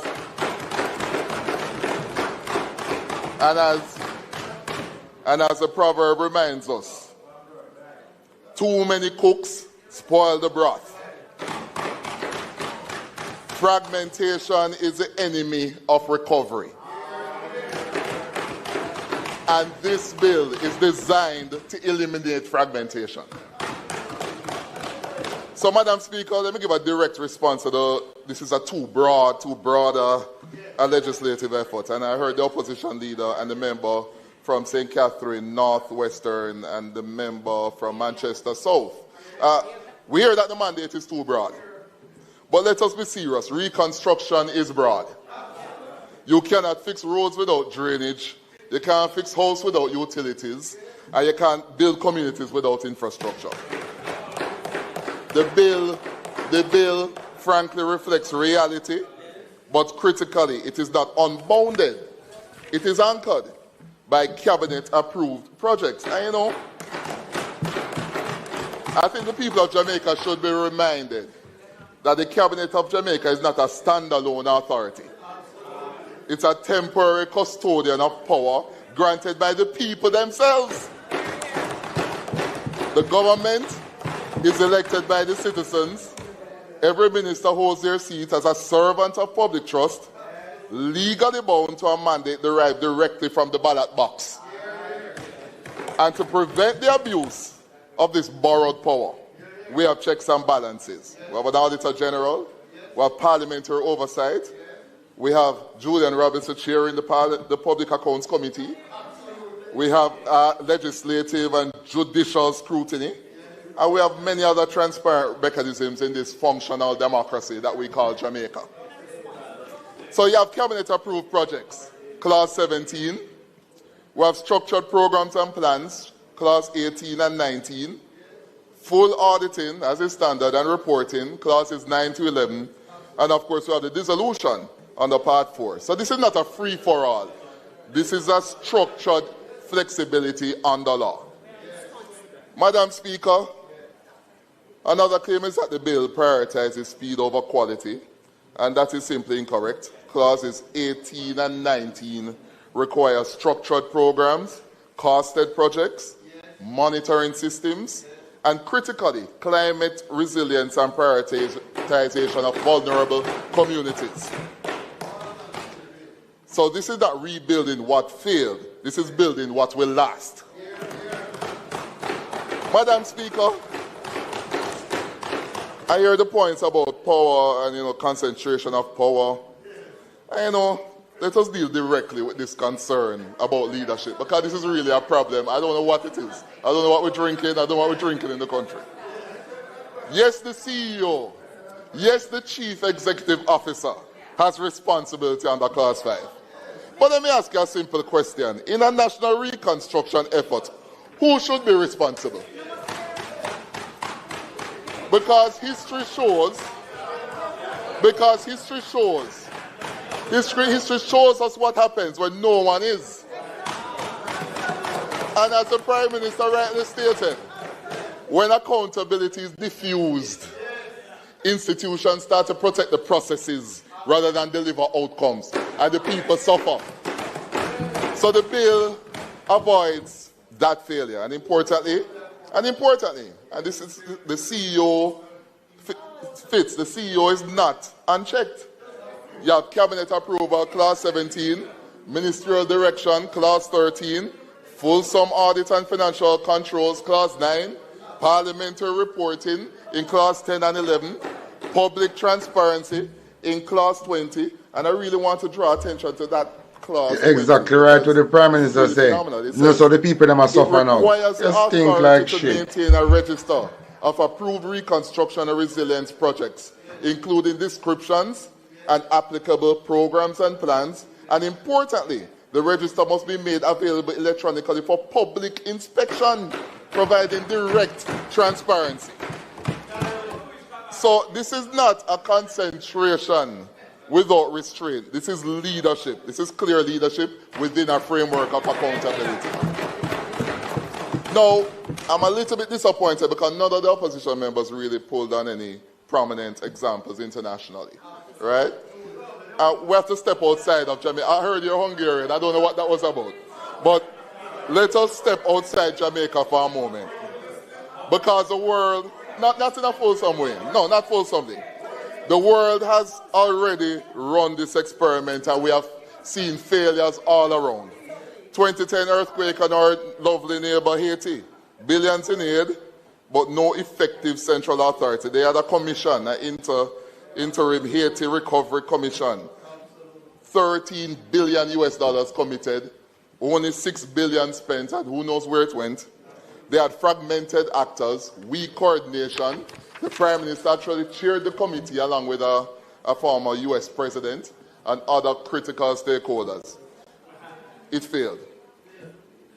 New Orleans, Hurricane Katrina, the great United States of America. Multiple levels of government failed to coordinate. Bureaucracy slowed the response, and the entire community lacked for over a decade. This guy make. This guy compare disaster in Haiti with disaster in Jamaica. What a comparison for make.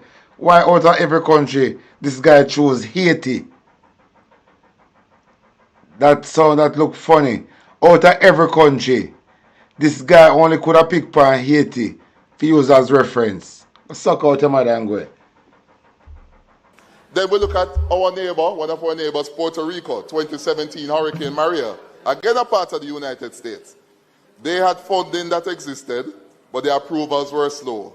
The authority was fragmented. They set up a central office for recovery and reconstruction and resiliency 2 weeks after the hurricane. An expert report now points out that they will probably get to fulsome completion of all their recovery efforts by 2051. Why? Because oversight paralysis. They had a central office for recovery giving oversight. You had FEMA giving oversight. The Housing and Urban Development Corporation giving oversight. The Department of Energy giving oversight. The Governor's Office giving oversight. And then all sorts of stakeholder groups in Puerto Rico giving oversight. And this is wealthy Puerto Rico, part of the US, $86 billion obligated, they only managed to spend $40 billion out of it. So the pattern, Madam Speaker, is undeniable. Plans are nothing, execution is everything.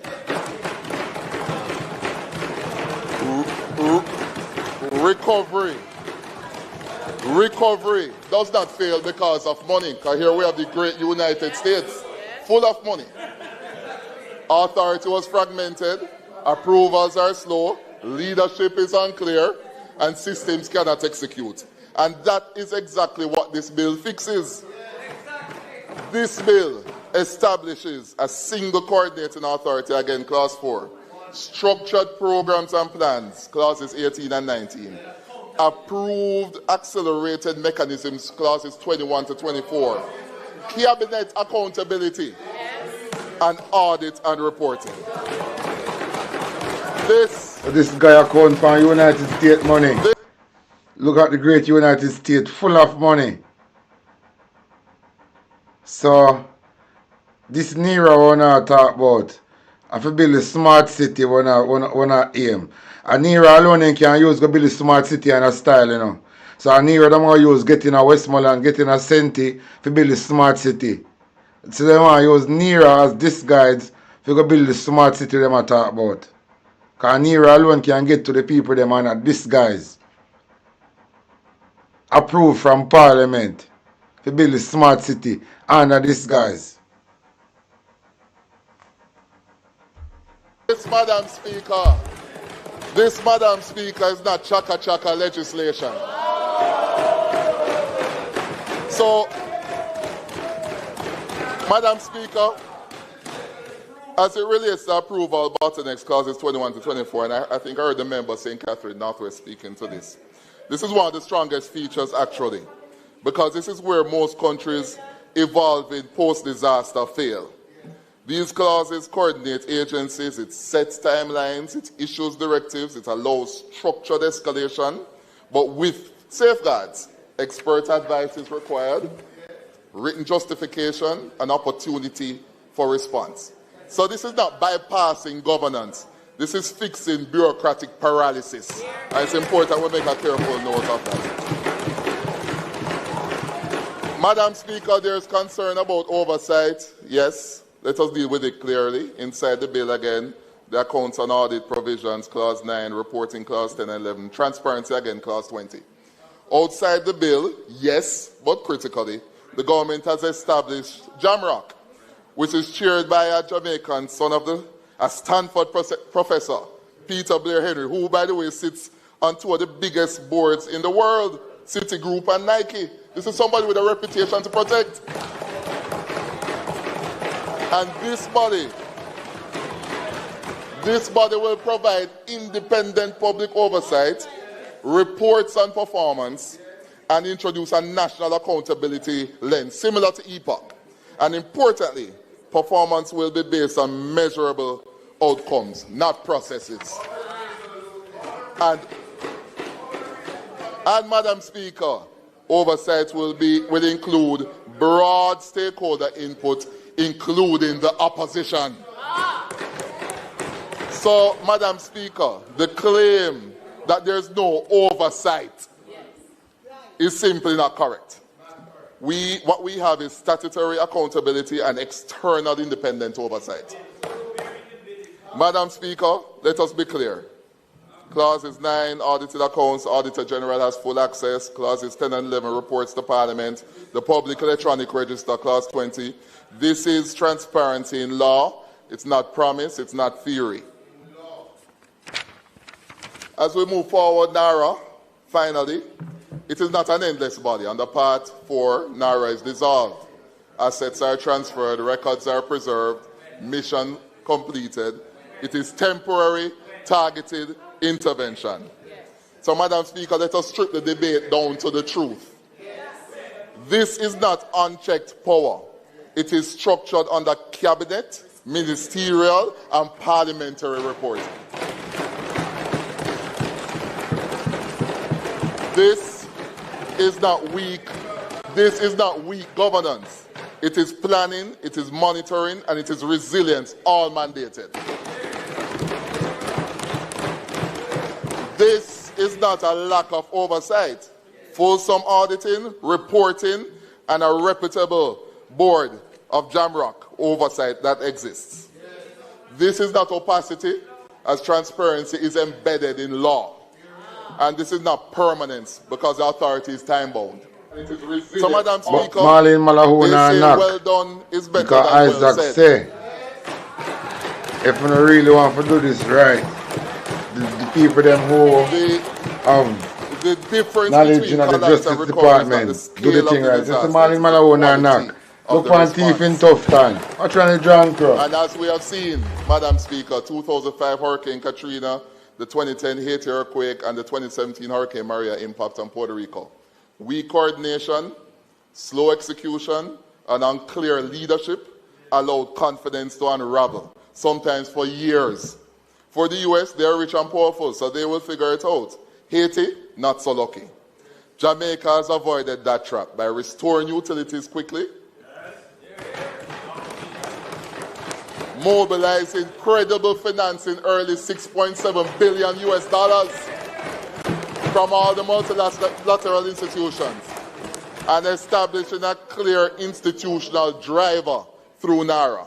The country has anchored confidence at a critical moment, giving businesses and the people of Jamaica a visible path to stability and growth. Madam Speaker, I support this bill.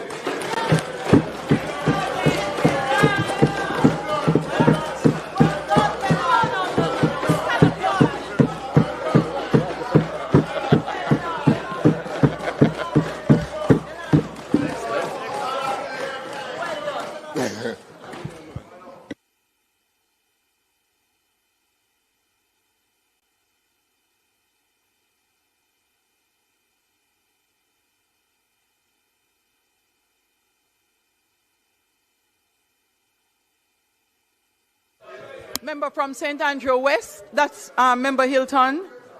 The member from St. Andrew West.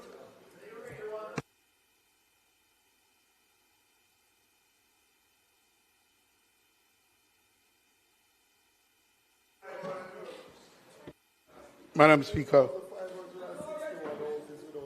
there is an African saying that if you want to go quickly, go alone. If you want to go long, far, or in this case sustainably, go together. No, Madam Speaker, what in the nature of the disaster that we're faced with and the response that is required, a balance must be struck. The question for this House and ultimately the people of Jamaica is, has this balance been struck within this legislation that is before us? There are clear gaps and concerns. Speakers before me have raised a number of those issues, a number of those concerns. I am going to focus my brief intervention on the same clause 18 and 19 that was just spoken about and for which the speaker before me see an anchor and see the solution. But as someone asked, will the anchor hold?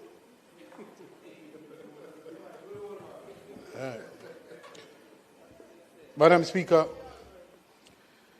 I represent a constituency that everyone knows is disaster prone because it sits on the coastline and at the foothills that comes from northwest all the way down.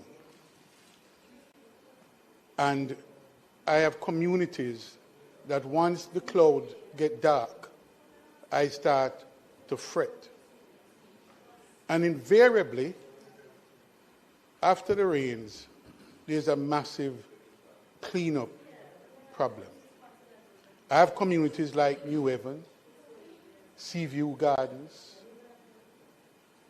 Riverton, and other areas that are affected from time to time.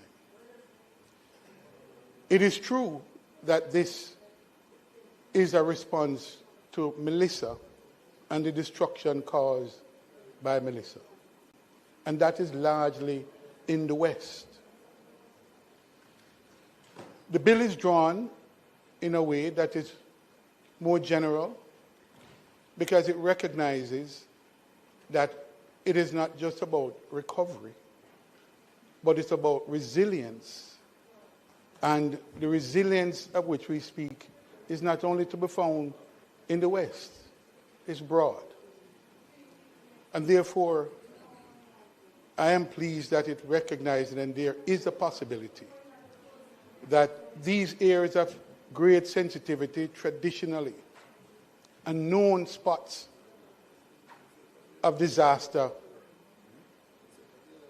prone areas is the opportunity for a resilient response. Because the hurricane, Melissa, was in the West, but the hurricane is likely to come the next time. And I must tell you that I breathed a sigh of relief when Hurricane Melissa speared Kingston, because had it come in this area, I don't know what might have happened to a lot of the community and the people in my constituency.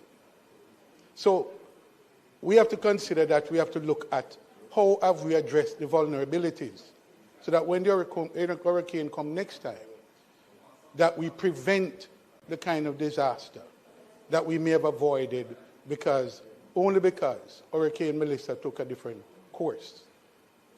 So, Madam Speaker, as I look at the bill, and I look at clause 18 and 19, the bill has adopted a very artful way of addressing the issue of consultation and inclusion. So it uses in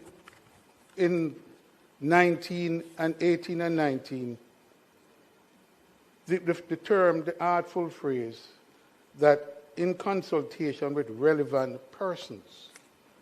Now, I want to put it to you, Madam Speaker, that a bill of this importance, and given the concerns that I am addressing from these constituencies, these vulnerable constituencies, does this bill speak to consulting the people in these constituencies?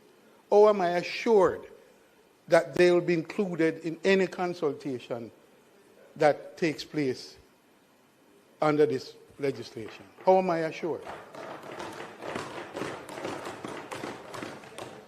And I want to suggest to you that it cannot be left just to the goodwill of the CEO of NARA. Clear direction must be given in the legislation to say communities and affected communities, and they can even, because they are known, these zones are known zones. It's not anything that we are surprised about. Those zones are known. How will they be assured that they will be included in consultation and that whatever the designs for projects that come out, that they will be included and their vulnerabilities addressed?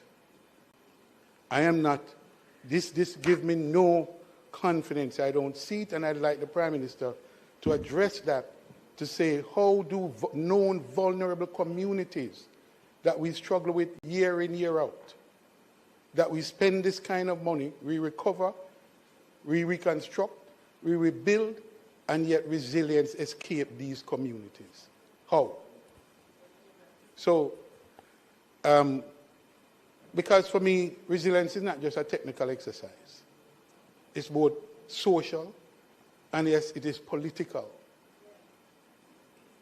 And the question is, how can I rest assured that the resilience of which we speak, the building back better, that we all want, will address those known vulnerable zones and communities?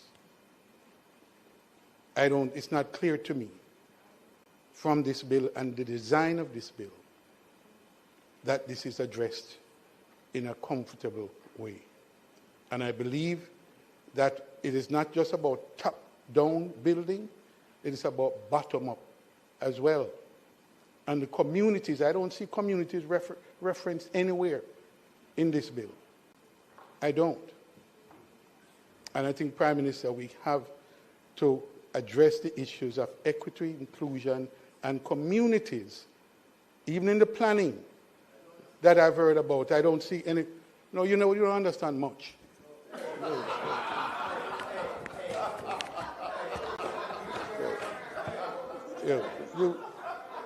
I don't, Prime Minister. I don't, Prime Minister, see where the communities are, and even in the planning exercise, which is critical to the project development. These are in a different process. Well, I need to at least be assured what that is, because it doesn't speak to it in this legislation. All right. So, Prime Minister, there are gaps, and we can move quickly. But I suggest to you that there are risks involved, reputational risk, in not doing anything and in overdoing some things. And the risk of corruption is real, and we need to address that. You can kiss your teeth all you want. Well, yeah, but it's real, and I think we need to make sure that the safeguards are addressed in this bill. Thank you. Thank you, Member. Next is the member from St. Andrew Northwest.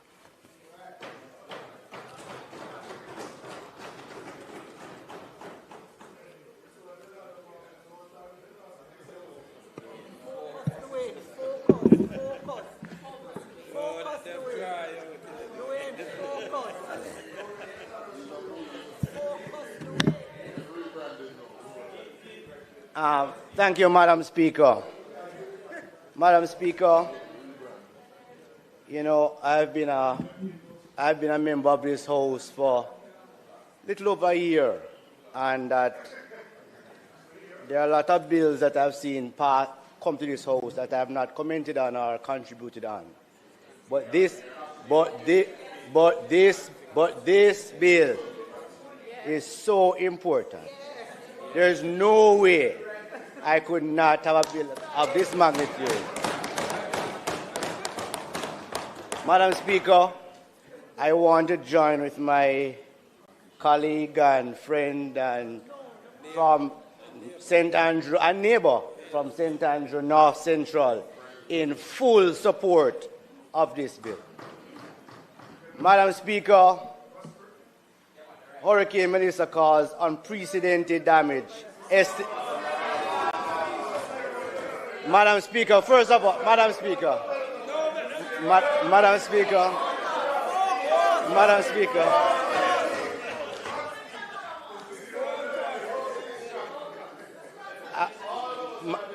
Madam Speaker, Madam Speaker, Hurricane Melissa caused unprecedented damage, estimated at some 12 million United States dollars. Billion.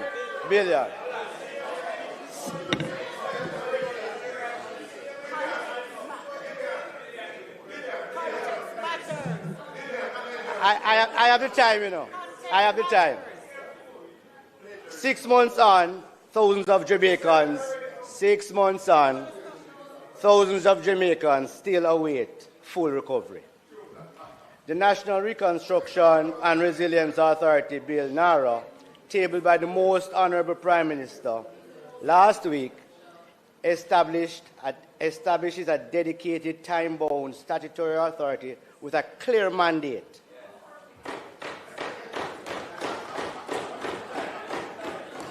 to lead national construction. Supporting this legislation demonstrates our commitment to moving from emergency relief to structured, resilient rebuilding without further delay. We understand the frustration being expressed by members of the public and indeed the opposition. But what we are facing is not routine disruption. It is an unprecedented catastrophe, the scale of which most countries across the world has never experienced. So we understand the urgency and we understand the impatience. People want to see progress and they want to see it right now. But even as we acknowledge that reality, we must also take the opportunity to clarify something very important. Each week, in the media and in this very space, we hear concerns about the pace of certain aspects of the recovery effort. We have also heard comparisons being made between the pace of the public sector response and that of private entities. Members, these are not like-for-like comparisons. The protocols and procedures that govern government operations, particularly procurement, are fundamentally different from those in the private sector. They are designed to ensure transparency, fairness, and accountability in the use of public resources. And that accountability does not pause in a time of crisis. Even as we respond to this catastrophe, we are still required to operate within a framework of good governance.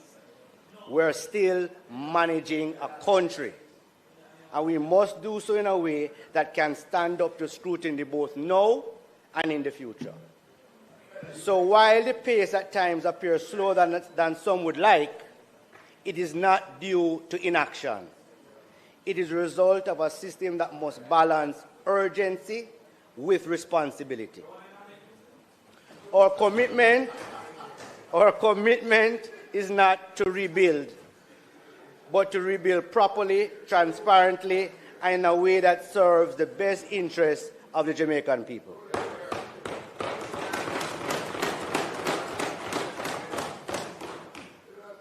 In order to achieve this bill has been tabled to ensure our rebuilding efforts keep up with the pace of private efforts and, of course, the demands and welfare of the Jamaican people. Madam Speaker, Jamaica cannot afford to have billions in unspent funds while roads, schools, and hospitals remain in disrepair. Madam Speaker, those are the words of the member from St. Andrews South Eastern, March last year, regarding the pace of procurement. Though it was not referring to Hurricane Melissa or Nara at that time, the facts are true today, and I say even more relevant given the devastation experienced in Western Jamaica. For that reason, this government has sought to fill the gaps and innovate and legislate a clear path that will both facilitate a quicker rebuild without compromising accountability. The business-as-usual approaches through fragmented ministries and standard bureaucracy has never been designed for post-disaster reconstruction at this scale. They cause delays in approvals, duplication of efforts, slow procurement, and a weaker coordination, precisely the problems that prolong suffering after major disasters, and everything that this NARA bill is trying to prevent.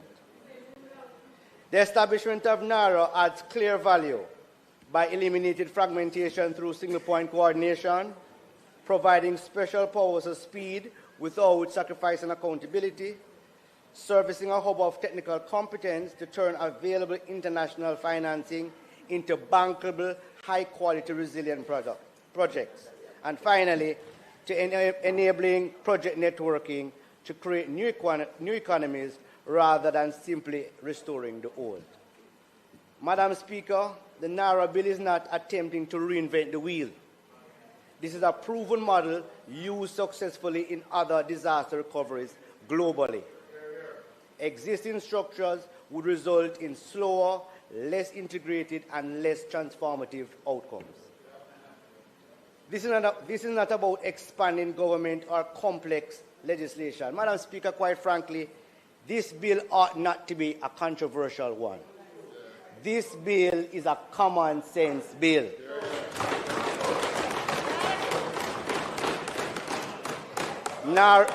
NARA is about smarter, faster, and more effective government when our people need it most, and it is an agile response to this crisis. I urge all members to support this bill so we can continue to deliver hope, resilience, and real recovery to every affected Jamaican, starting in Western Jamaica.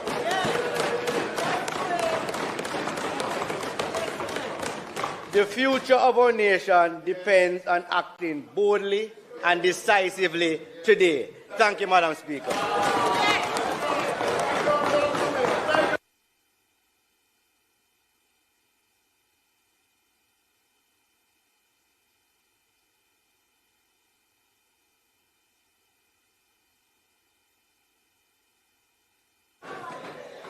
The member from St. Mary's Central.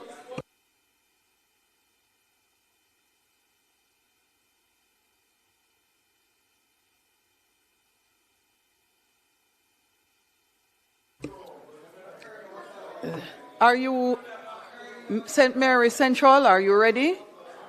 Would you go ahead, please?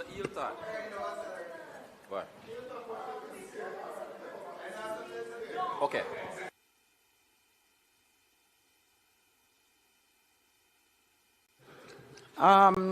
Members who have indicated they will not be contributing today, the likelihood is that we will finish today, just for the record.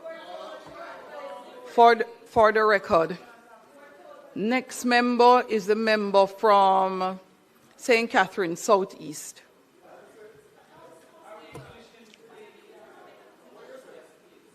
That's not you, member. That's not you. Oh, you're acting. I'm always on stage, yes. Madam Speaker, it was clear from the onset that we would not be closing the debate today. Who indicated that, member? The House Leader. House Leader? Member, Yes. hold a moment. House Leader, please. House Leader has you indicated did not advise that we me. would not be closing today. I also asked the Prime Minister himself, who indicated that he would not be closing today. And I know they weren't lying to me. So at 7 o'clock, our members who are going to be contributing, another 4 or 5 persons, perhaps even 6 persons. That's okay. Would still like to contribute, and we would like Parliament the opportunity to do continues. so at the next sitting, since we are not closing today. Since we're not closing today, I'd like to be able to go and support it. Thank you, thank you, thank you, Leader of Opposition Business. Madam Speaker, I hear the Leader of Opposition Business. However, the better approach which we suggest is that all the members present in the House who want to contribute to the debate do so today. That would allow for a proper ventilation of any issues, suggestions, proposals they make, so that when we come next week, we are moving to close and to go to committee. We don't want a situation that we come next week, members are raising new issues, and it won't further delay the bill. So I suggest to the members present in the House, a lot has already been said. And if the members take the approach to not repeat a point that has already been made, I'm saying, if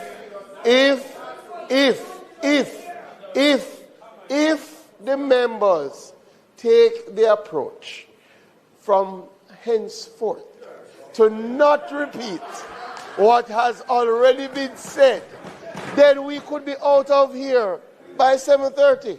So I ask the members who plan to contribute to contribute.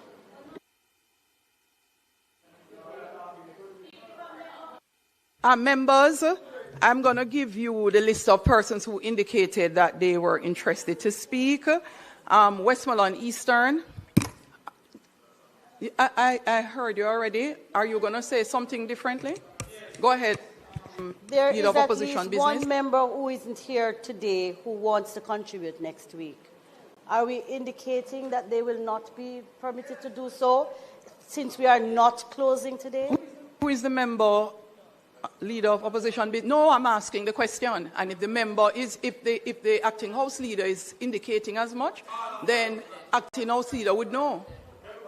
The member from Manchester who had to leave because he had an emergency has indicated Member from Manchester, that he would like an opportunity to acting. Could you say Manchester? Next. Which seat exactly? Manchester South, Manchester what? Northwest Manchester. He has great interest in this matter, and he had an emergency today. And I'm simply saying, if we're not closing today, thank you, Leader of Government, of Opposition Business. I'll get back to you in that regard. Next is the member from. So I'm going to still call the constituency name for everyone who indicated they would like to speak. So we have done St. Andrew North Central, St. Andrew Western, St. Mary Central is not ready, St. Anne Southeast, St. Catherine Southeast, Westmoreland Eastern, St. James,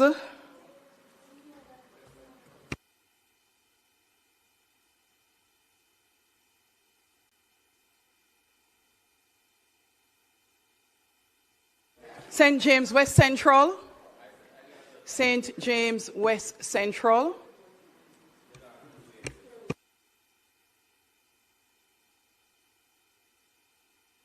if you're ready, get up. I'm listing the persons. Some persons indicated they are not ready.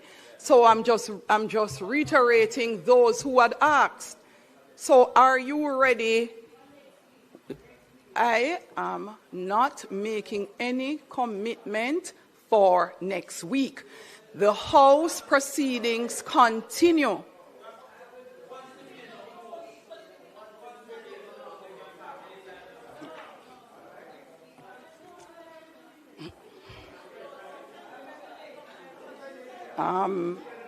Member from Westmoreland Eastern, are you ready?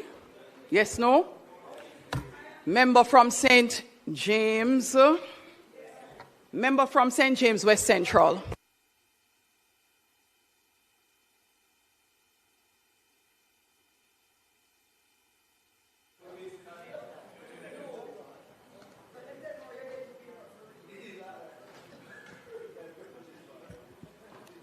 Madam Speaker. Member from St. James West Central, would you like the podium? No.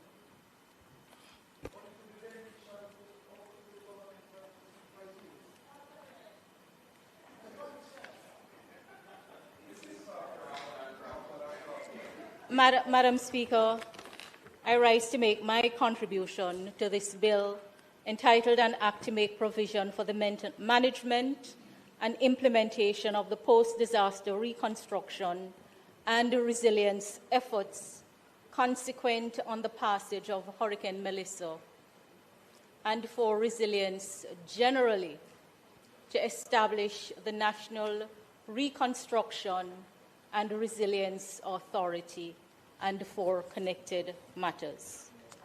The bill, when passed into law, to be cited as the National Reconstruction and Resilience Authority Act, narrow. Madam Speaker, over the years that I have been in the Parliament, my starting point in presenting on bills is usually to look at the memorandum of objects and reason. And this bill seeks to establish the National Reconstruction and Resilience Authority and a statutory framework for the efficient, coordinated, and transparent management of extraordinary time-bound reconstruction and resilience efforts to focus on building back better to withstand future climatic and geophysical events. Secondly, to create a more robust, climate-resilient infrastructure, encouraging better land use planning. Thirdly, to expedite private and public-private investment in priority sectors that address the structural economic vulnerabilities exposed by Hurricane Melissa. And fourthly, to enable growth and diversification of Jamaica's economic base.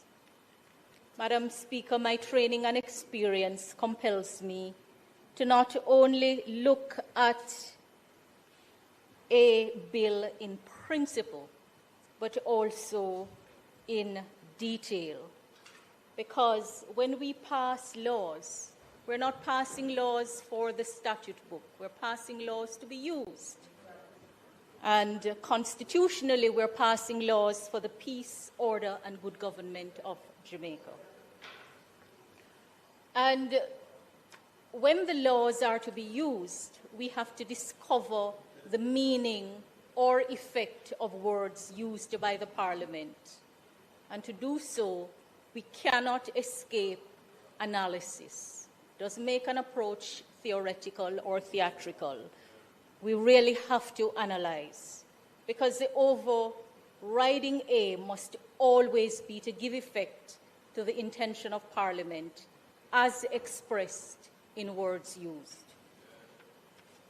And so the task of ascertaining the intention of Parliament, it demands an understanding that the intention of Parliament is an objective concept. It is not subjective. When we refer to the intention of Parliament, which is really to understand what it is that we're passing, this is to something that is objective and what we can reasonably impute to Parliament in respect of the language used. It is not the subjective intention of the minister or other persons who promote the legislation, nor is it the subjective intention of the draftsman or of individual members or even a majority of individual members of either house. And so there is no escaping looking at what the words say and what we draft. Madam Speaker, this bill, as the Prime Minister has said, is the most consequential piece of legislation that is to be passed. And he invited all of us to approach the consideration of the bill seriously. And so, we can't really rush it too much, even though time is of the essence. And I have a full appreciation of what the Prime Minister is seeking to achieve. I do not believe that anyone who has spoken has taken issue with the goals that are being pursued. But the concerns are whether the bill in its form will achieve those goals.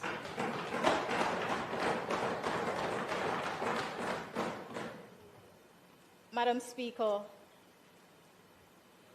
the authority is to be constituted according, the clause 3 establishes the authority, and it tells us how it is to be constituted in accordance with the schedule. Now, some have taken issue with whether there is going to be a board or there isn't going to be a board, and the Prime Minister in his presentation indicated that we have other models in the jurisdiction where there is no board, and that is true. Under the Town and Country Planning Act, for example, there is provided for a planning authority, a town and country planning authority. And under that act, and this is an act of 1958, Section 3(1) tells you that for the purposes of the act, the minister shall appoint a person or persons to be a town and country planning authority, and subject to the provisions of the act, and from time to time, by order, published in the Gazette, define the composition, powers, and duties of such authority. So it is true that what the bill is seeking to do by way of model already exists in the jurisdiction. So let us look at what will constitute the authority in the bill. The schedule speaks to a CEO and only a CEO. And so if the intention is to constitute the authority with a single office holder, then that is what will be achieved. But if that is not the intention, then the bill will require some rework. Now, the question naturally arises, in light of the objectives being pursued, whether a single person constituting the authority is the model that we should use. It is an appropriate question to be answered. But beyond that, essentially, the authority will also have the minister who is to step in. So, in essence, the authority, when it boils down to it, will be the CEO and the minister who steps in when the minister so steps in. Now, the issue has been raised about the concentration of power in many other pieces of legislation. Power is concentrated in the minister. The question is whether, in light of the objectives being pursued, this is the model that should be used.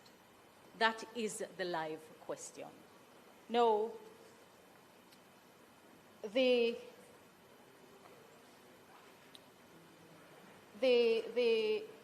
bill doesn't define which minister, a point that was made, but from all indications, it points to the Prime Minister who has portfolio responsibility for the subject matter in this current dispensation.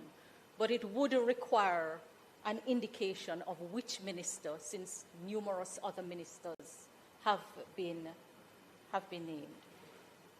So that is the first point. What does the authority look like? And the bill, right now, presents the authority as the CEO, and when the minister steps in, the CEO and the minister. But the bill does not say what qualifies someone to be appointed as the CEO. Again, it is not unusual because other legislation allows for appointments as the minister thinks fit.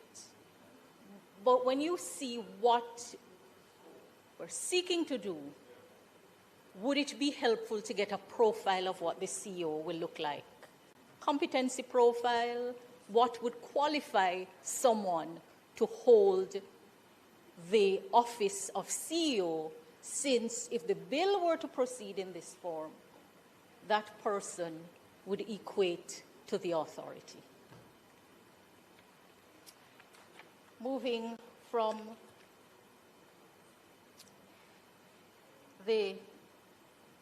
move to the functions of the authority. Clause 4 sets out the functions. And as has been said before, the functions are very wide. What jumps out at me as against the memorandum of objects and reason is that some of the functions may collide with each other, for want of a better expression. so that we know it is not good practice for anyone to provide oversight duties to self. And so, Clause 4, when you read all of it, you're going to see that, for example, the function of procuring goods, works, and services for the implementation of projects, programs, and plans, and then the function of establishing project management, compliance, monitoring, reporting, and risk management systems necessary for timely, efficient, and effective performance of procurement contracts for the implementation of approved projects, programs, and plan may run the authority into some trouble and may invite all kinds of genuine concerns.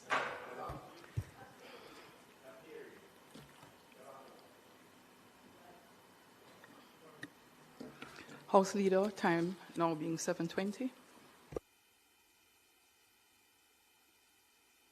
Thank you, Madam Speaker. With the time now being 7:20, we ask that the House be allowed to sit beyond 7:20. Thank you. The question is that the time being 7:20 p.m., I put that the House be allowed to sit beyond 7:30 p.m. to complete the business of the day. Those in favor? Those against? The ayes have it. The business of the House continues. Member from St. James Central, turn. Thank you, Thank you. Madam Speaker. So what we find, based on how the bill is drafted, is that you can have self-oversight and you can have self-monitoring. Now, self-monitoring can take place, but I don't know that that is the kind of monitoring that you would want. It was my understanding that the authority would be monitoring other entities and someone else would be monitoring the authority without creating all of the duplications and all of the problems that we are so well aware of. Well, in the current form, the bill does not achieve that goal and would have to be reworked.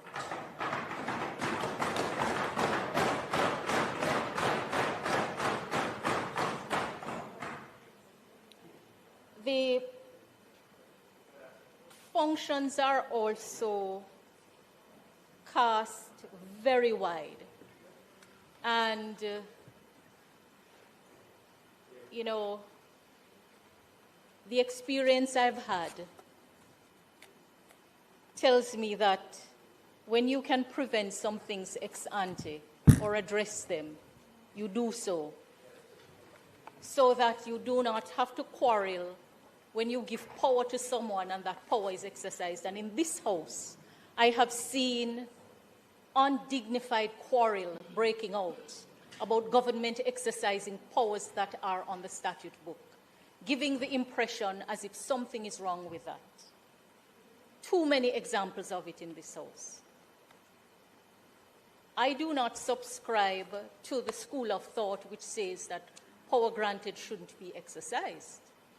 I believe that if power is granted, it should be exercised. But I also subscribe to the school of thought which says it is not for a minister or an entity to determine the extent of the power that is granted under law, that the law itself must set it out and set it out clearly so that we do not then start quarreling as to whether action taken was actually intended. So when we say that anything can be done, it literally means anything can be done. And we have to consider carefully if this is the power we want to grant.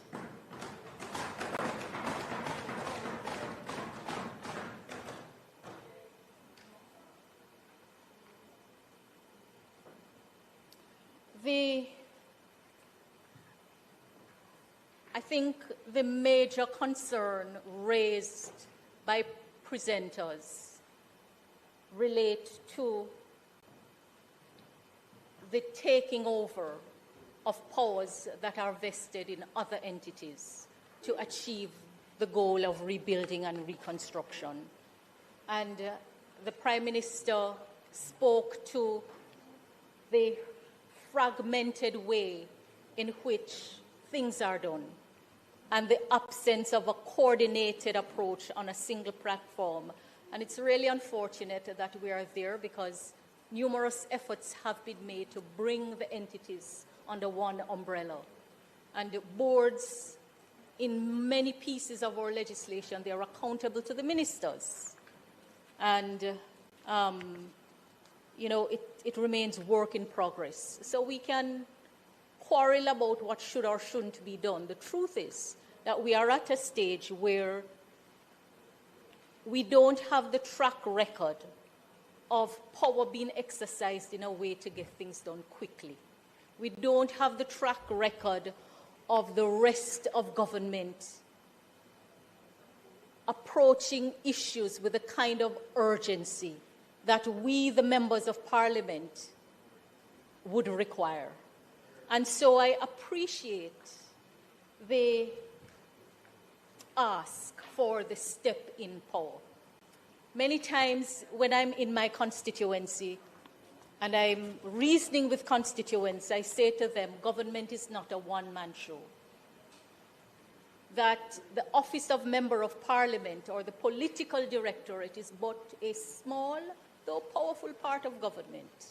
And a lot of what you ask of me as Member of Parliament is assigned to somebody else in government.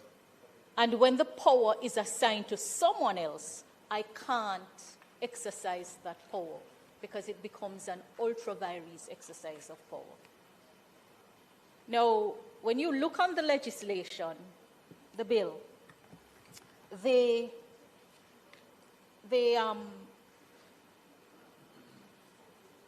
provisions are drafted very, very wide, very wide. And I have no doubt that that is done to allow things to progress. But here is the danger in that approach. A lot of what the bill would authorize to be done by either the authority, which would be the CEO, because the Clause 5 tells you that the CEO shall act on behalf of the authority and be responsible for the day-to-day management of the authority.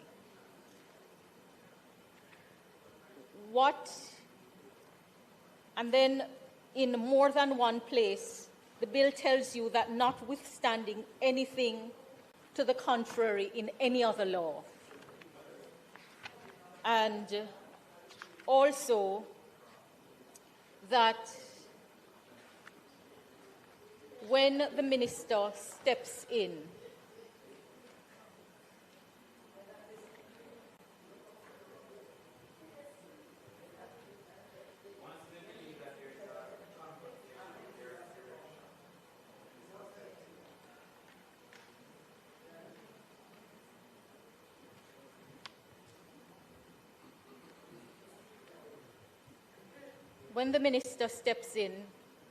in effect, the minister can do anything.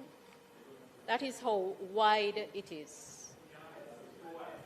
So, and the step in order, Clause 24, which we were directed to pay close attention to, tells you that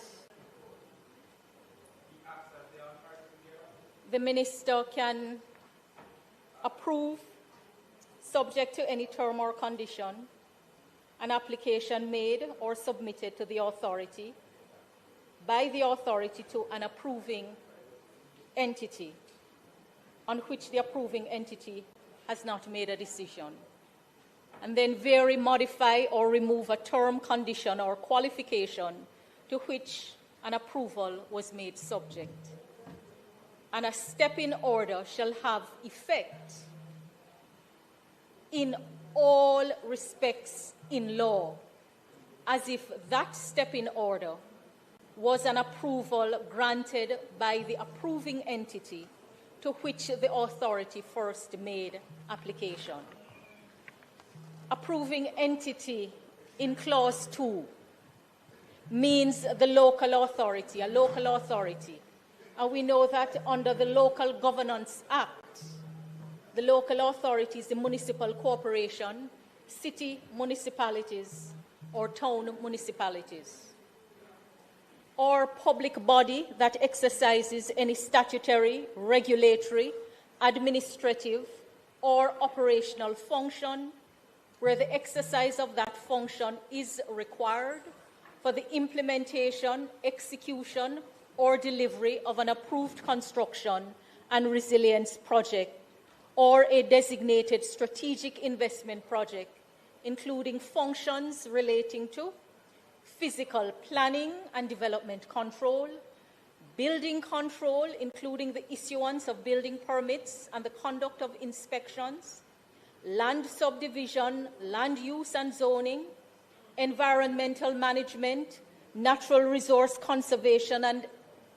environmental permits, approvals relating to water supply, sewage and drainage, roads, highways and transportation infrastructure, electricity, telecoms, and other utility service, and disaster risk management and hazard mitigation.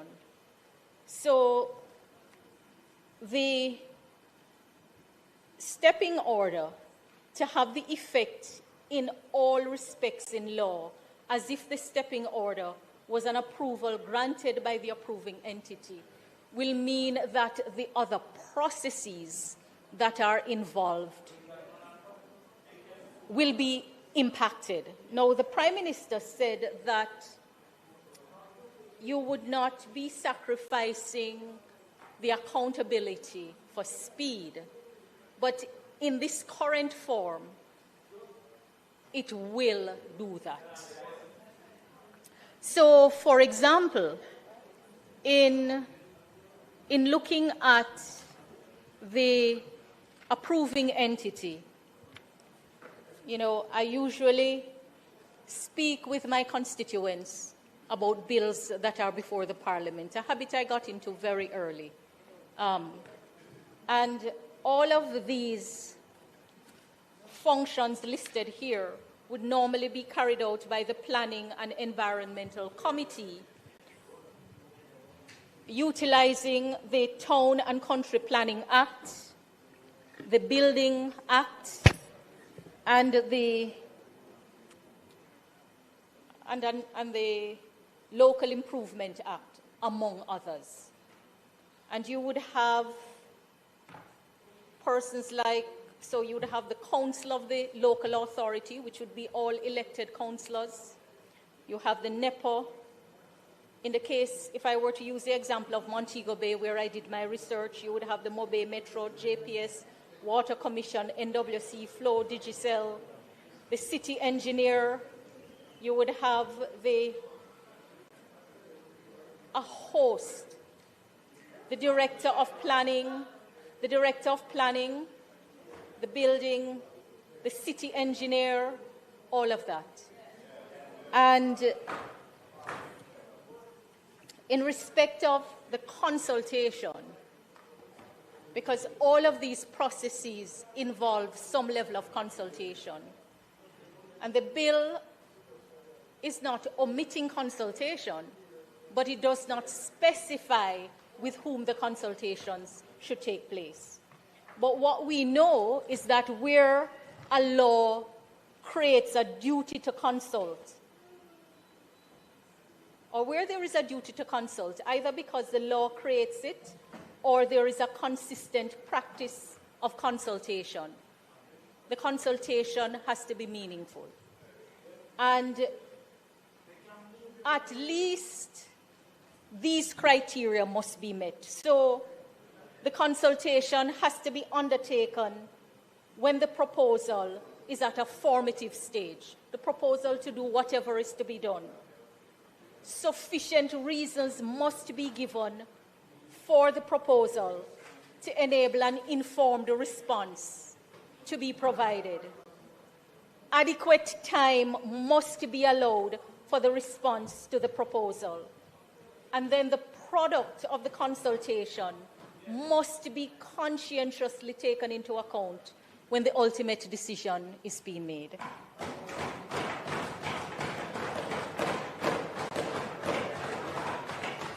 Where there is a duty to consult, fairness may also require disclosure to an interested party of the technical matters, technical advice on which a proposal is being made, on which you're going to have reliance. So the bill would need some reworking in order to achieve. Don't clap. Before you clap, the member and the minister have already said that time would be allowed to take into account all of the proposals, and you look at what amendments have to be made. So that is a decision that has already been taken.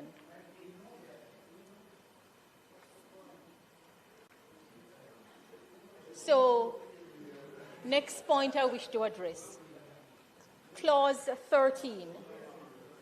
The bill uses what we collectively call statutory instrument, delegated legislation. So the bill is asking Parliament to grant very wide powers to the authority being the CEO and then the minister who steps in.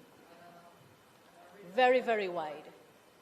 And then it is also asking that we delegate to the authority and the minister the power to also make laws. And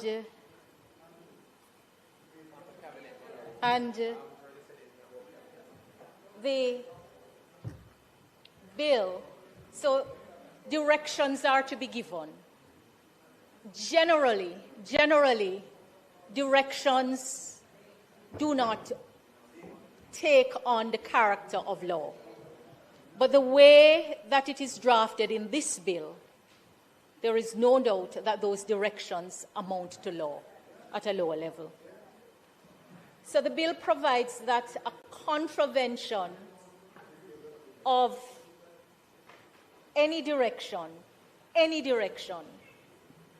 under Clause 13 shall not invalidate any transaction. That is at Clause 13, Subclause 4. The nature of the direction includes ensuring that approved reconstruction and resilience projects and designated strategic investment projects are implemented in accordance with the terms of the Cabinet approval and public interest. But the way it is drafted, it begs the question as to what will happen if the contravention is so unreasonable that the minister or the authority could not be taken to have authorized it. And what if the contravention is done on grounds of bad faith, improper motive, or is just manifestly absurd? And what if private interest trumps the public interest?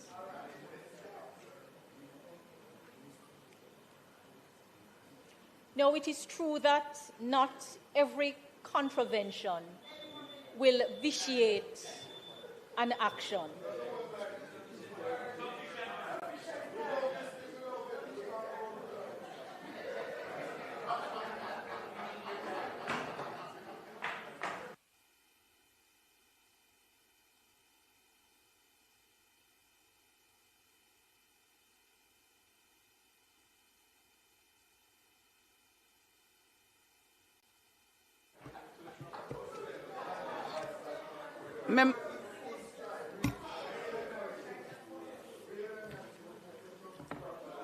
Member from St. James West Central, you have 1 minute to wrap up.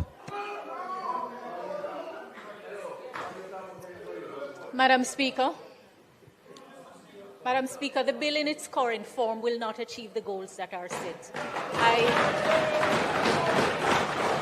Thank you, Member.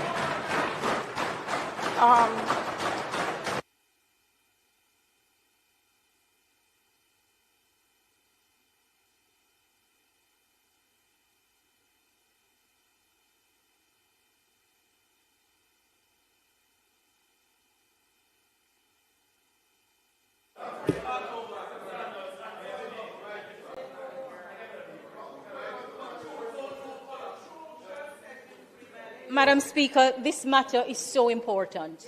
I don't know what motivates Well said, Marlene my Malawi. colleagues on that side who are clapping. First, near on the But I same know side. that Marlene I am Malawi, keep vested it up. in the success Keep it of up. the actions of the government. Isaac Buchanan, Ottawa and Red.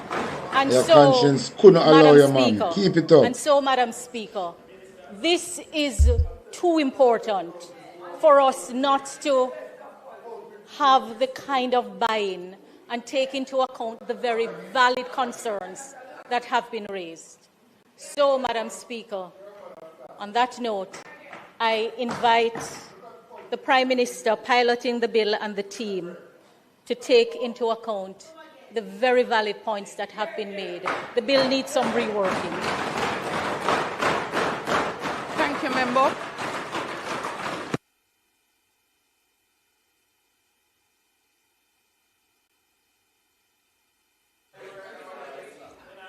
Are there any other contributions?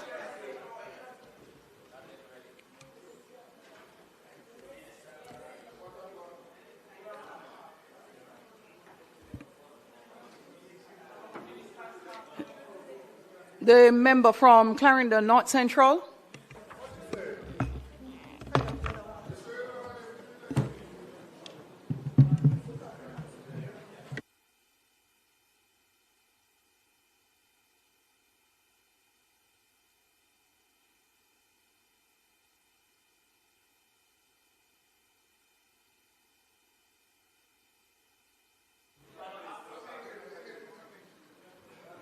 Member from Kingston Central. Who is saying they're going now?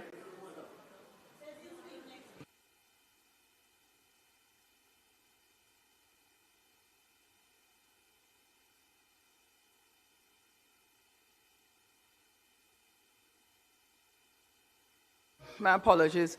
So it is actually the member from Clarendon Central. Madam Speaker, it was not my intention to speak because I felt that our member from North Central St. Andrew had dealt with most of the issues or addressed a lot of the concerns, but there is a particular concern that I would just like to address from a local government standpoint. Going through the bill, Madam Speaker, carefully, I just want to highlight that there is no bypassing of the process, the approval process.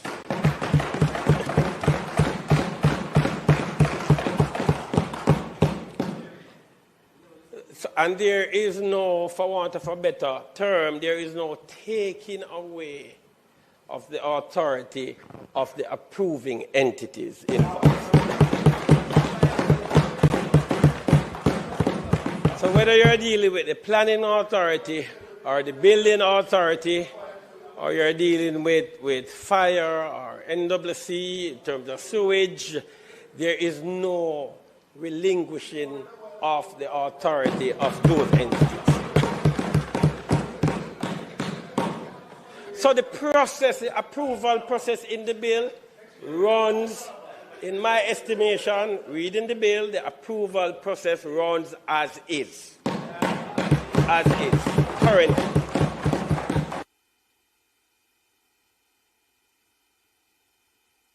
One moment, member. What is contained in the bill, however, Madam Speaker, is and we're dealing with an emergency. We are dealing with, maybe this may not be a good example, but when you contemplate, why did God have to appear on Mount Sinai? You learn. Why did God have to appear on Mount Sinai with the Ten Commandments? I've always contemplated it, madam. Feda, sit your ass down. You don't have nothing to say about You know the reason? Feda, sit down. Children of Israel had gone so far. Feda, sit the fuck down. Come on, even know it. Feda, sit down. Feda, sit the fuck down. Because what you say now, you even contribute to, you never contribute nothing. You just make a fool. Sit the fuck down. If you're a young rabbit, sit down. Boy, sit down. Sit down. And in my belief, God couldn't get their attention unless there was a shock introduced into the system. So the Ten Commandments on Mount Sinai was God saying, getting the attention. Rosie say your brother a gunman, Donovan Williams. Tell him for turning himself to the nearest police station and hand over an illegal gun where Rosie say have. Go and talk about that, Feda. And move for yourself with the 10 Commandments and go suck out your mama. Of the children of Israel. It's an emergency measure to get their attention. No, come here now. This is an emergency. This is a special situation in our country. It requires special measures. It requires emergency measures, and it requires a special approach. They're right. We can. And JB Magic now white rum, you know. Kulu Kulu. You know the Kulu Kulu rum? Yeah, and then Kulu Kulu rum. Look at him for a young rabbit. And therefore, and all of us understand that we need, in order to get the efficiency going, in order to get the reconstruction going, we need enhanced efficiencies, and we need quick responses. We need to get things through the processes faster.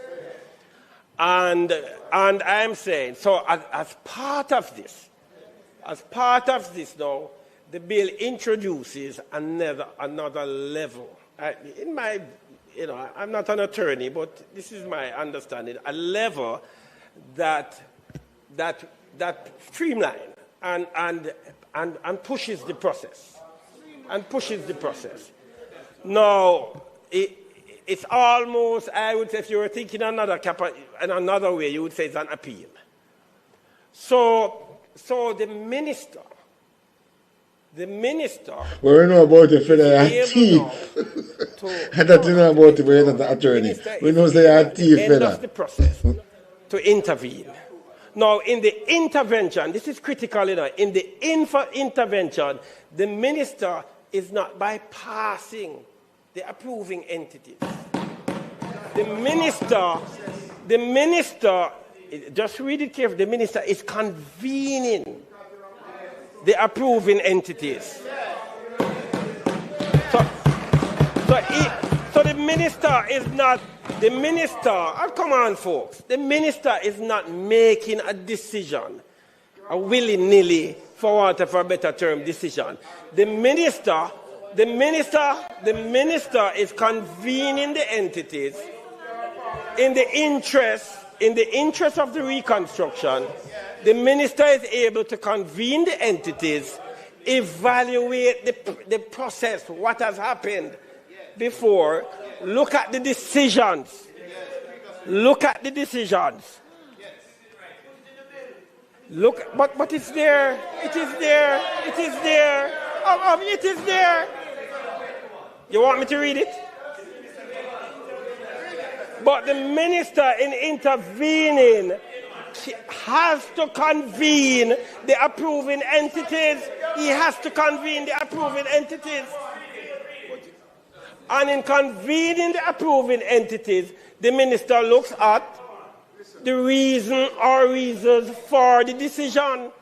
And if the reason or reasons are grounded, the minister will uphold the decision of the approving entities. If they are not grounded, then the minister will make the decision in accordance with the reconstruction projects. So the point, as I close, the point, but I believe the point is a simple one. There is no bypassing of the process. That's the point. That's the point. There is no bypassing of the process that currently exists. The process that currently exists will flow. Will flow. What this special situation requires is that the minister is now able to quicken the process if the needs arise. And that is it.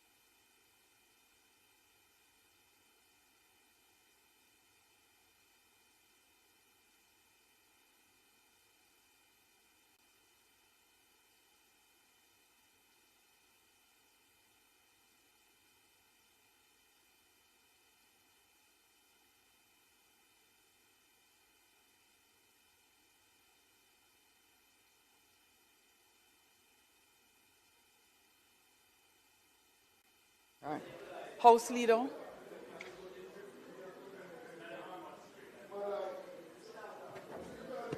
Madam Speaker, I thank the members who have participated thus far.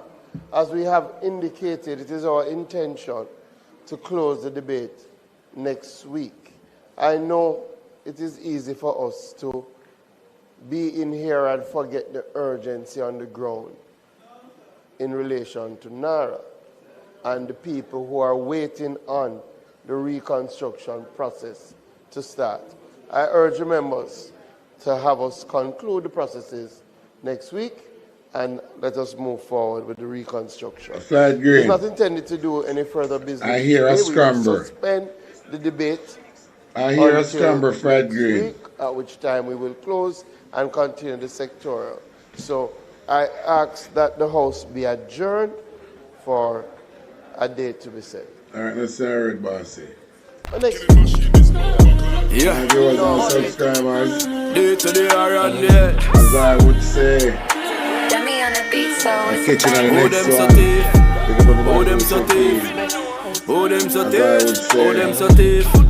Oh, them so thief. As I Oh, would them so say, thief. Tough gun a thief. Bombers a thief. Julechi a thief. Roda a thief. Fly green a thief. Desmond a thief. Babsy a thief. Arishang a thief. Gold ministry not the party a thief. 1 p.m. make us a blood clot thief. Be a corruption. All police and soldier thief. Jamaica something wrong. Millions and billions, the whole of them a thief. Now them want raise tax.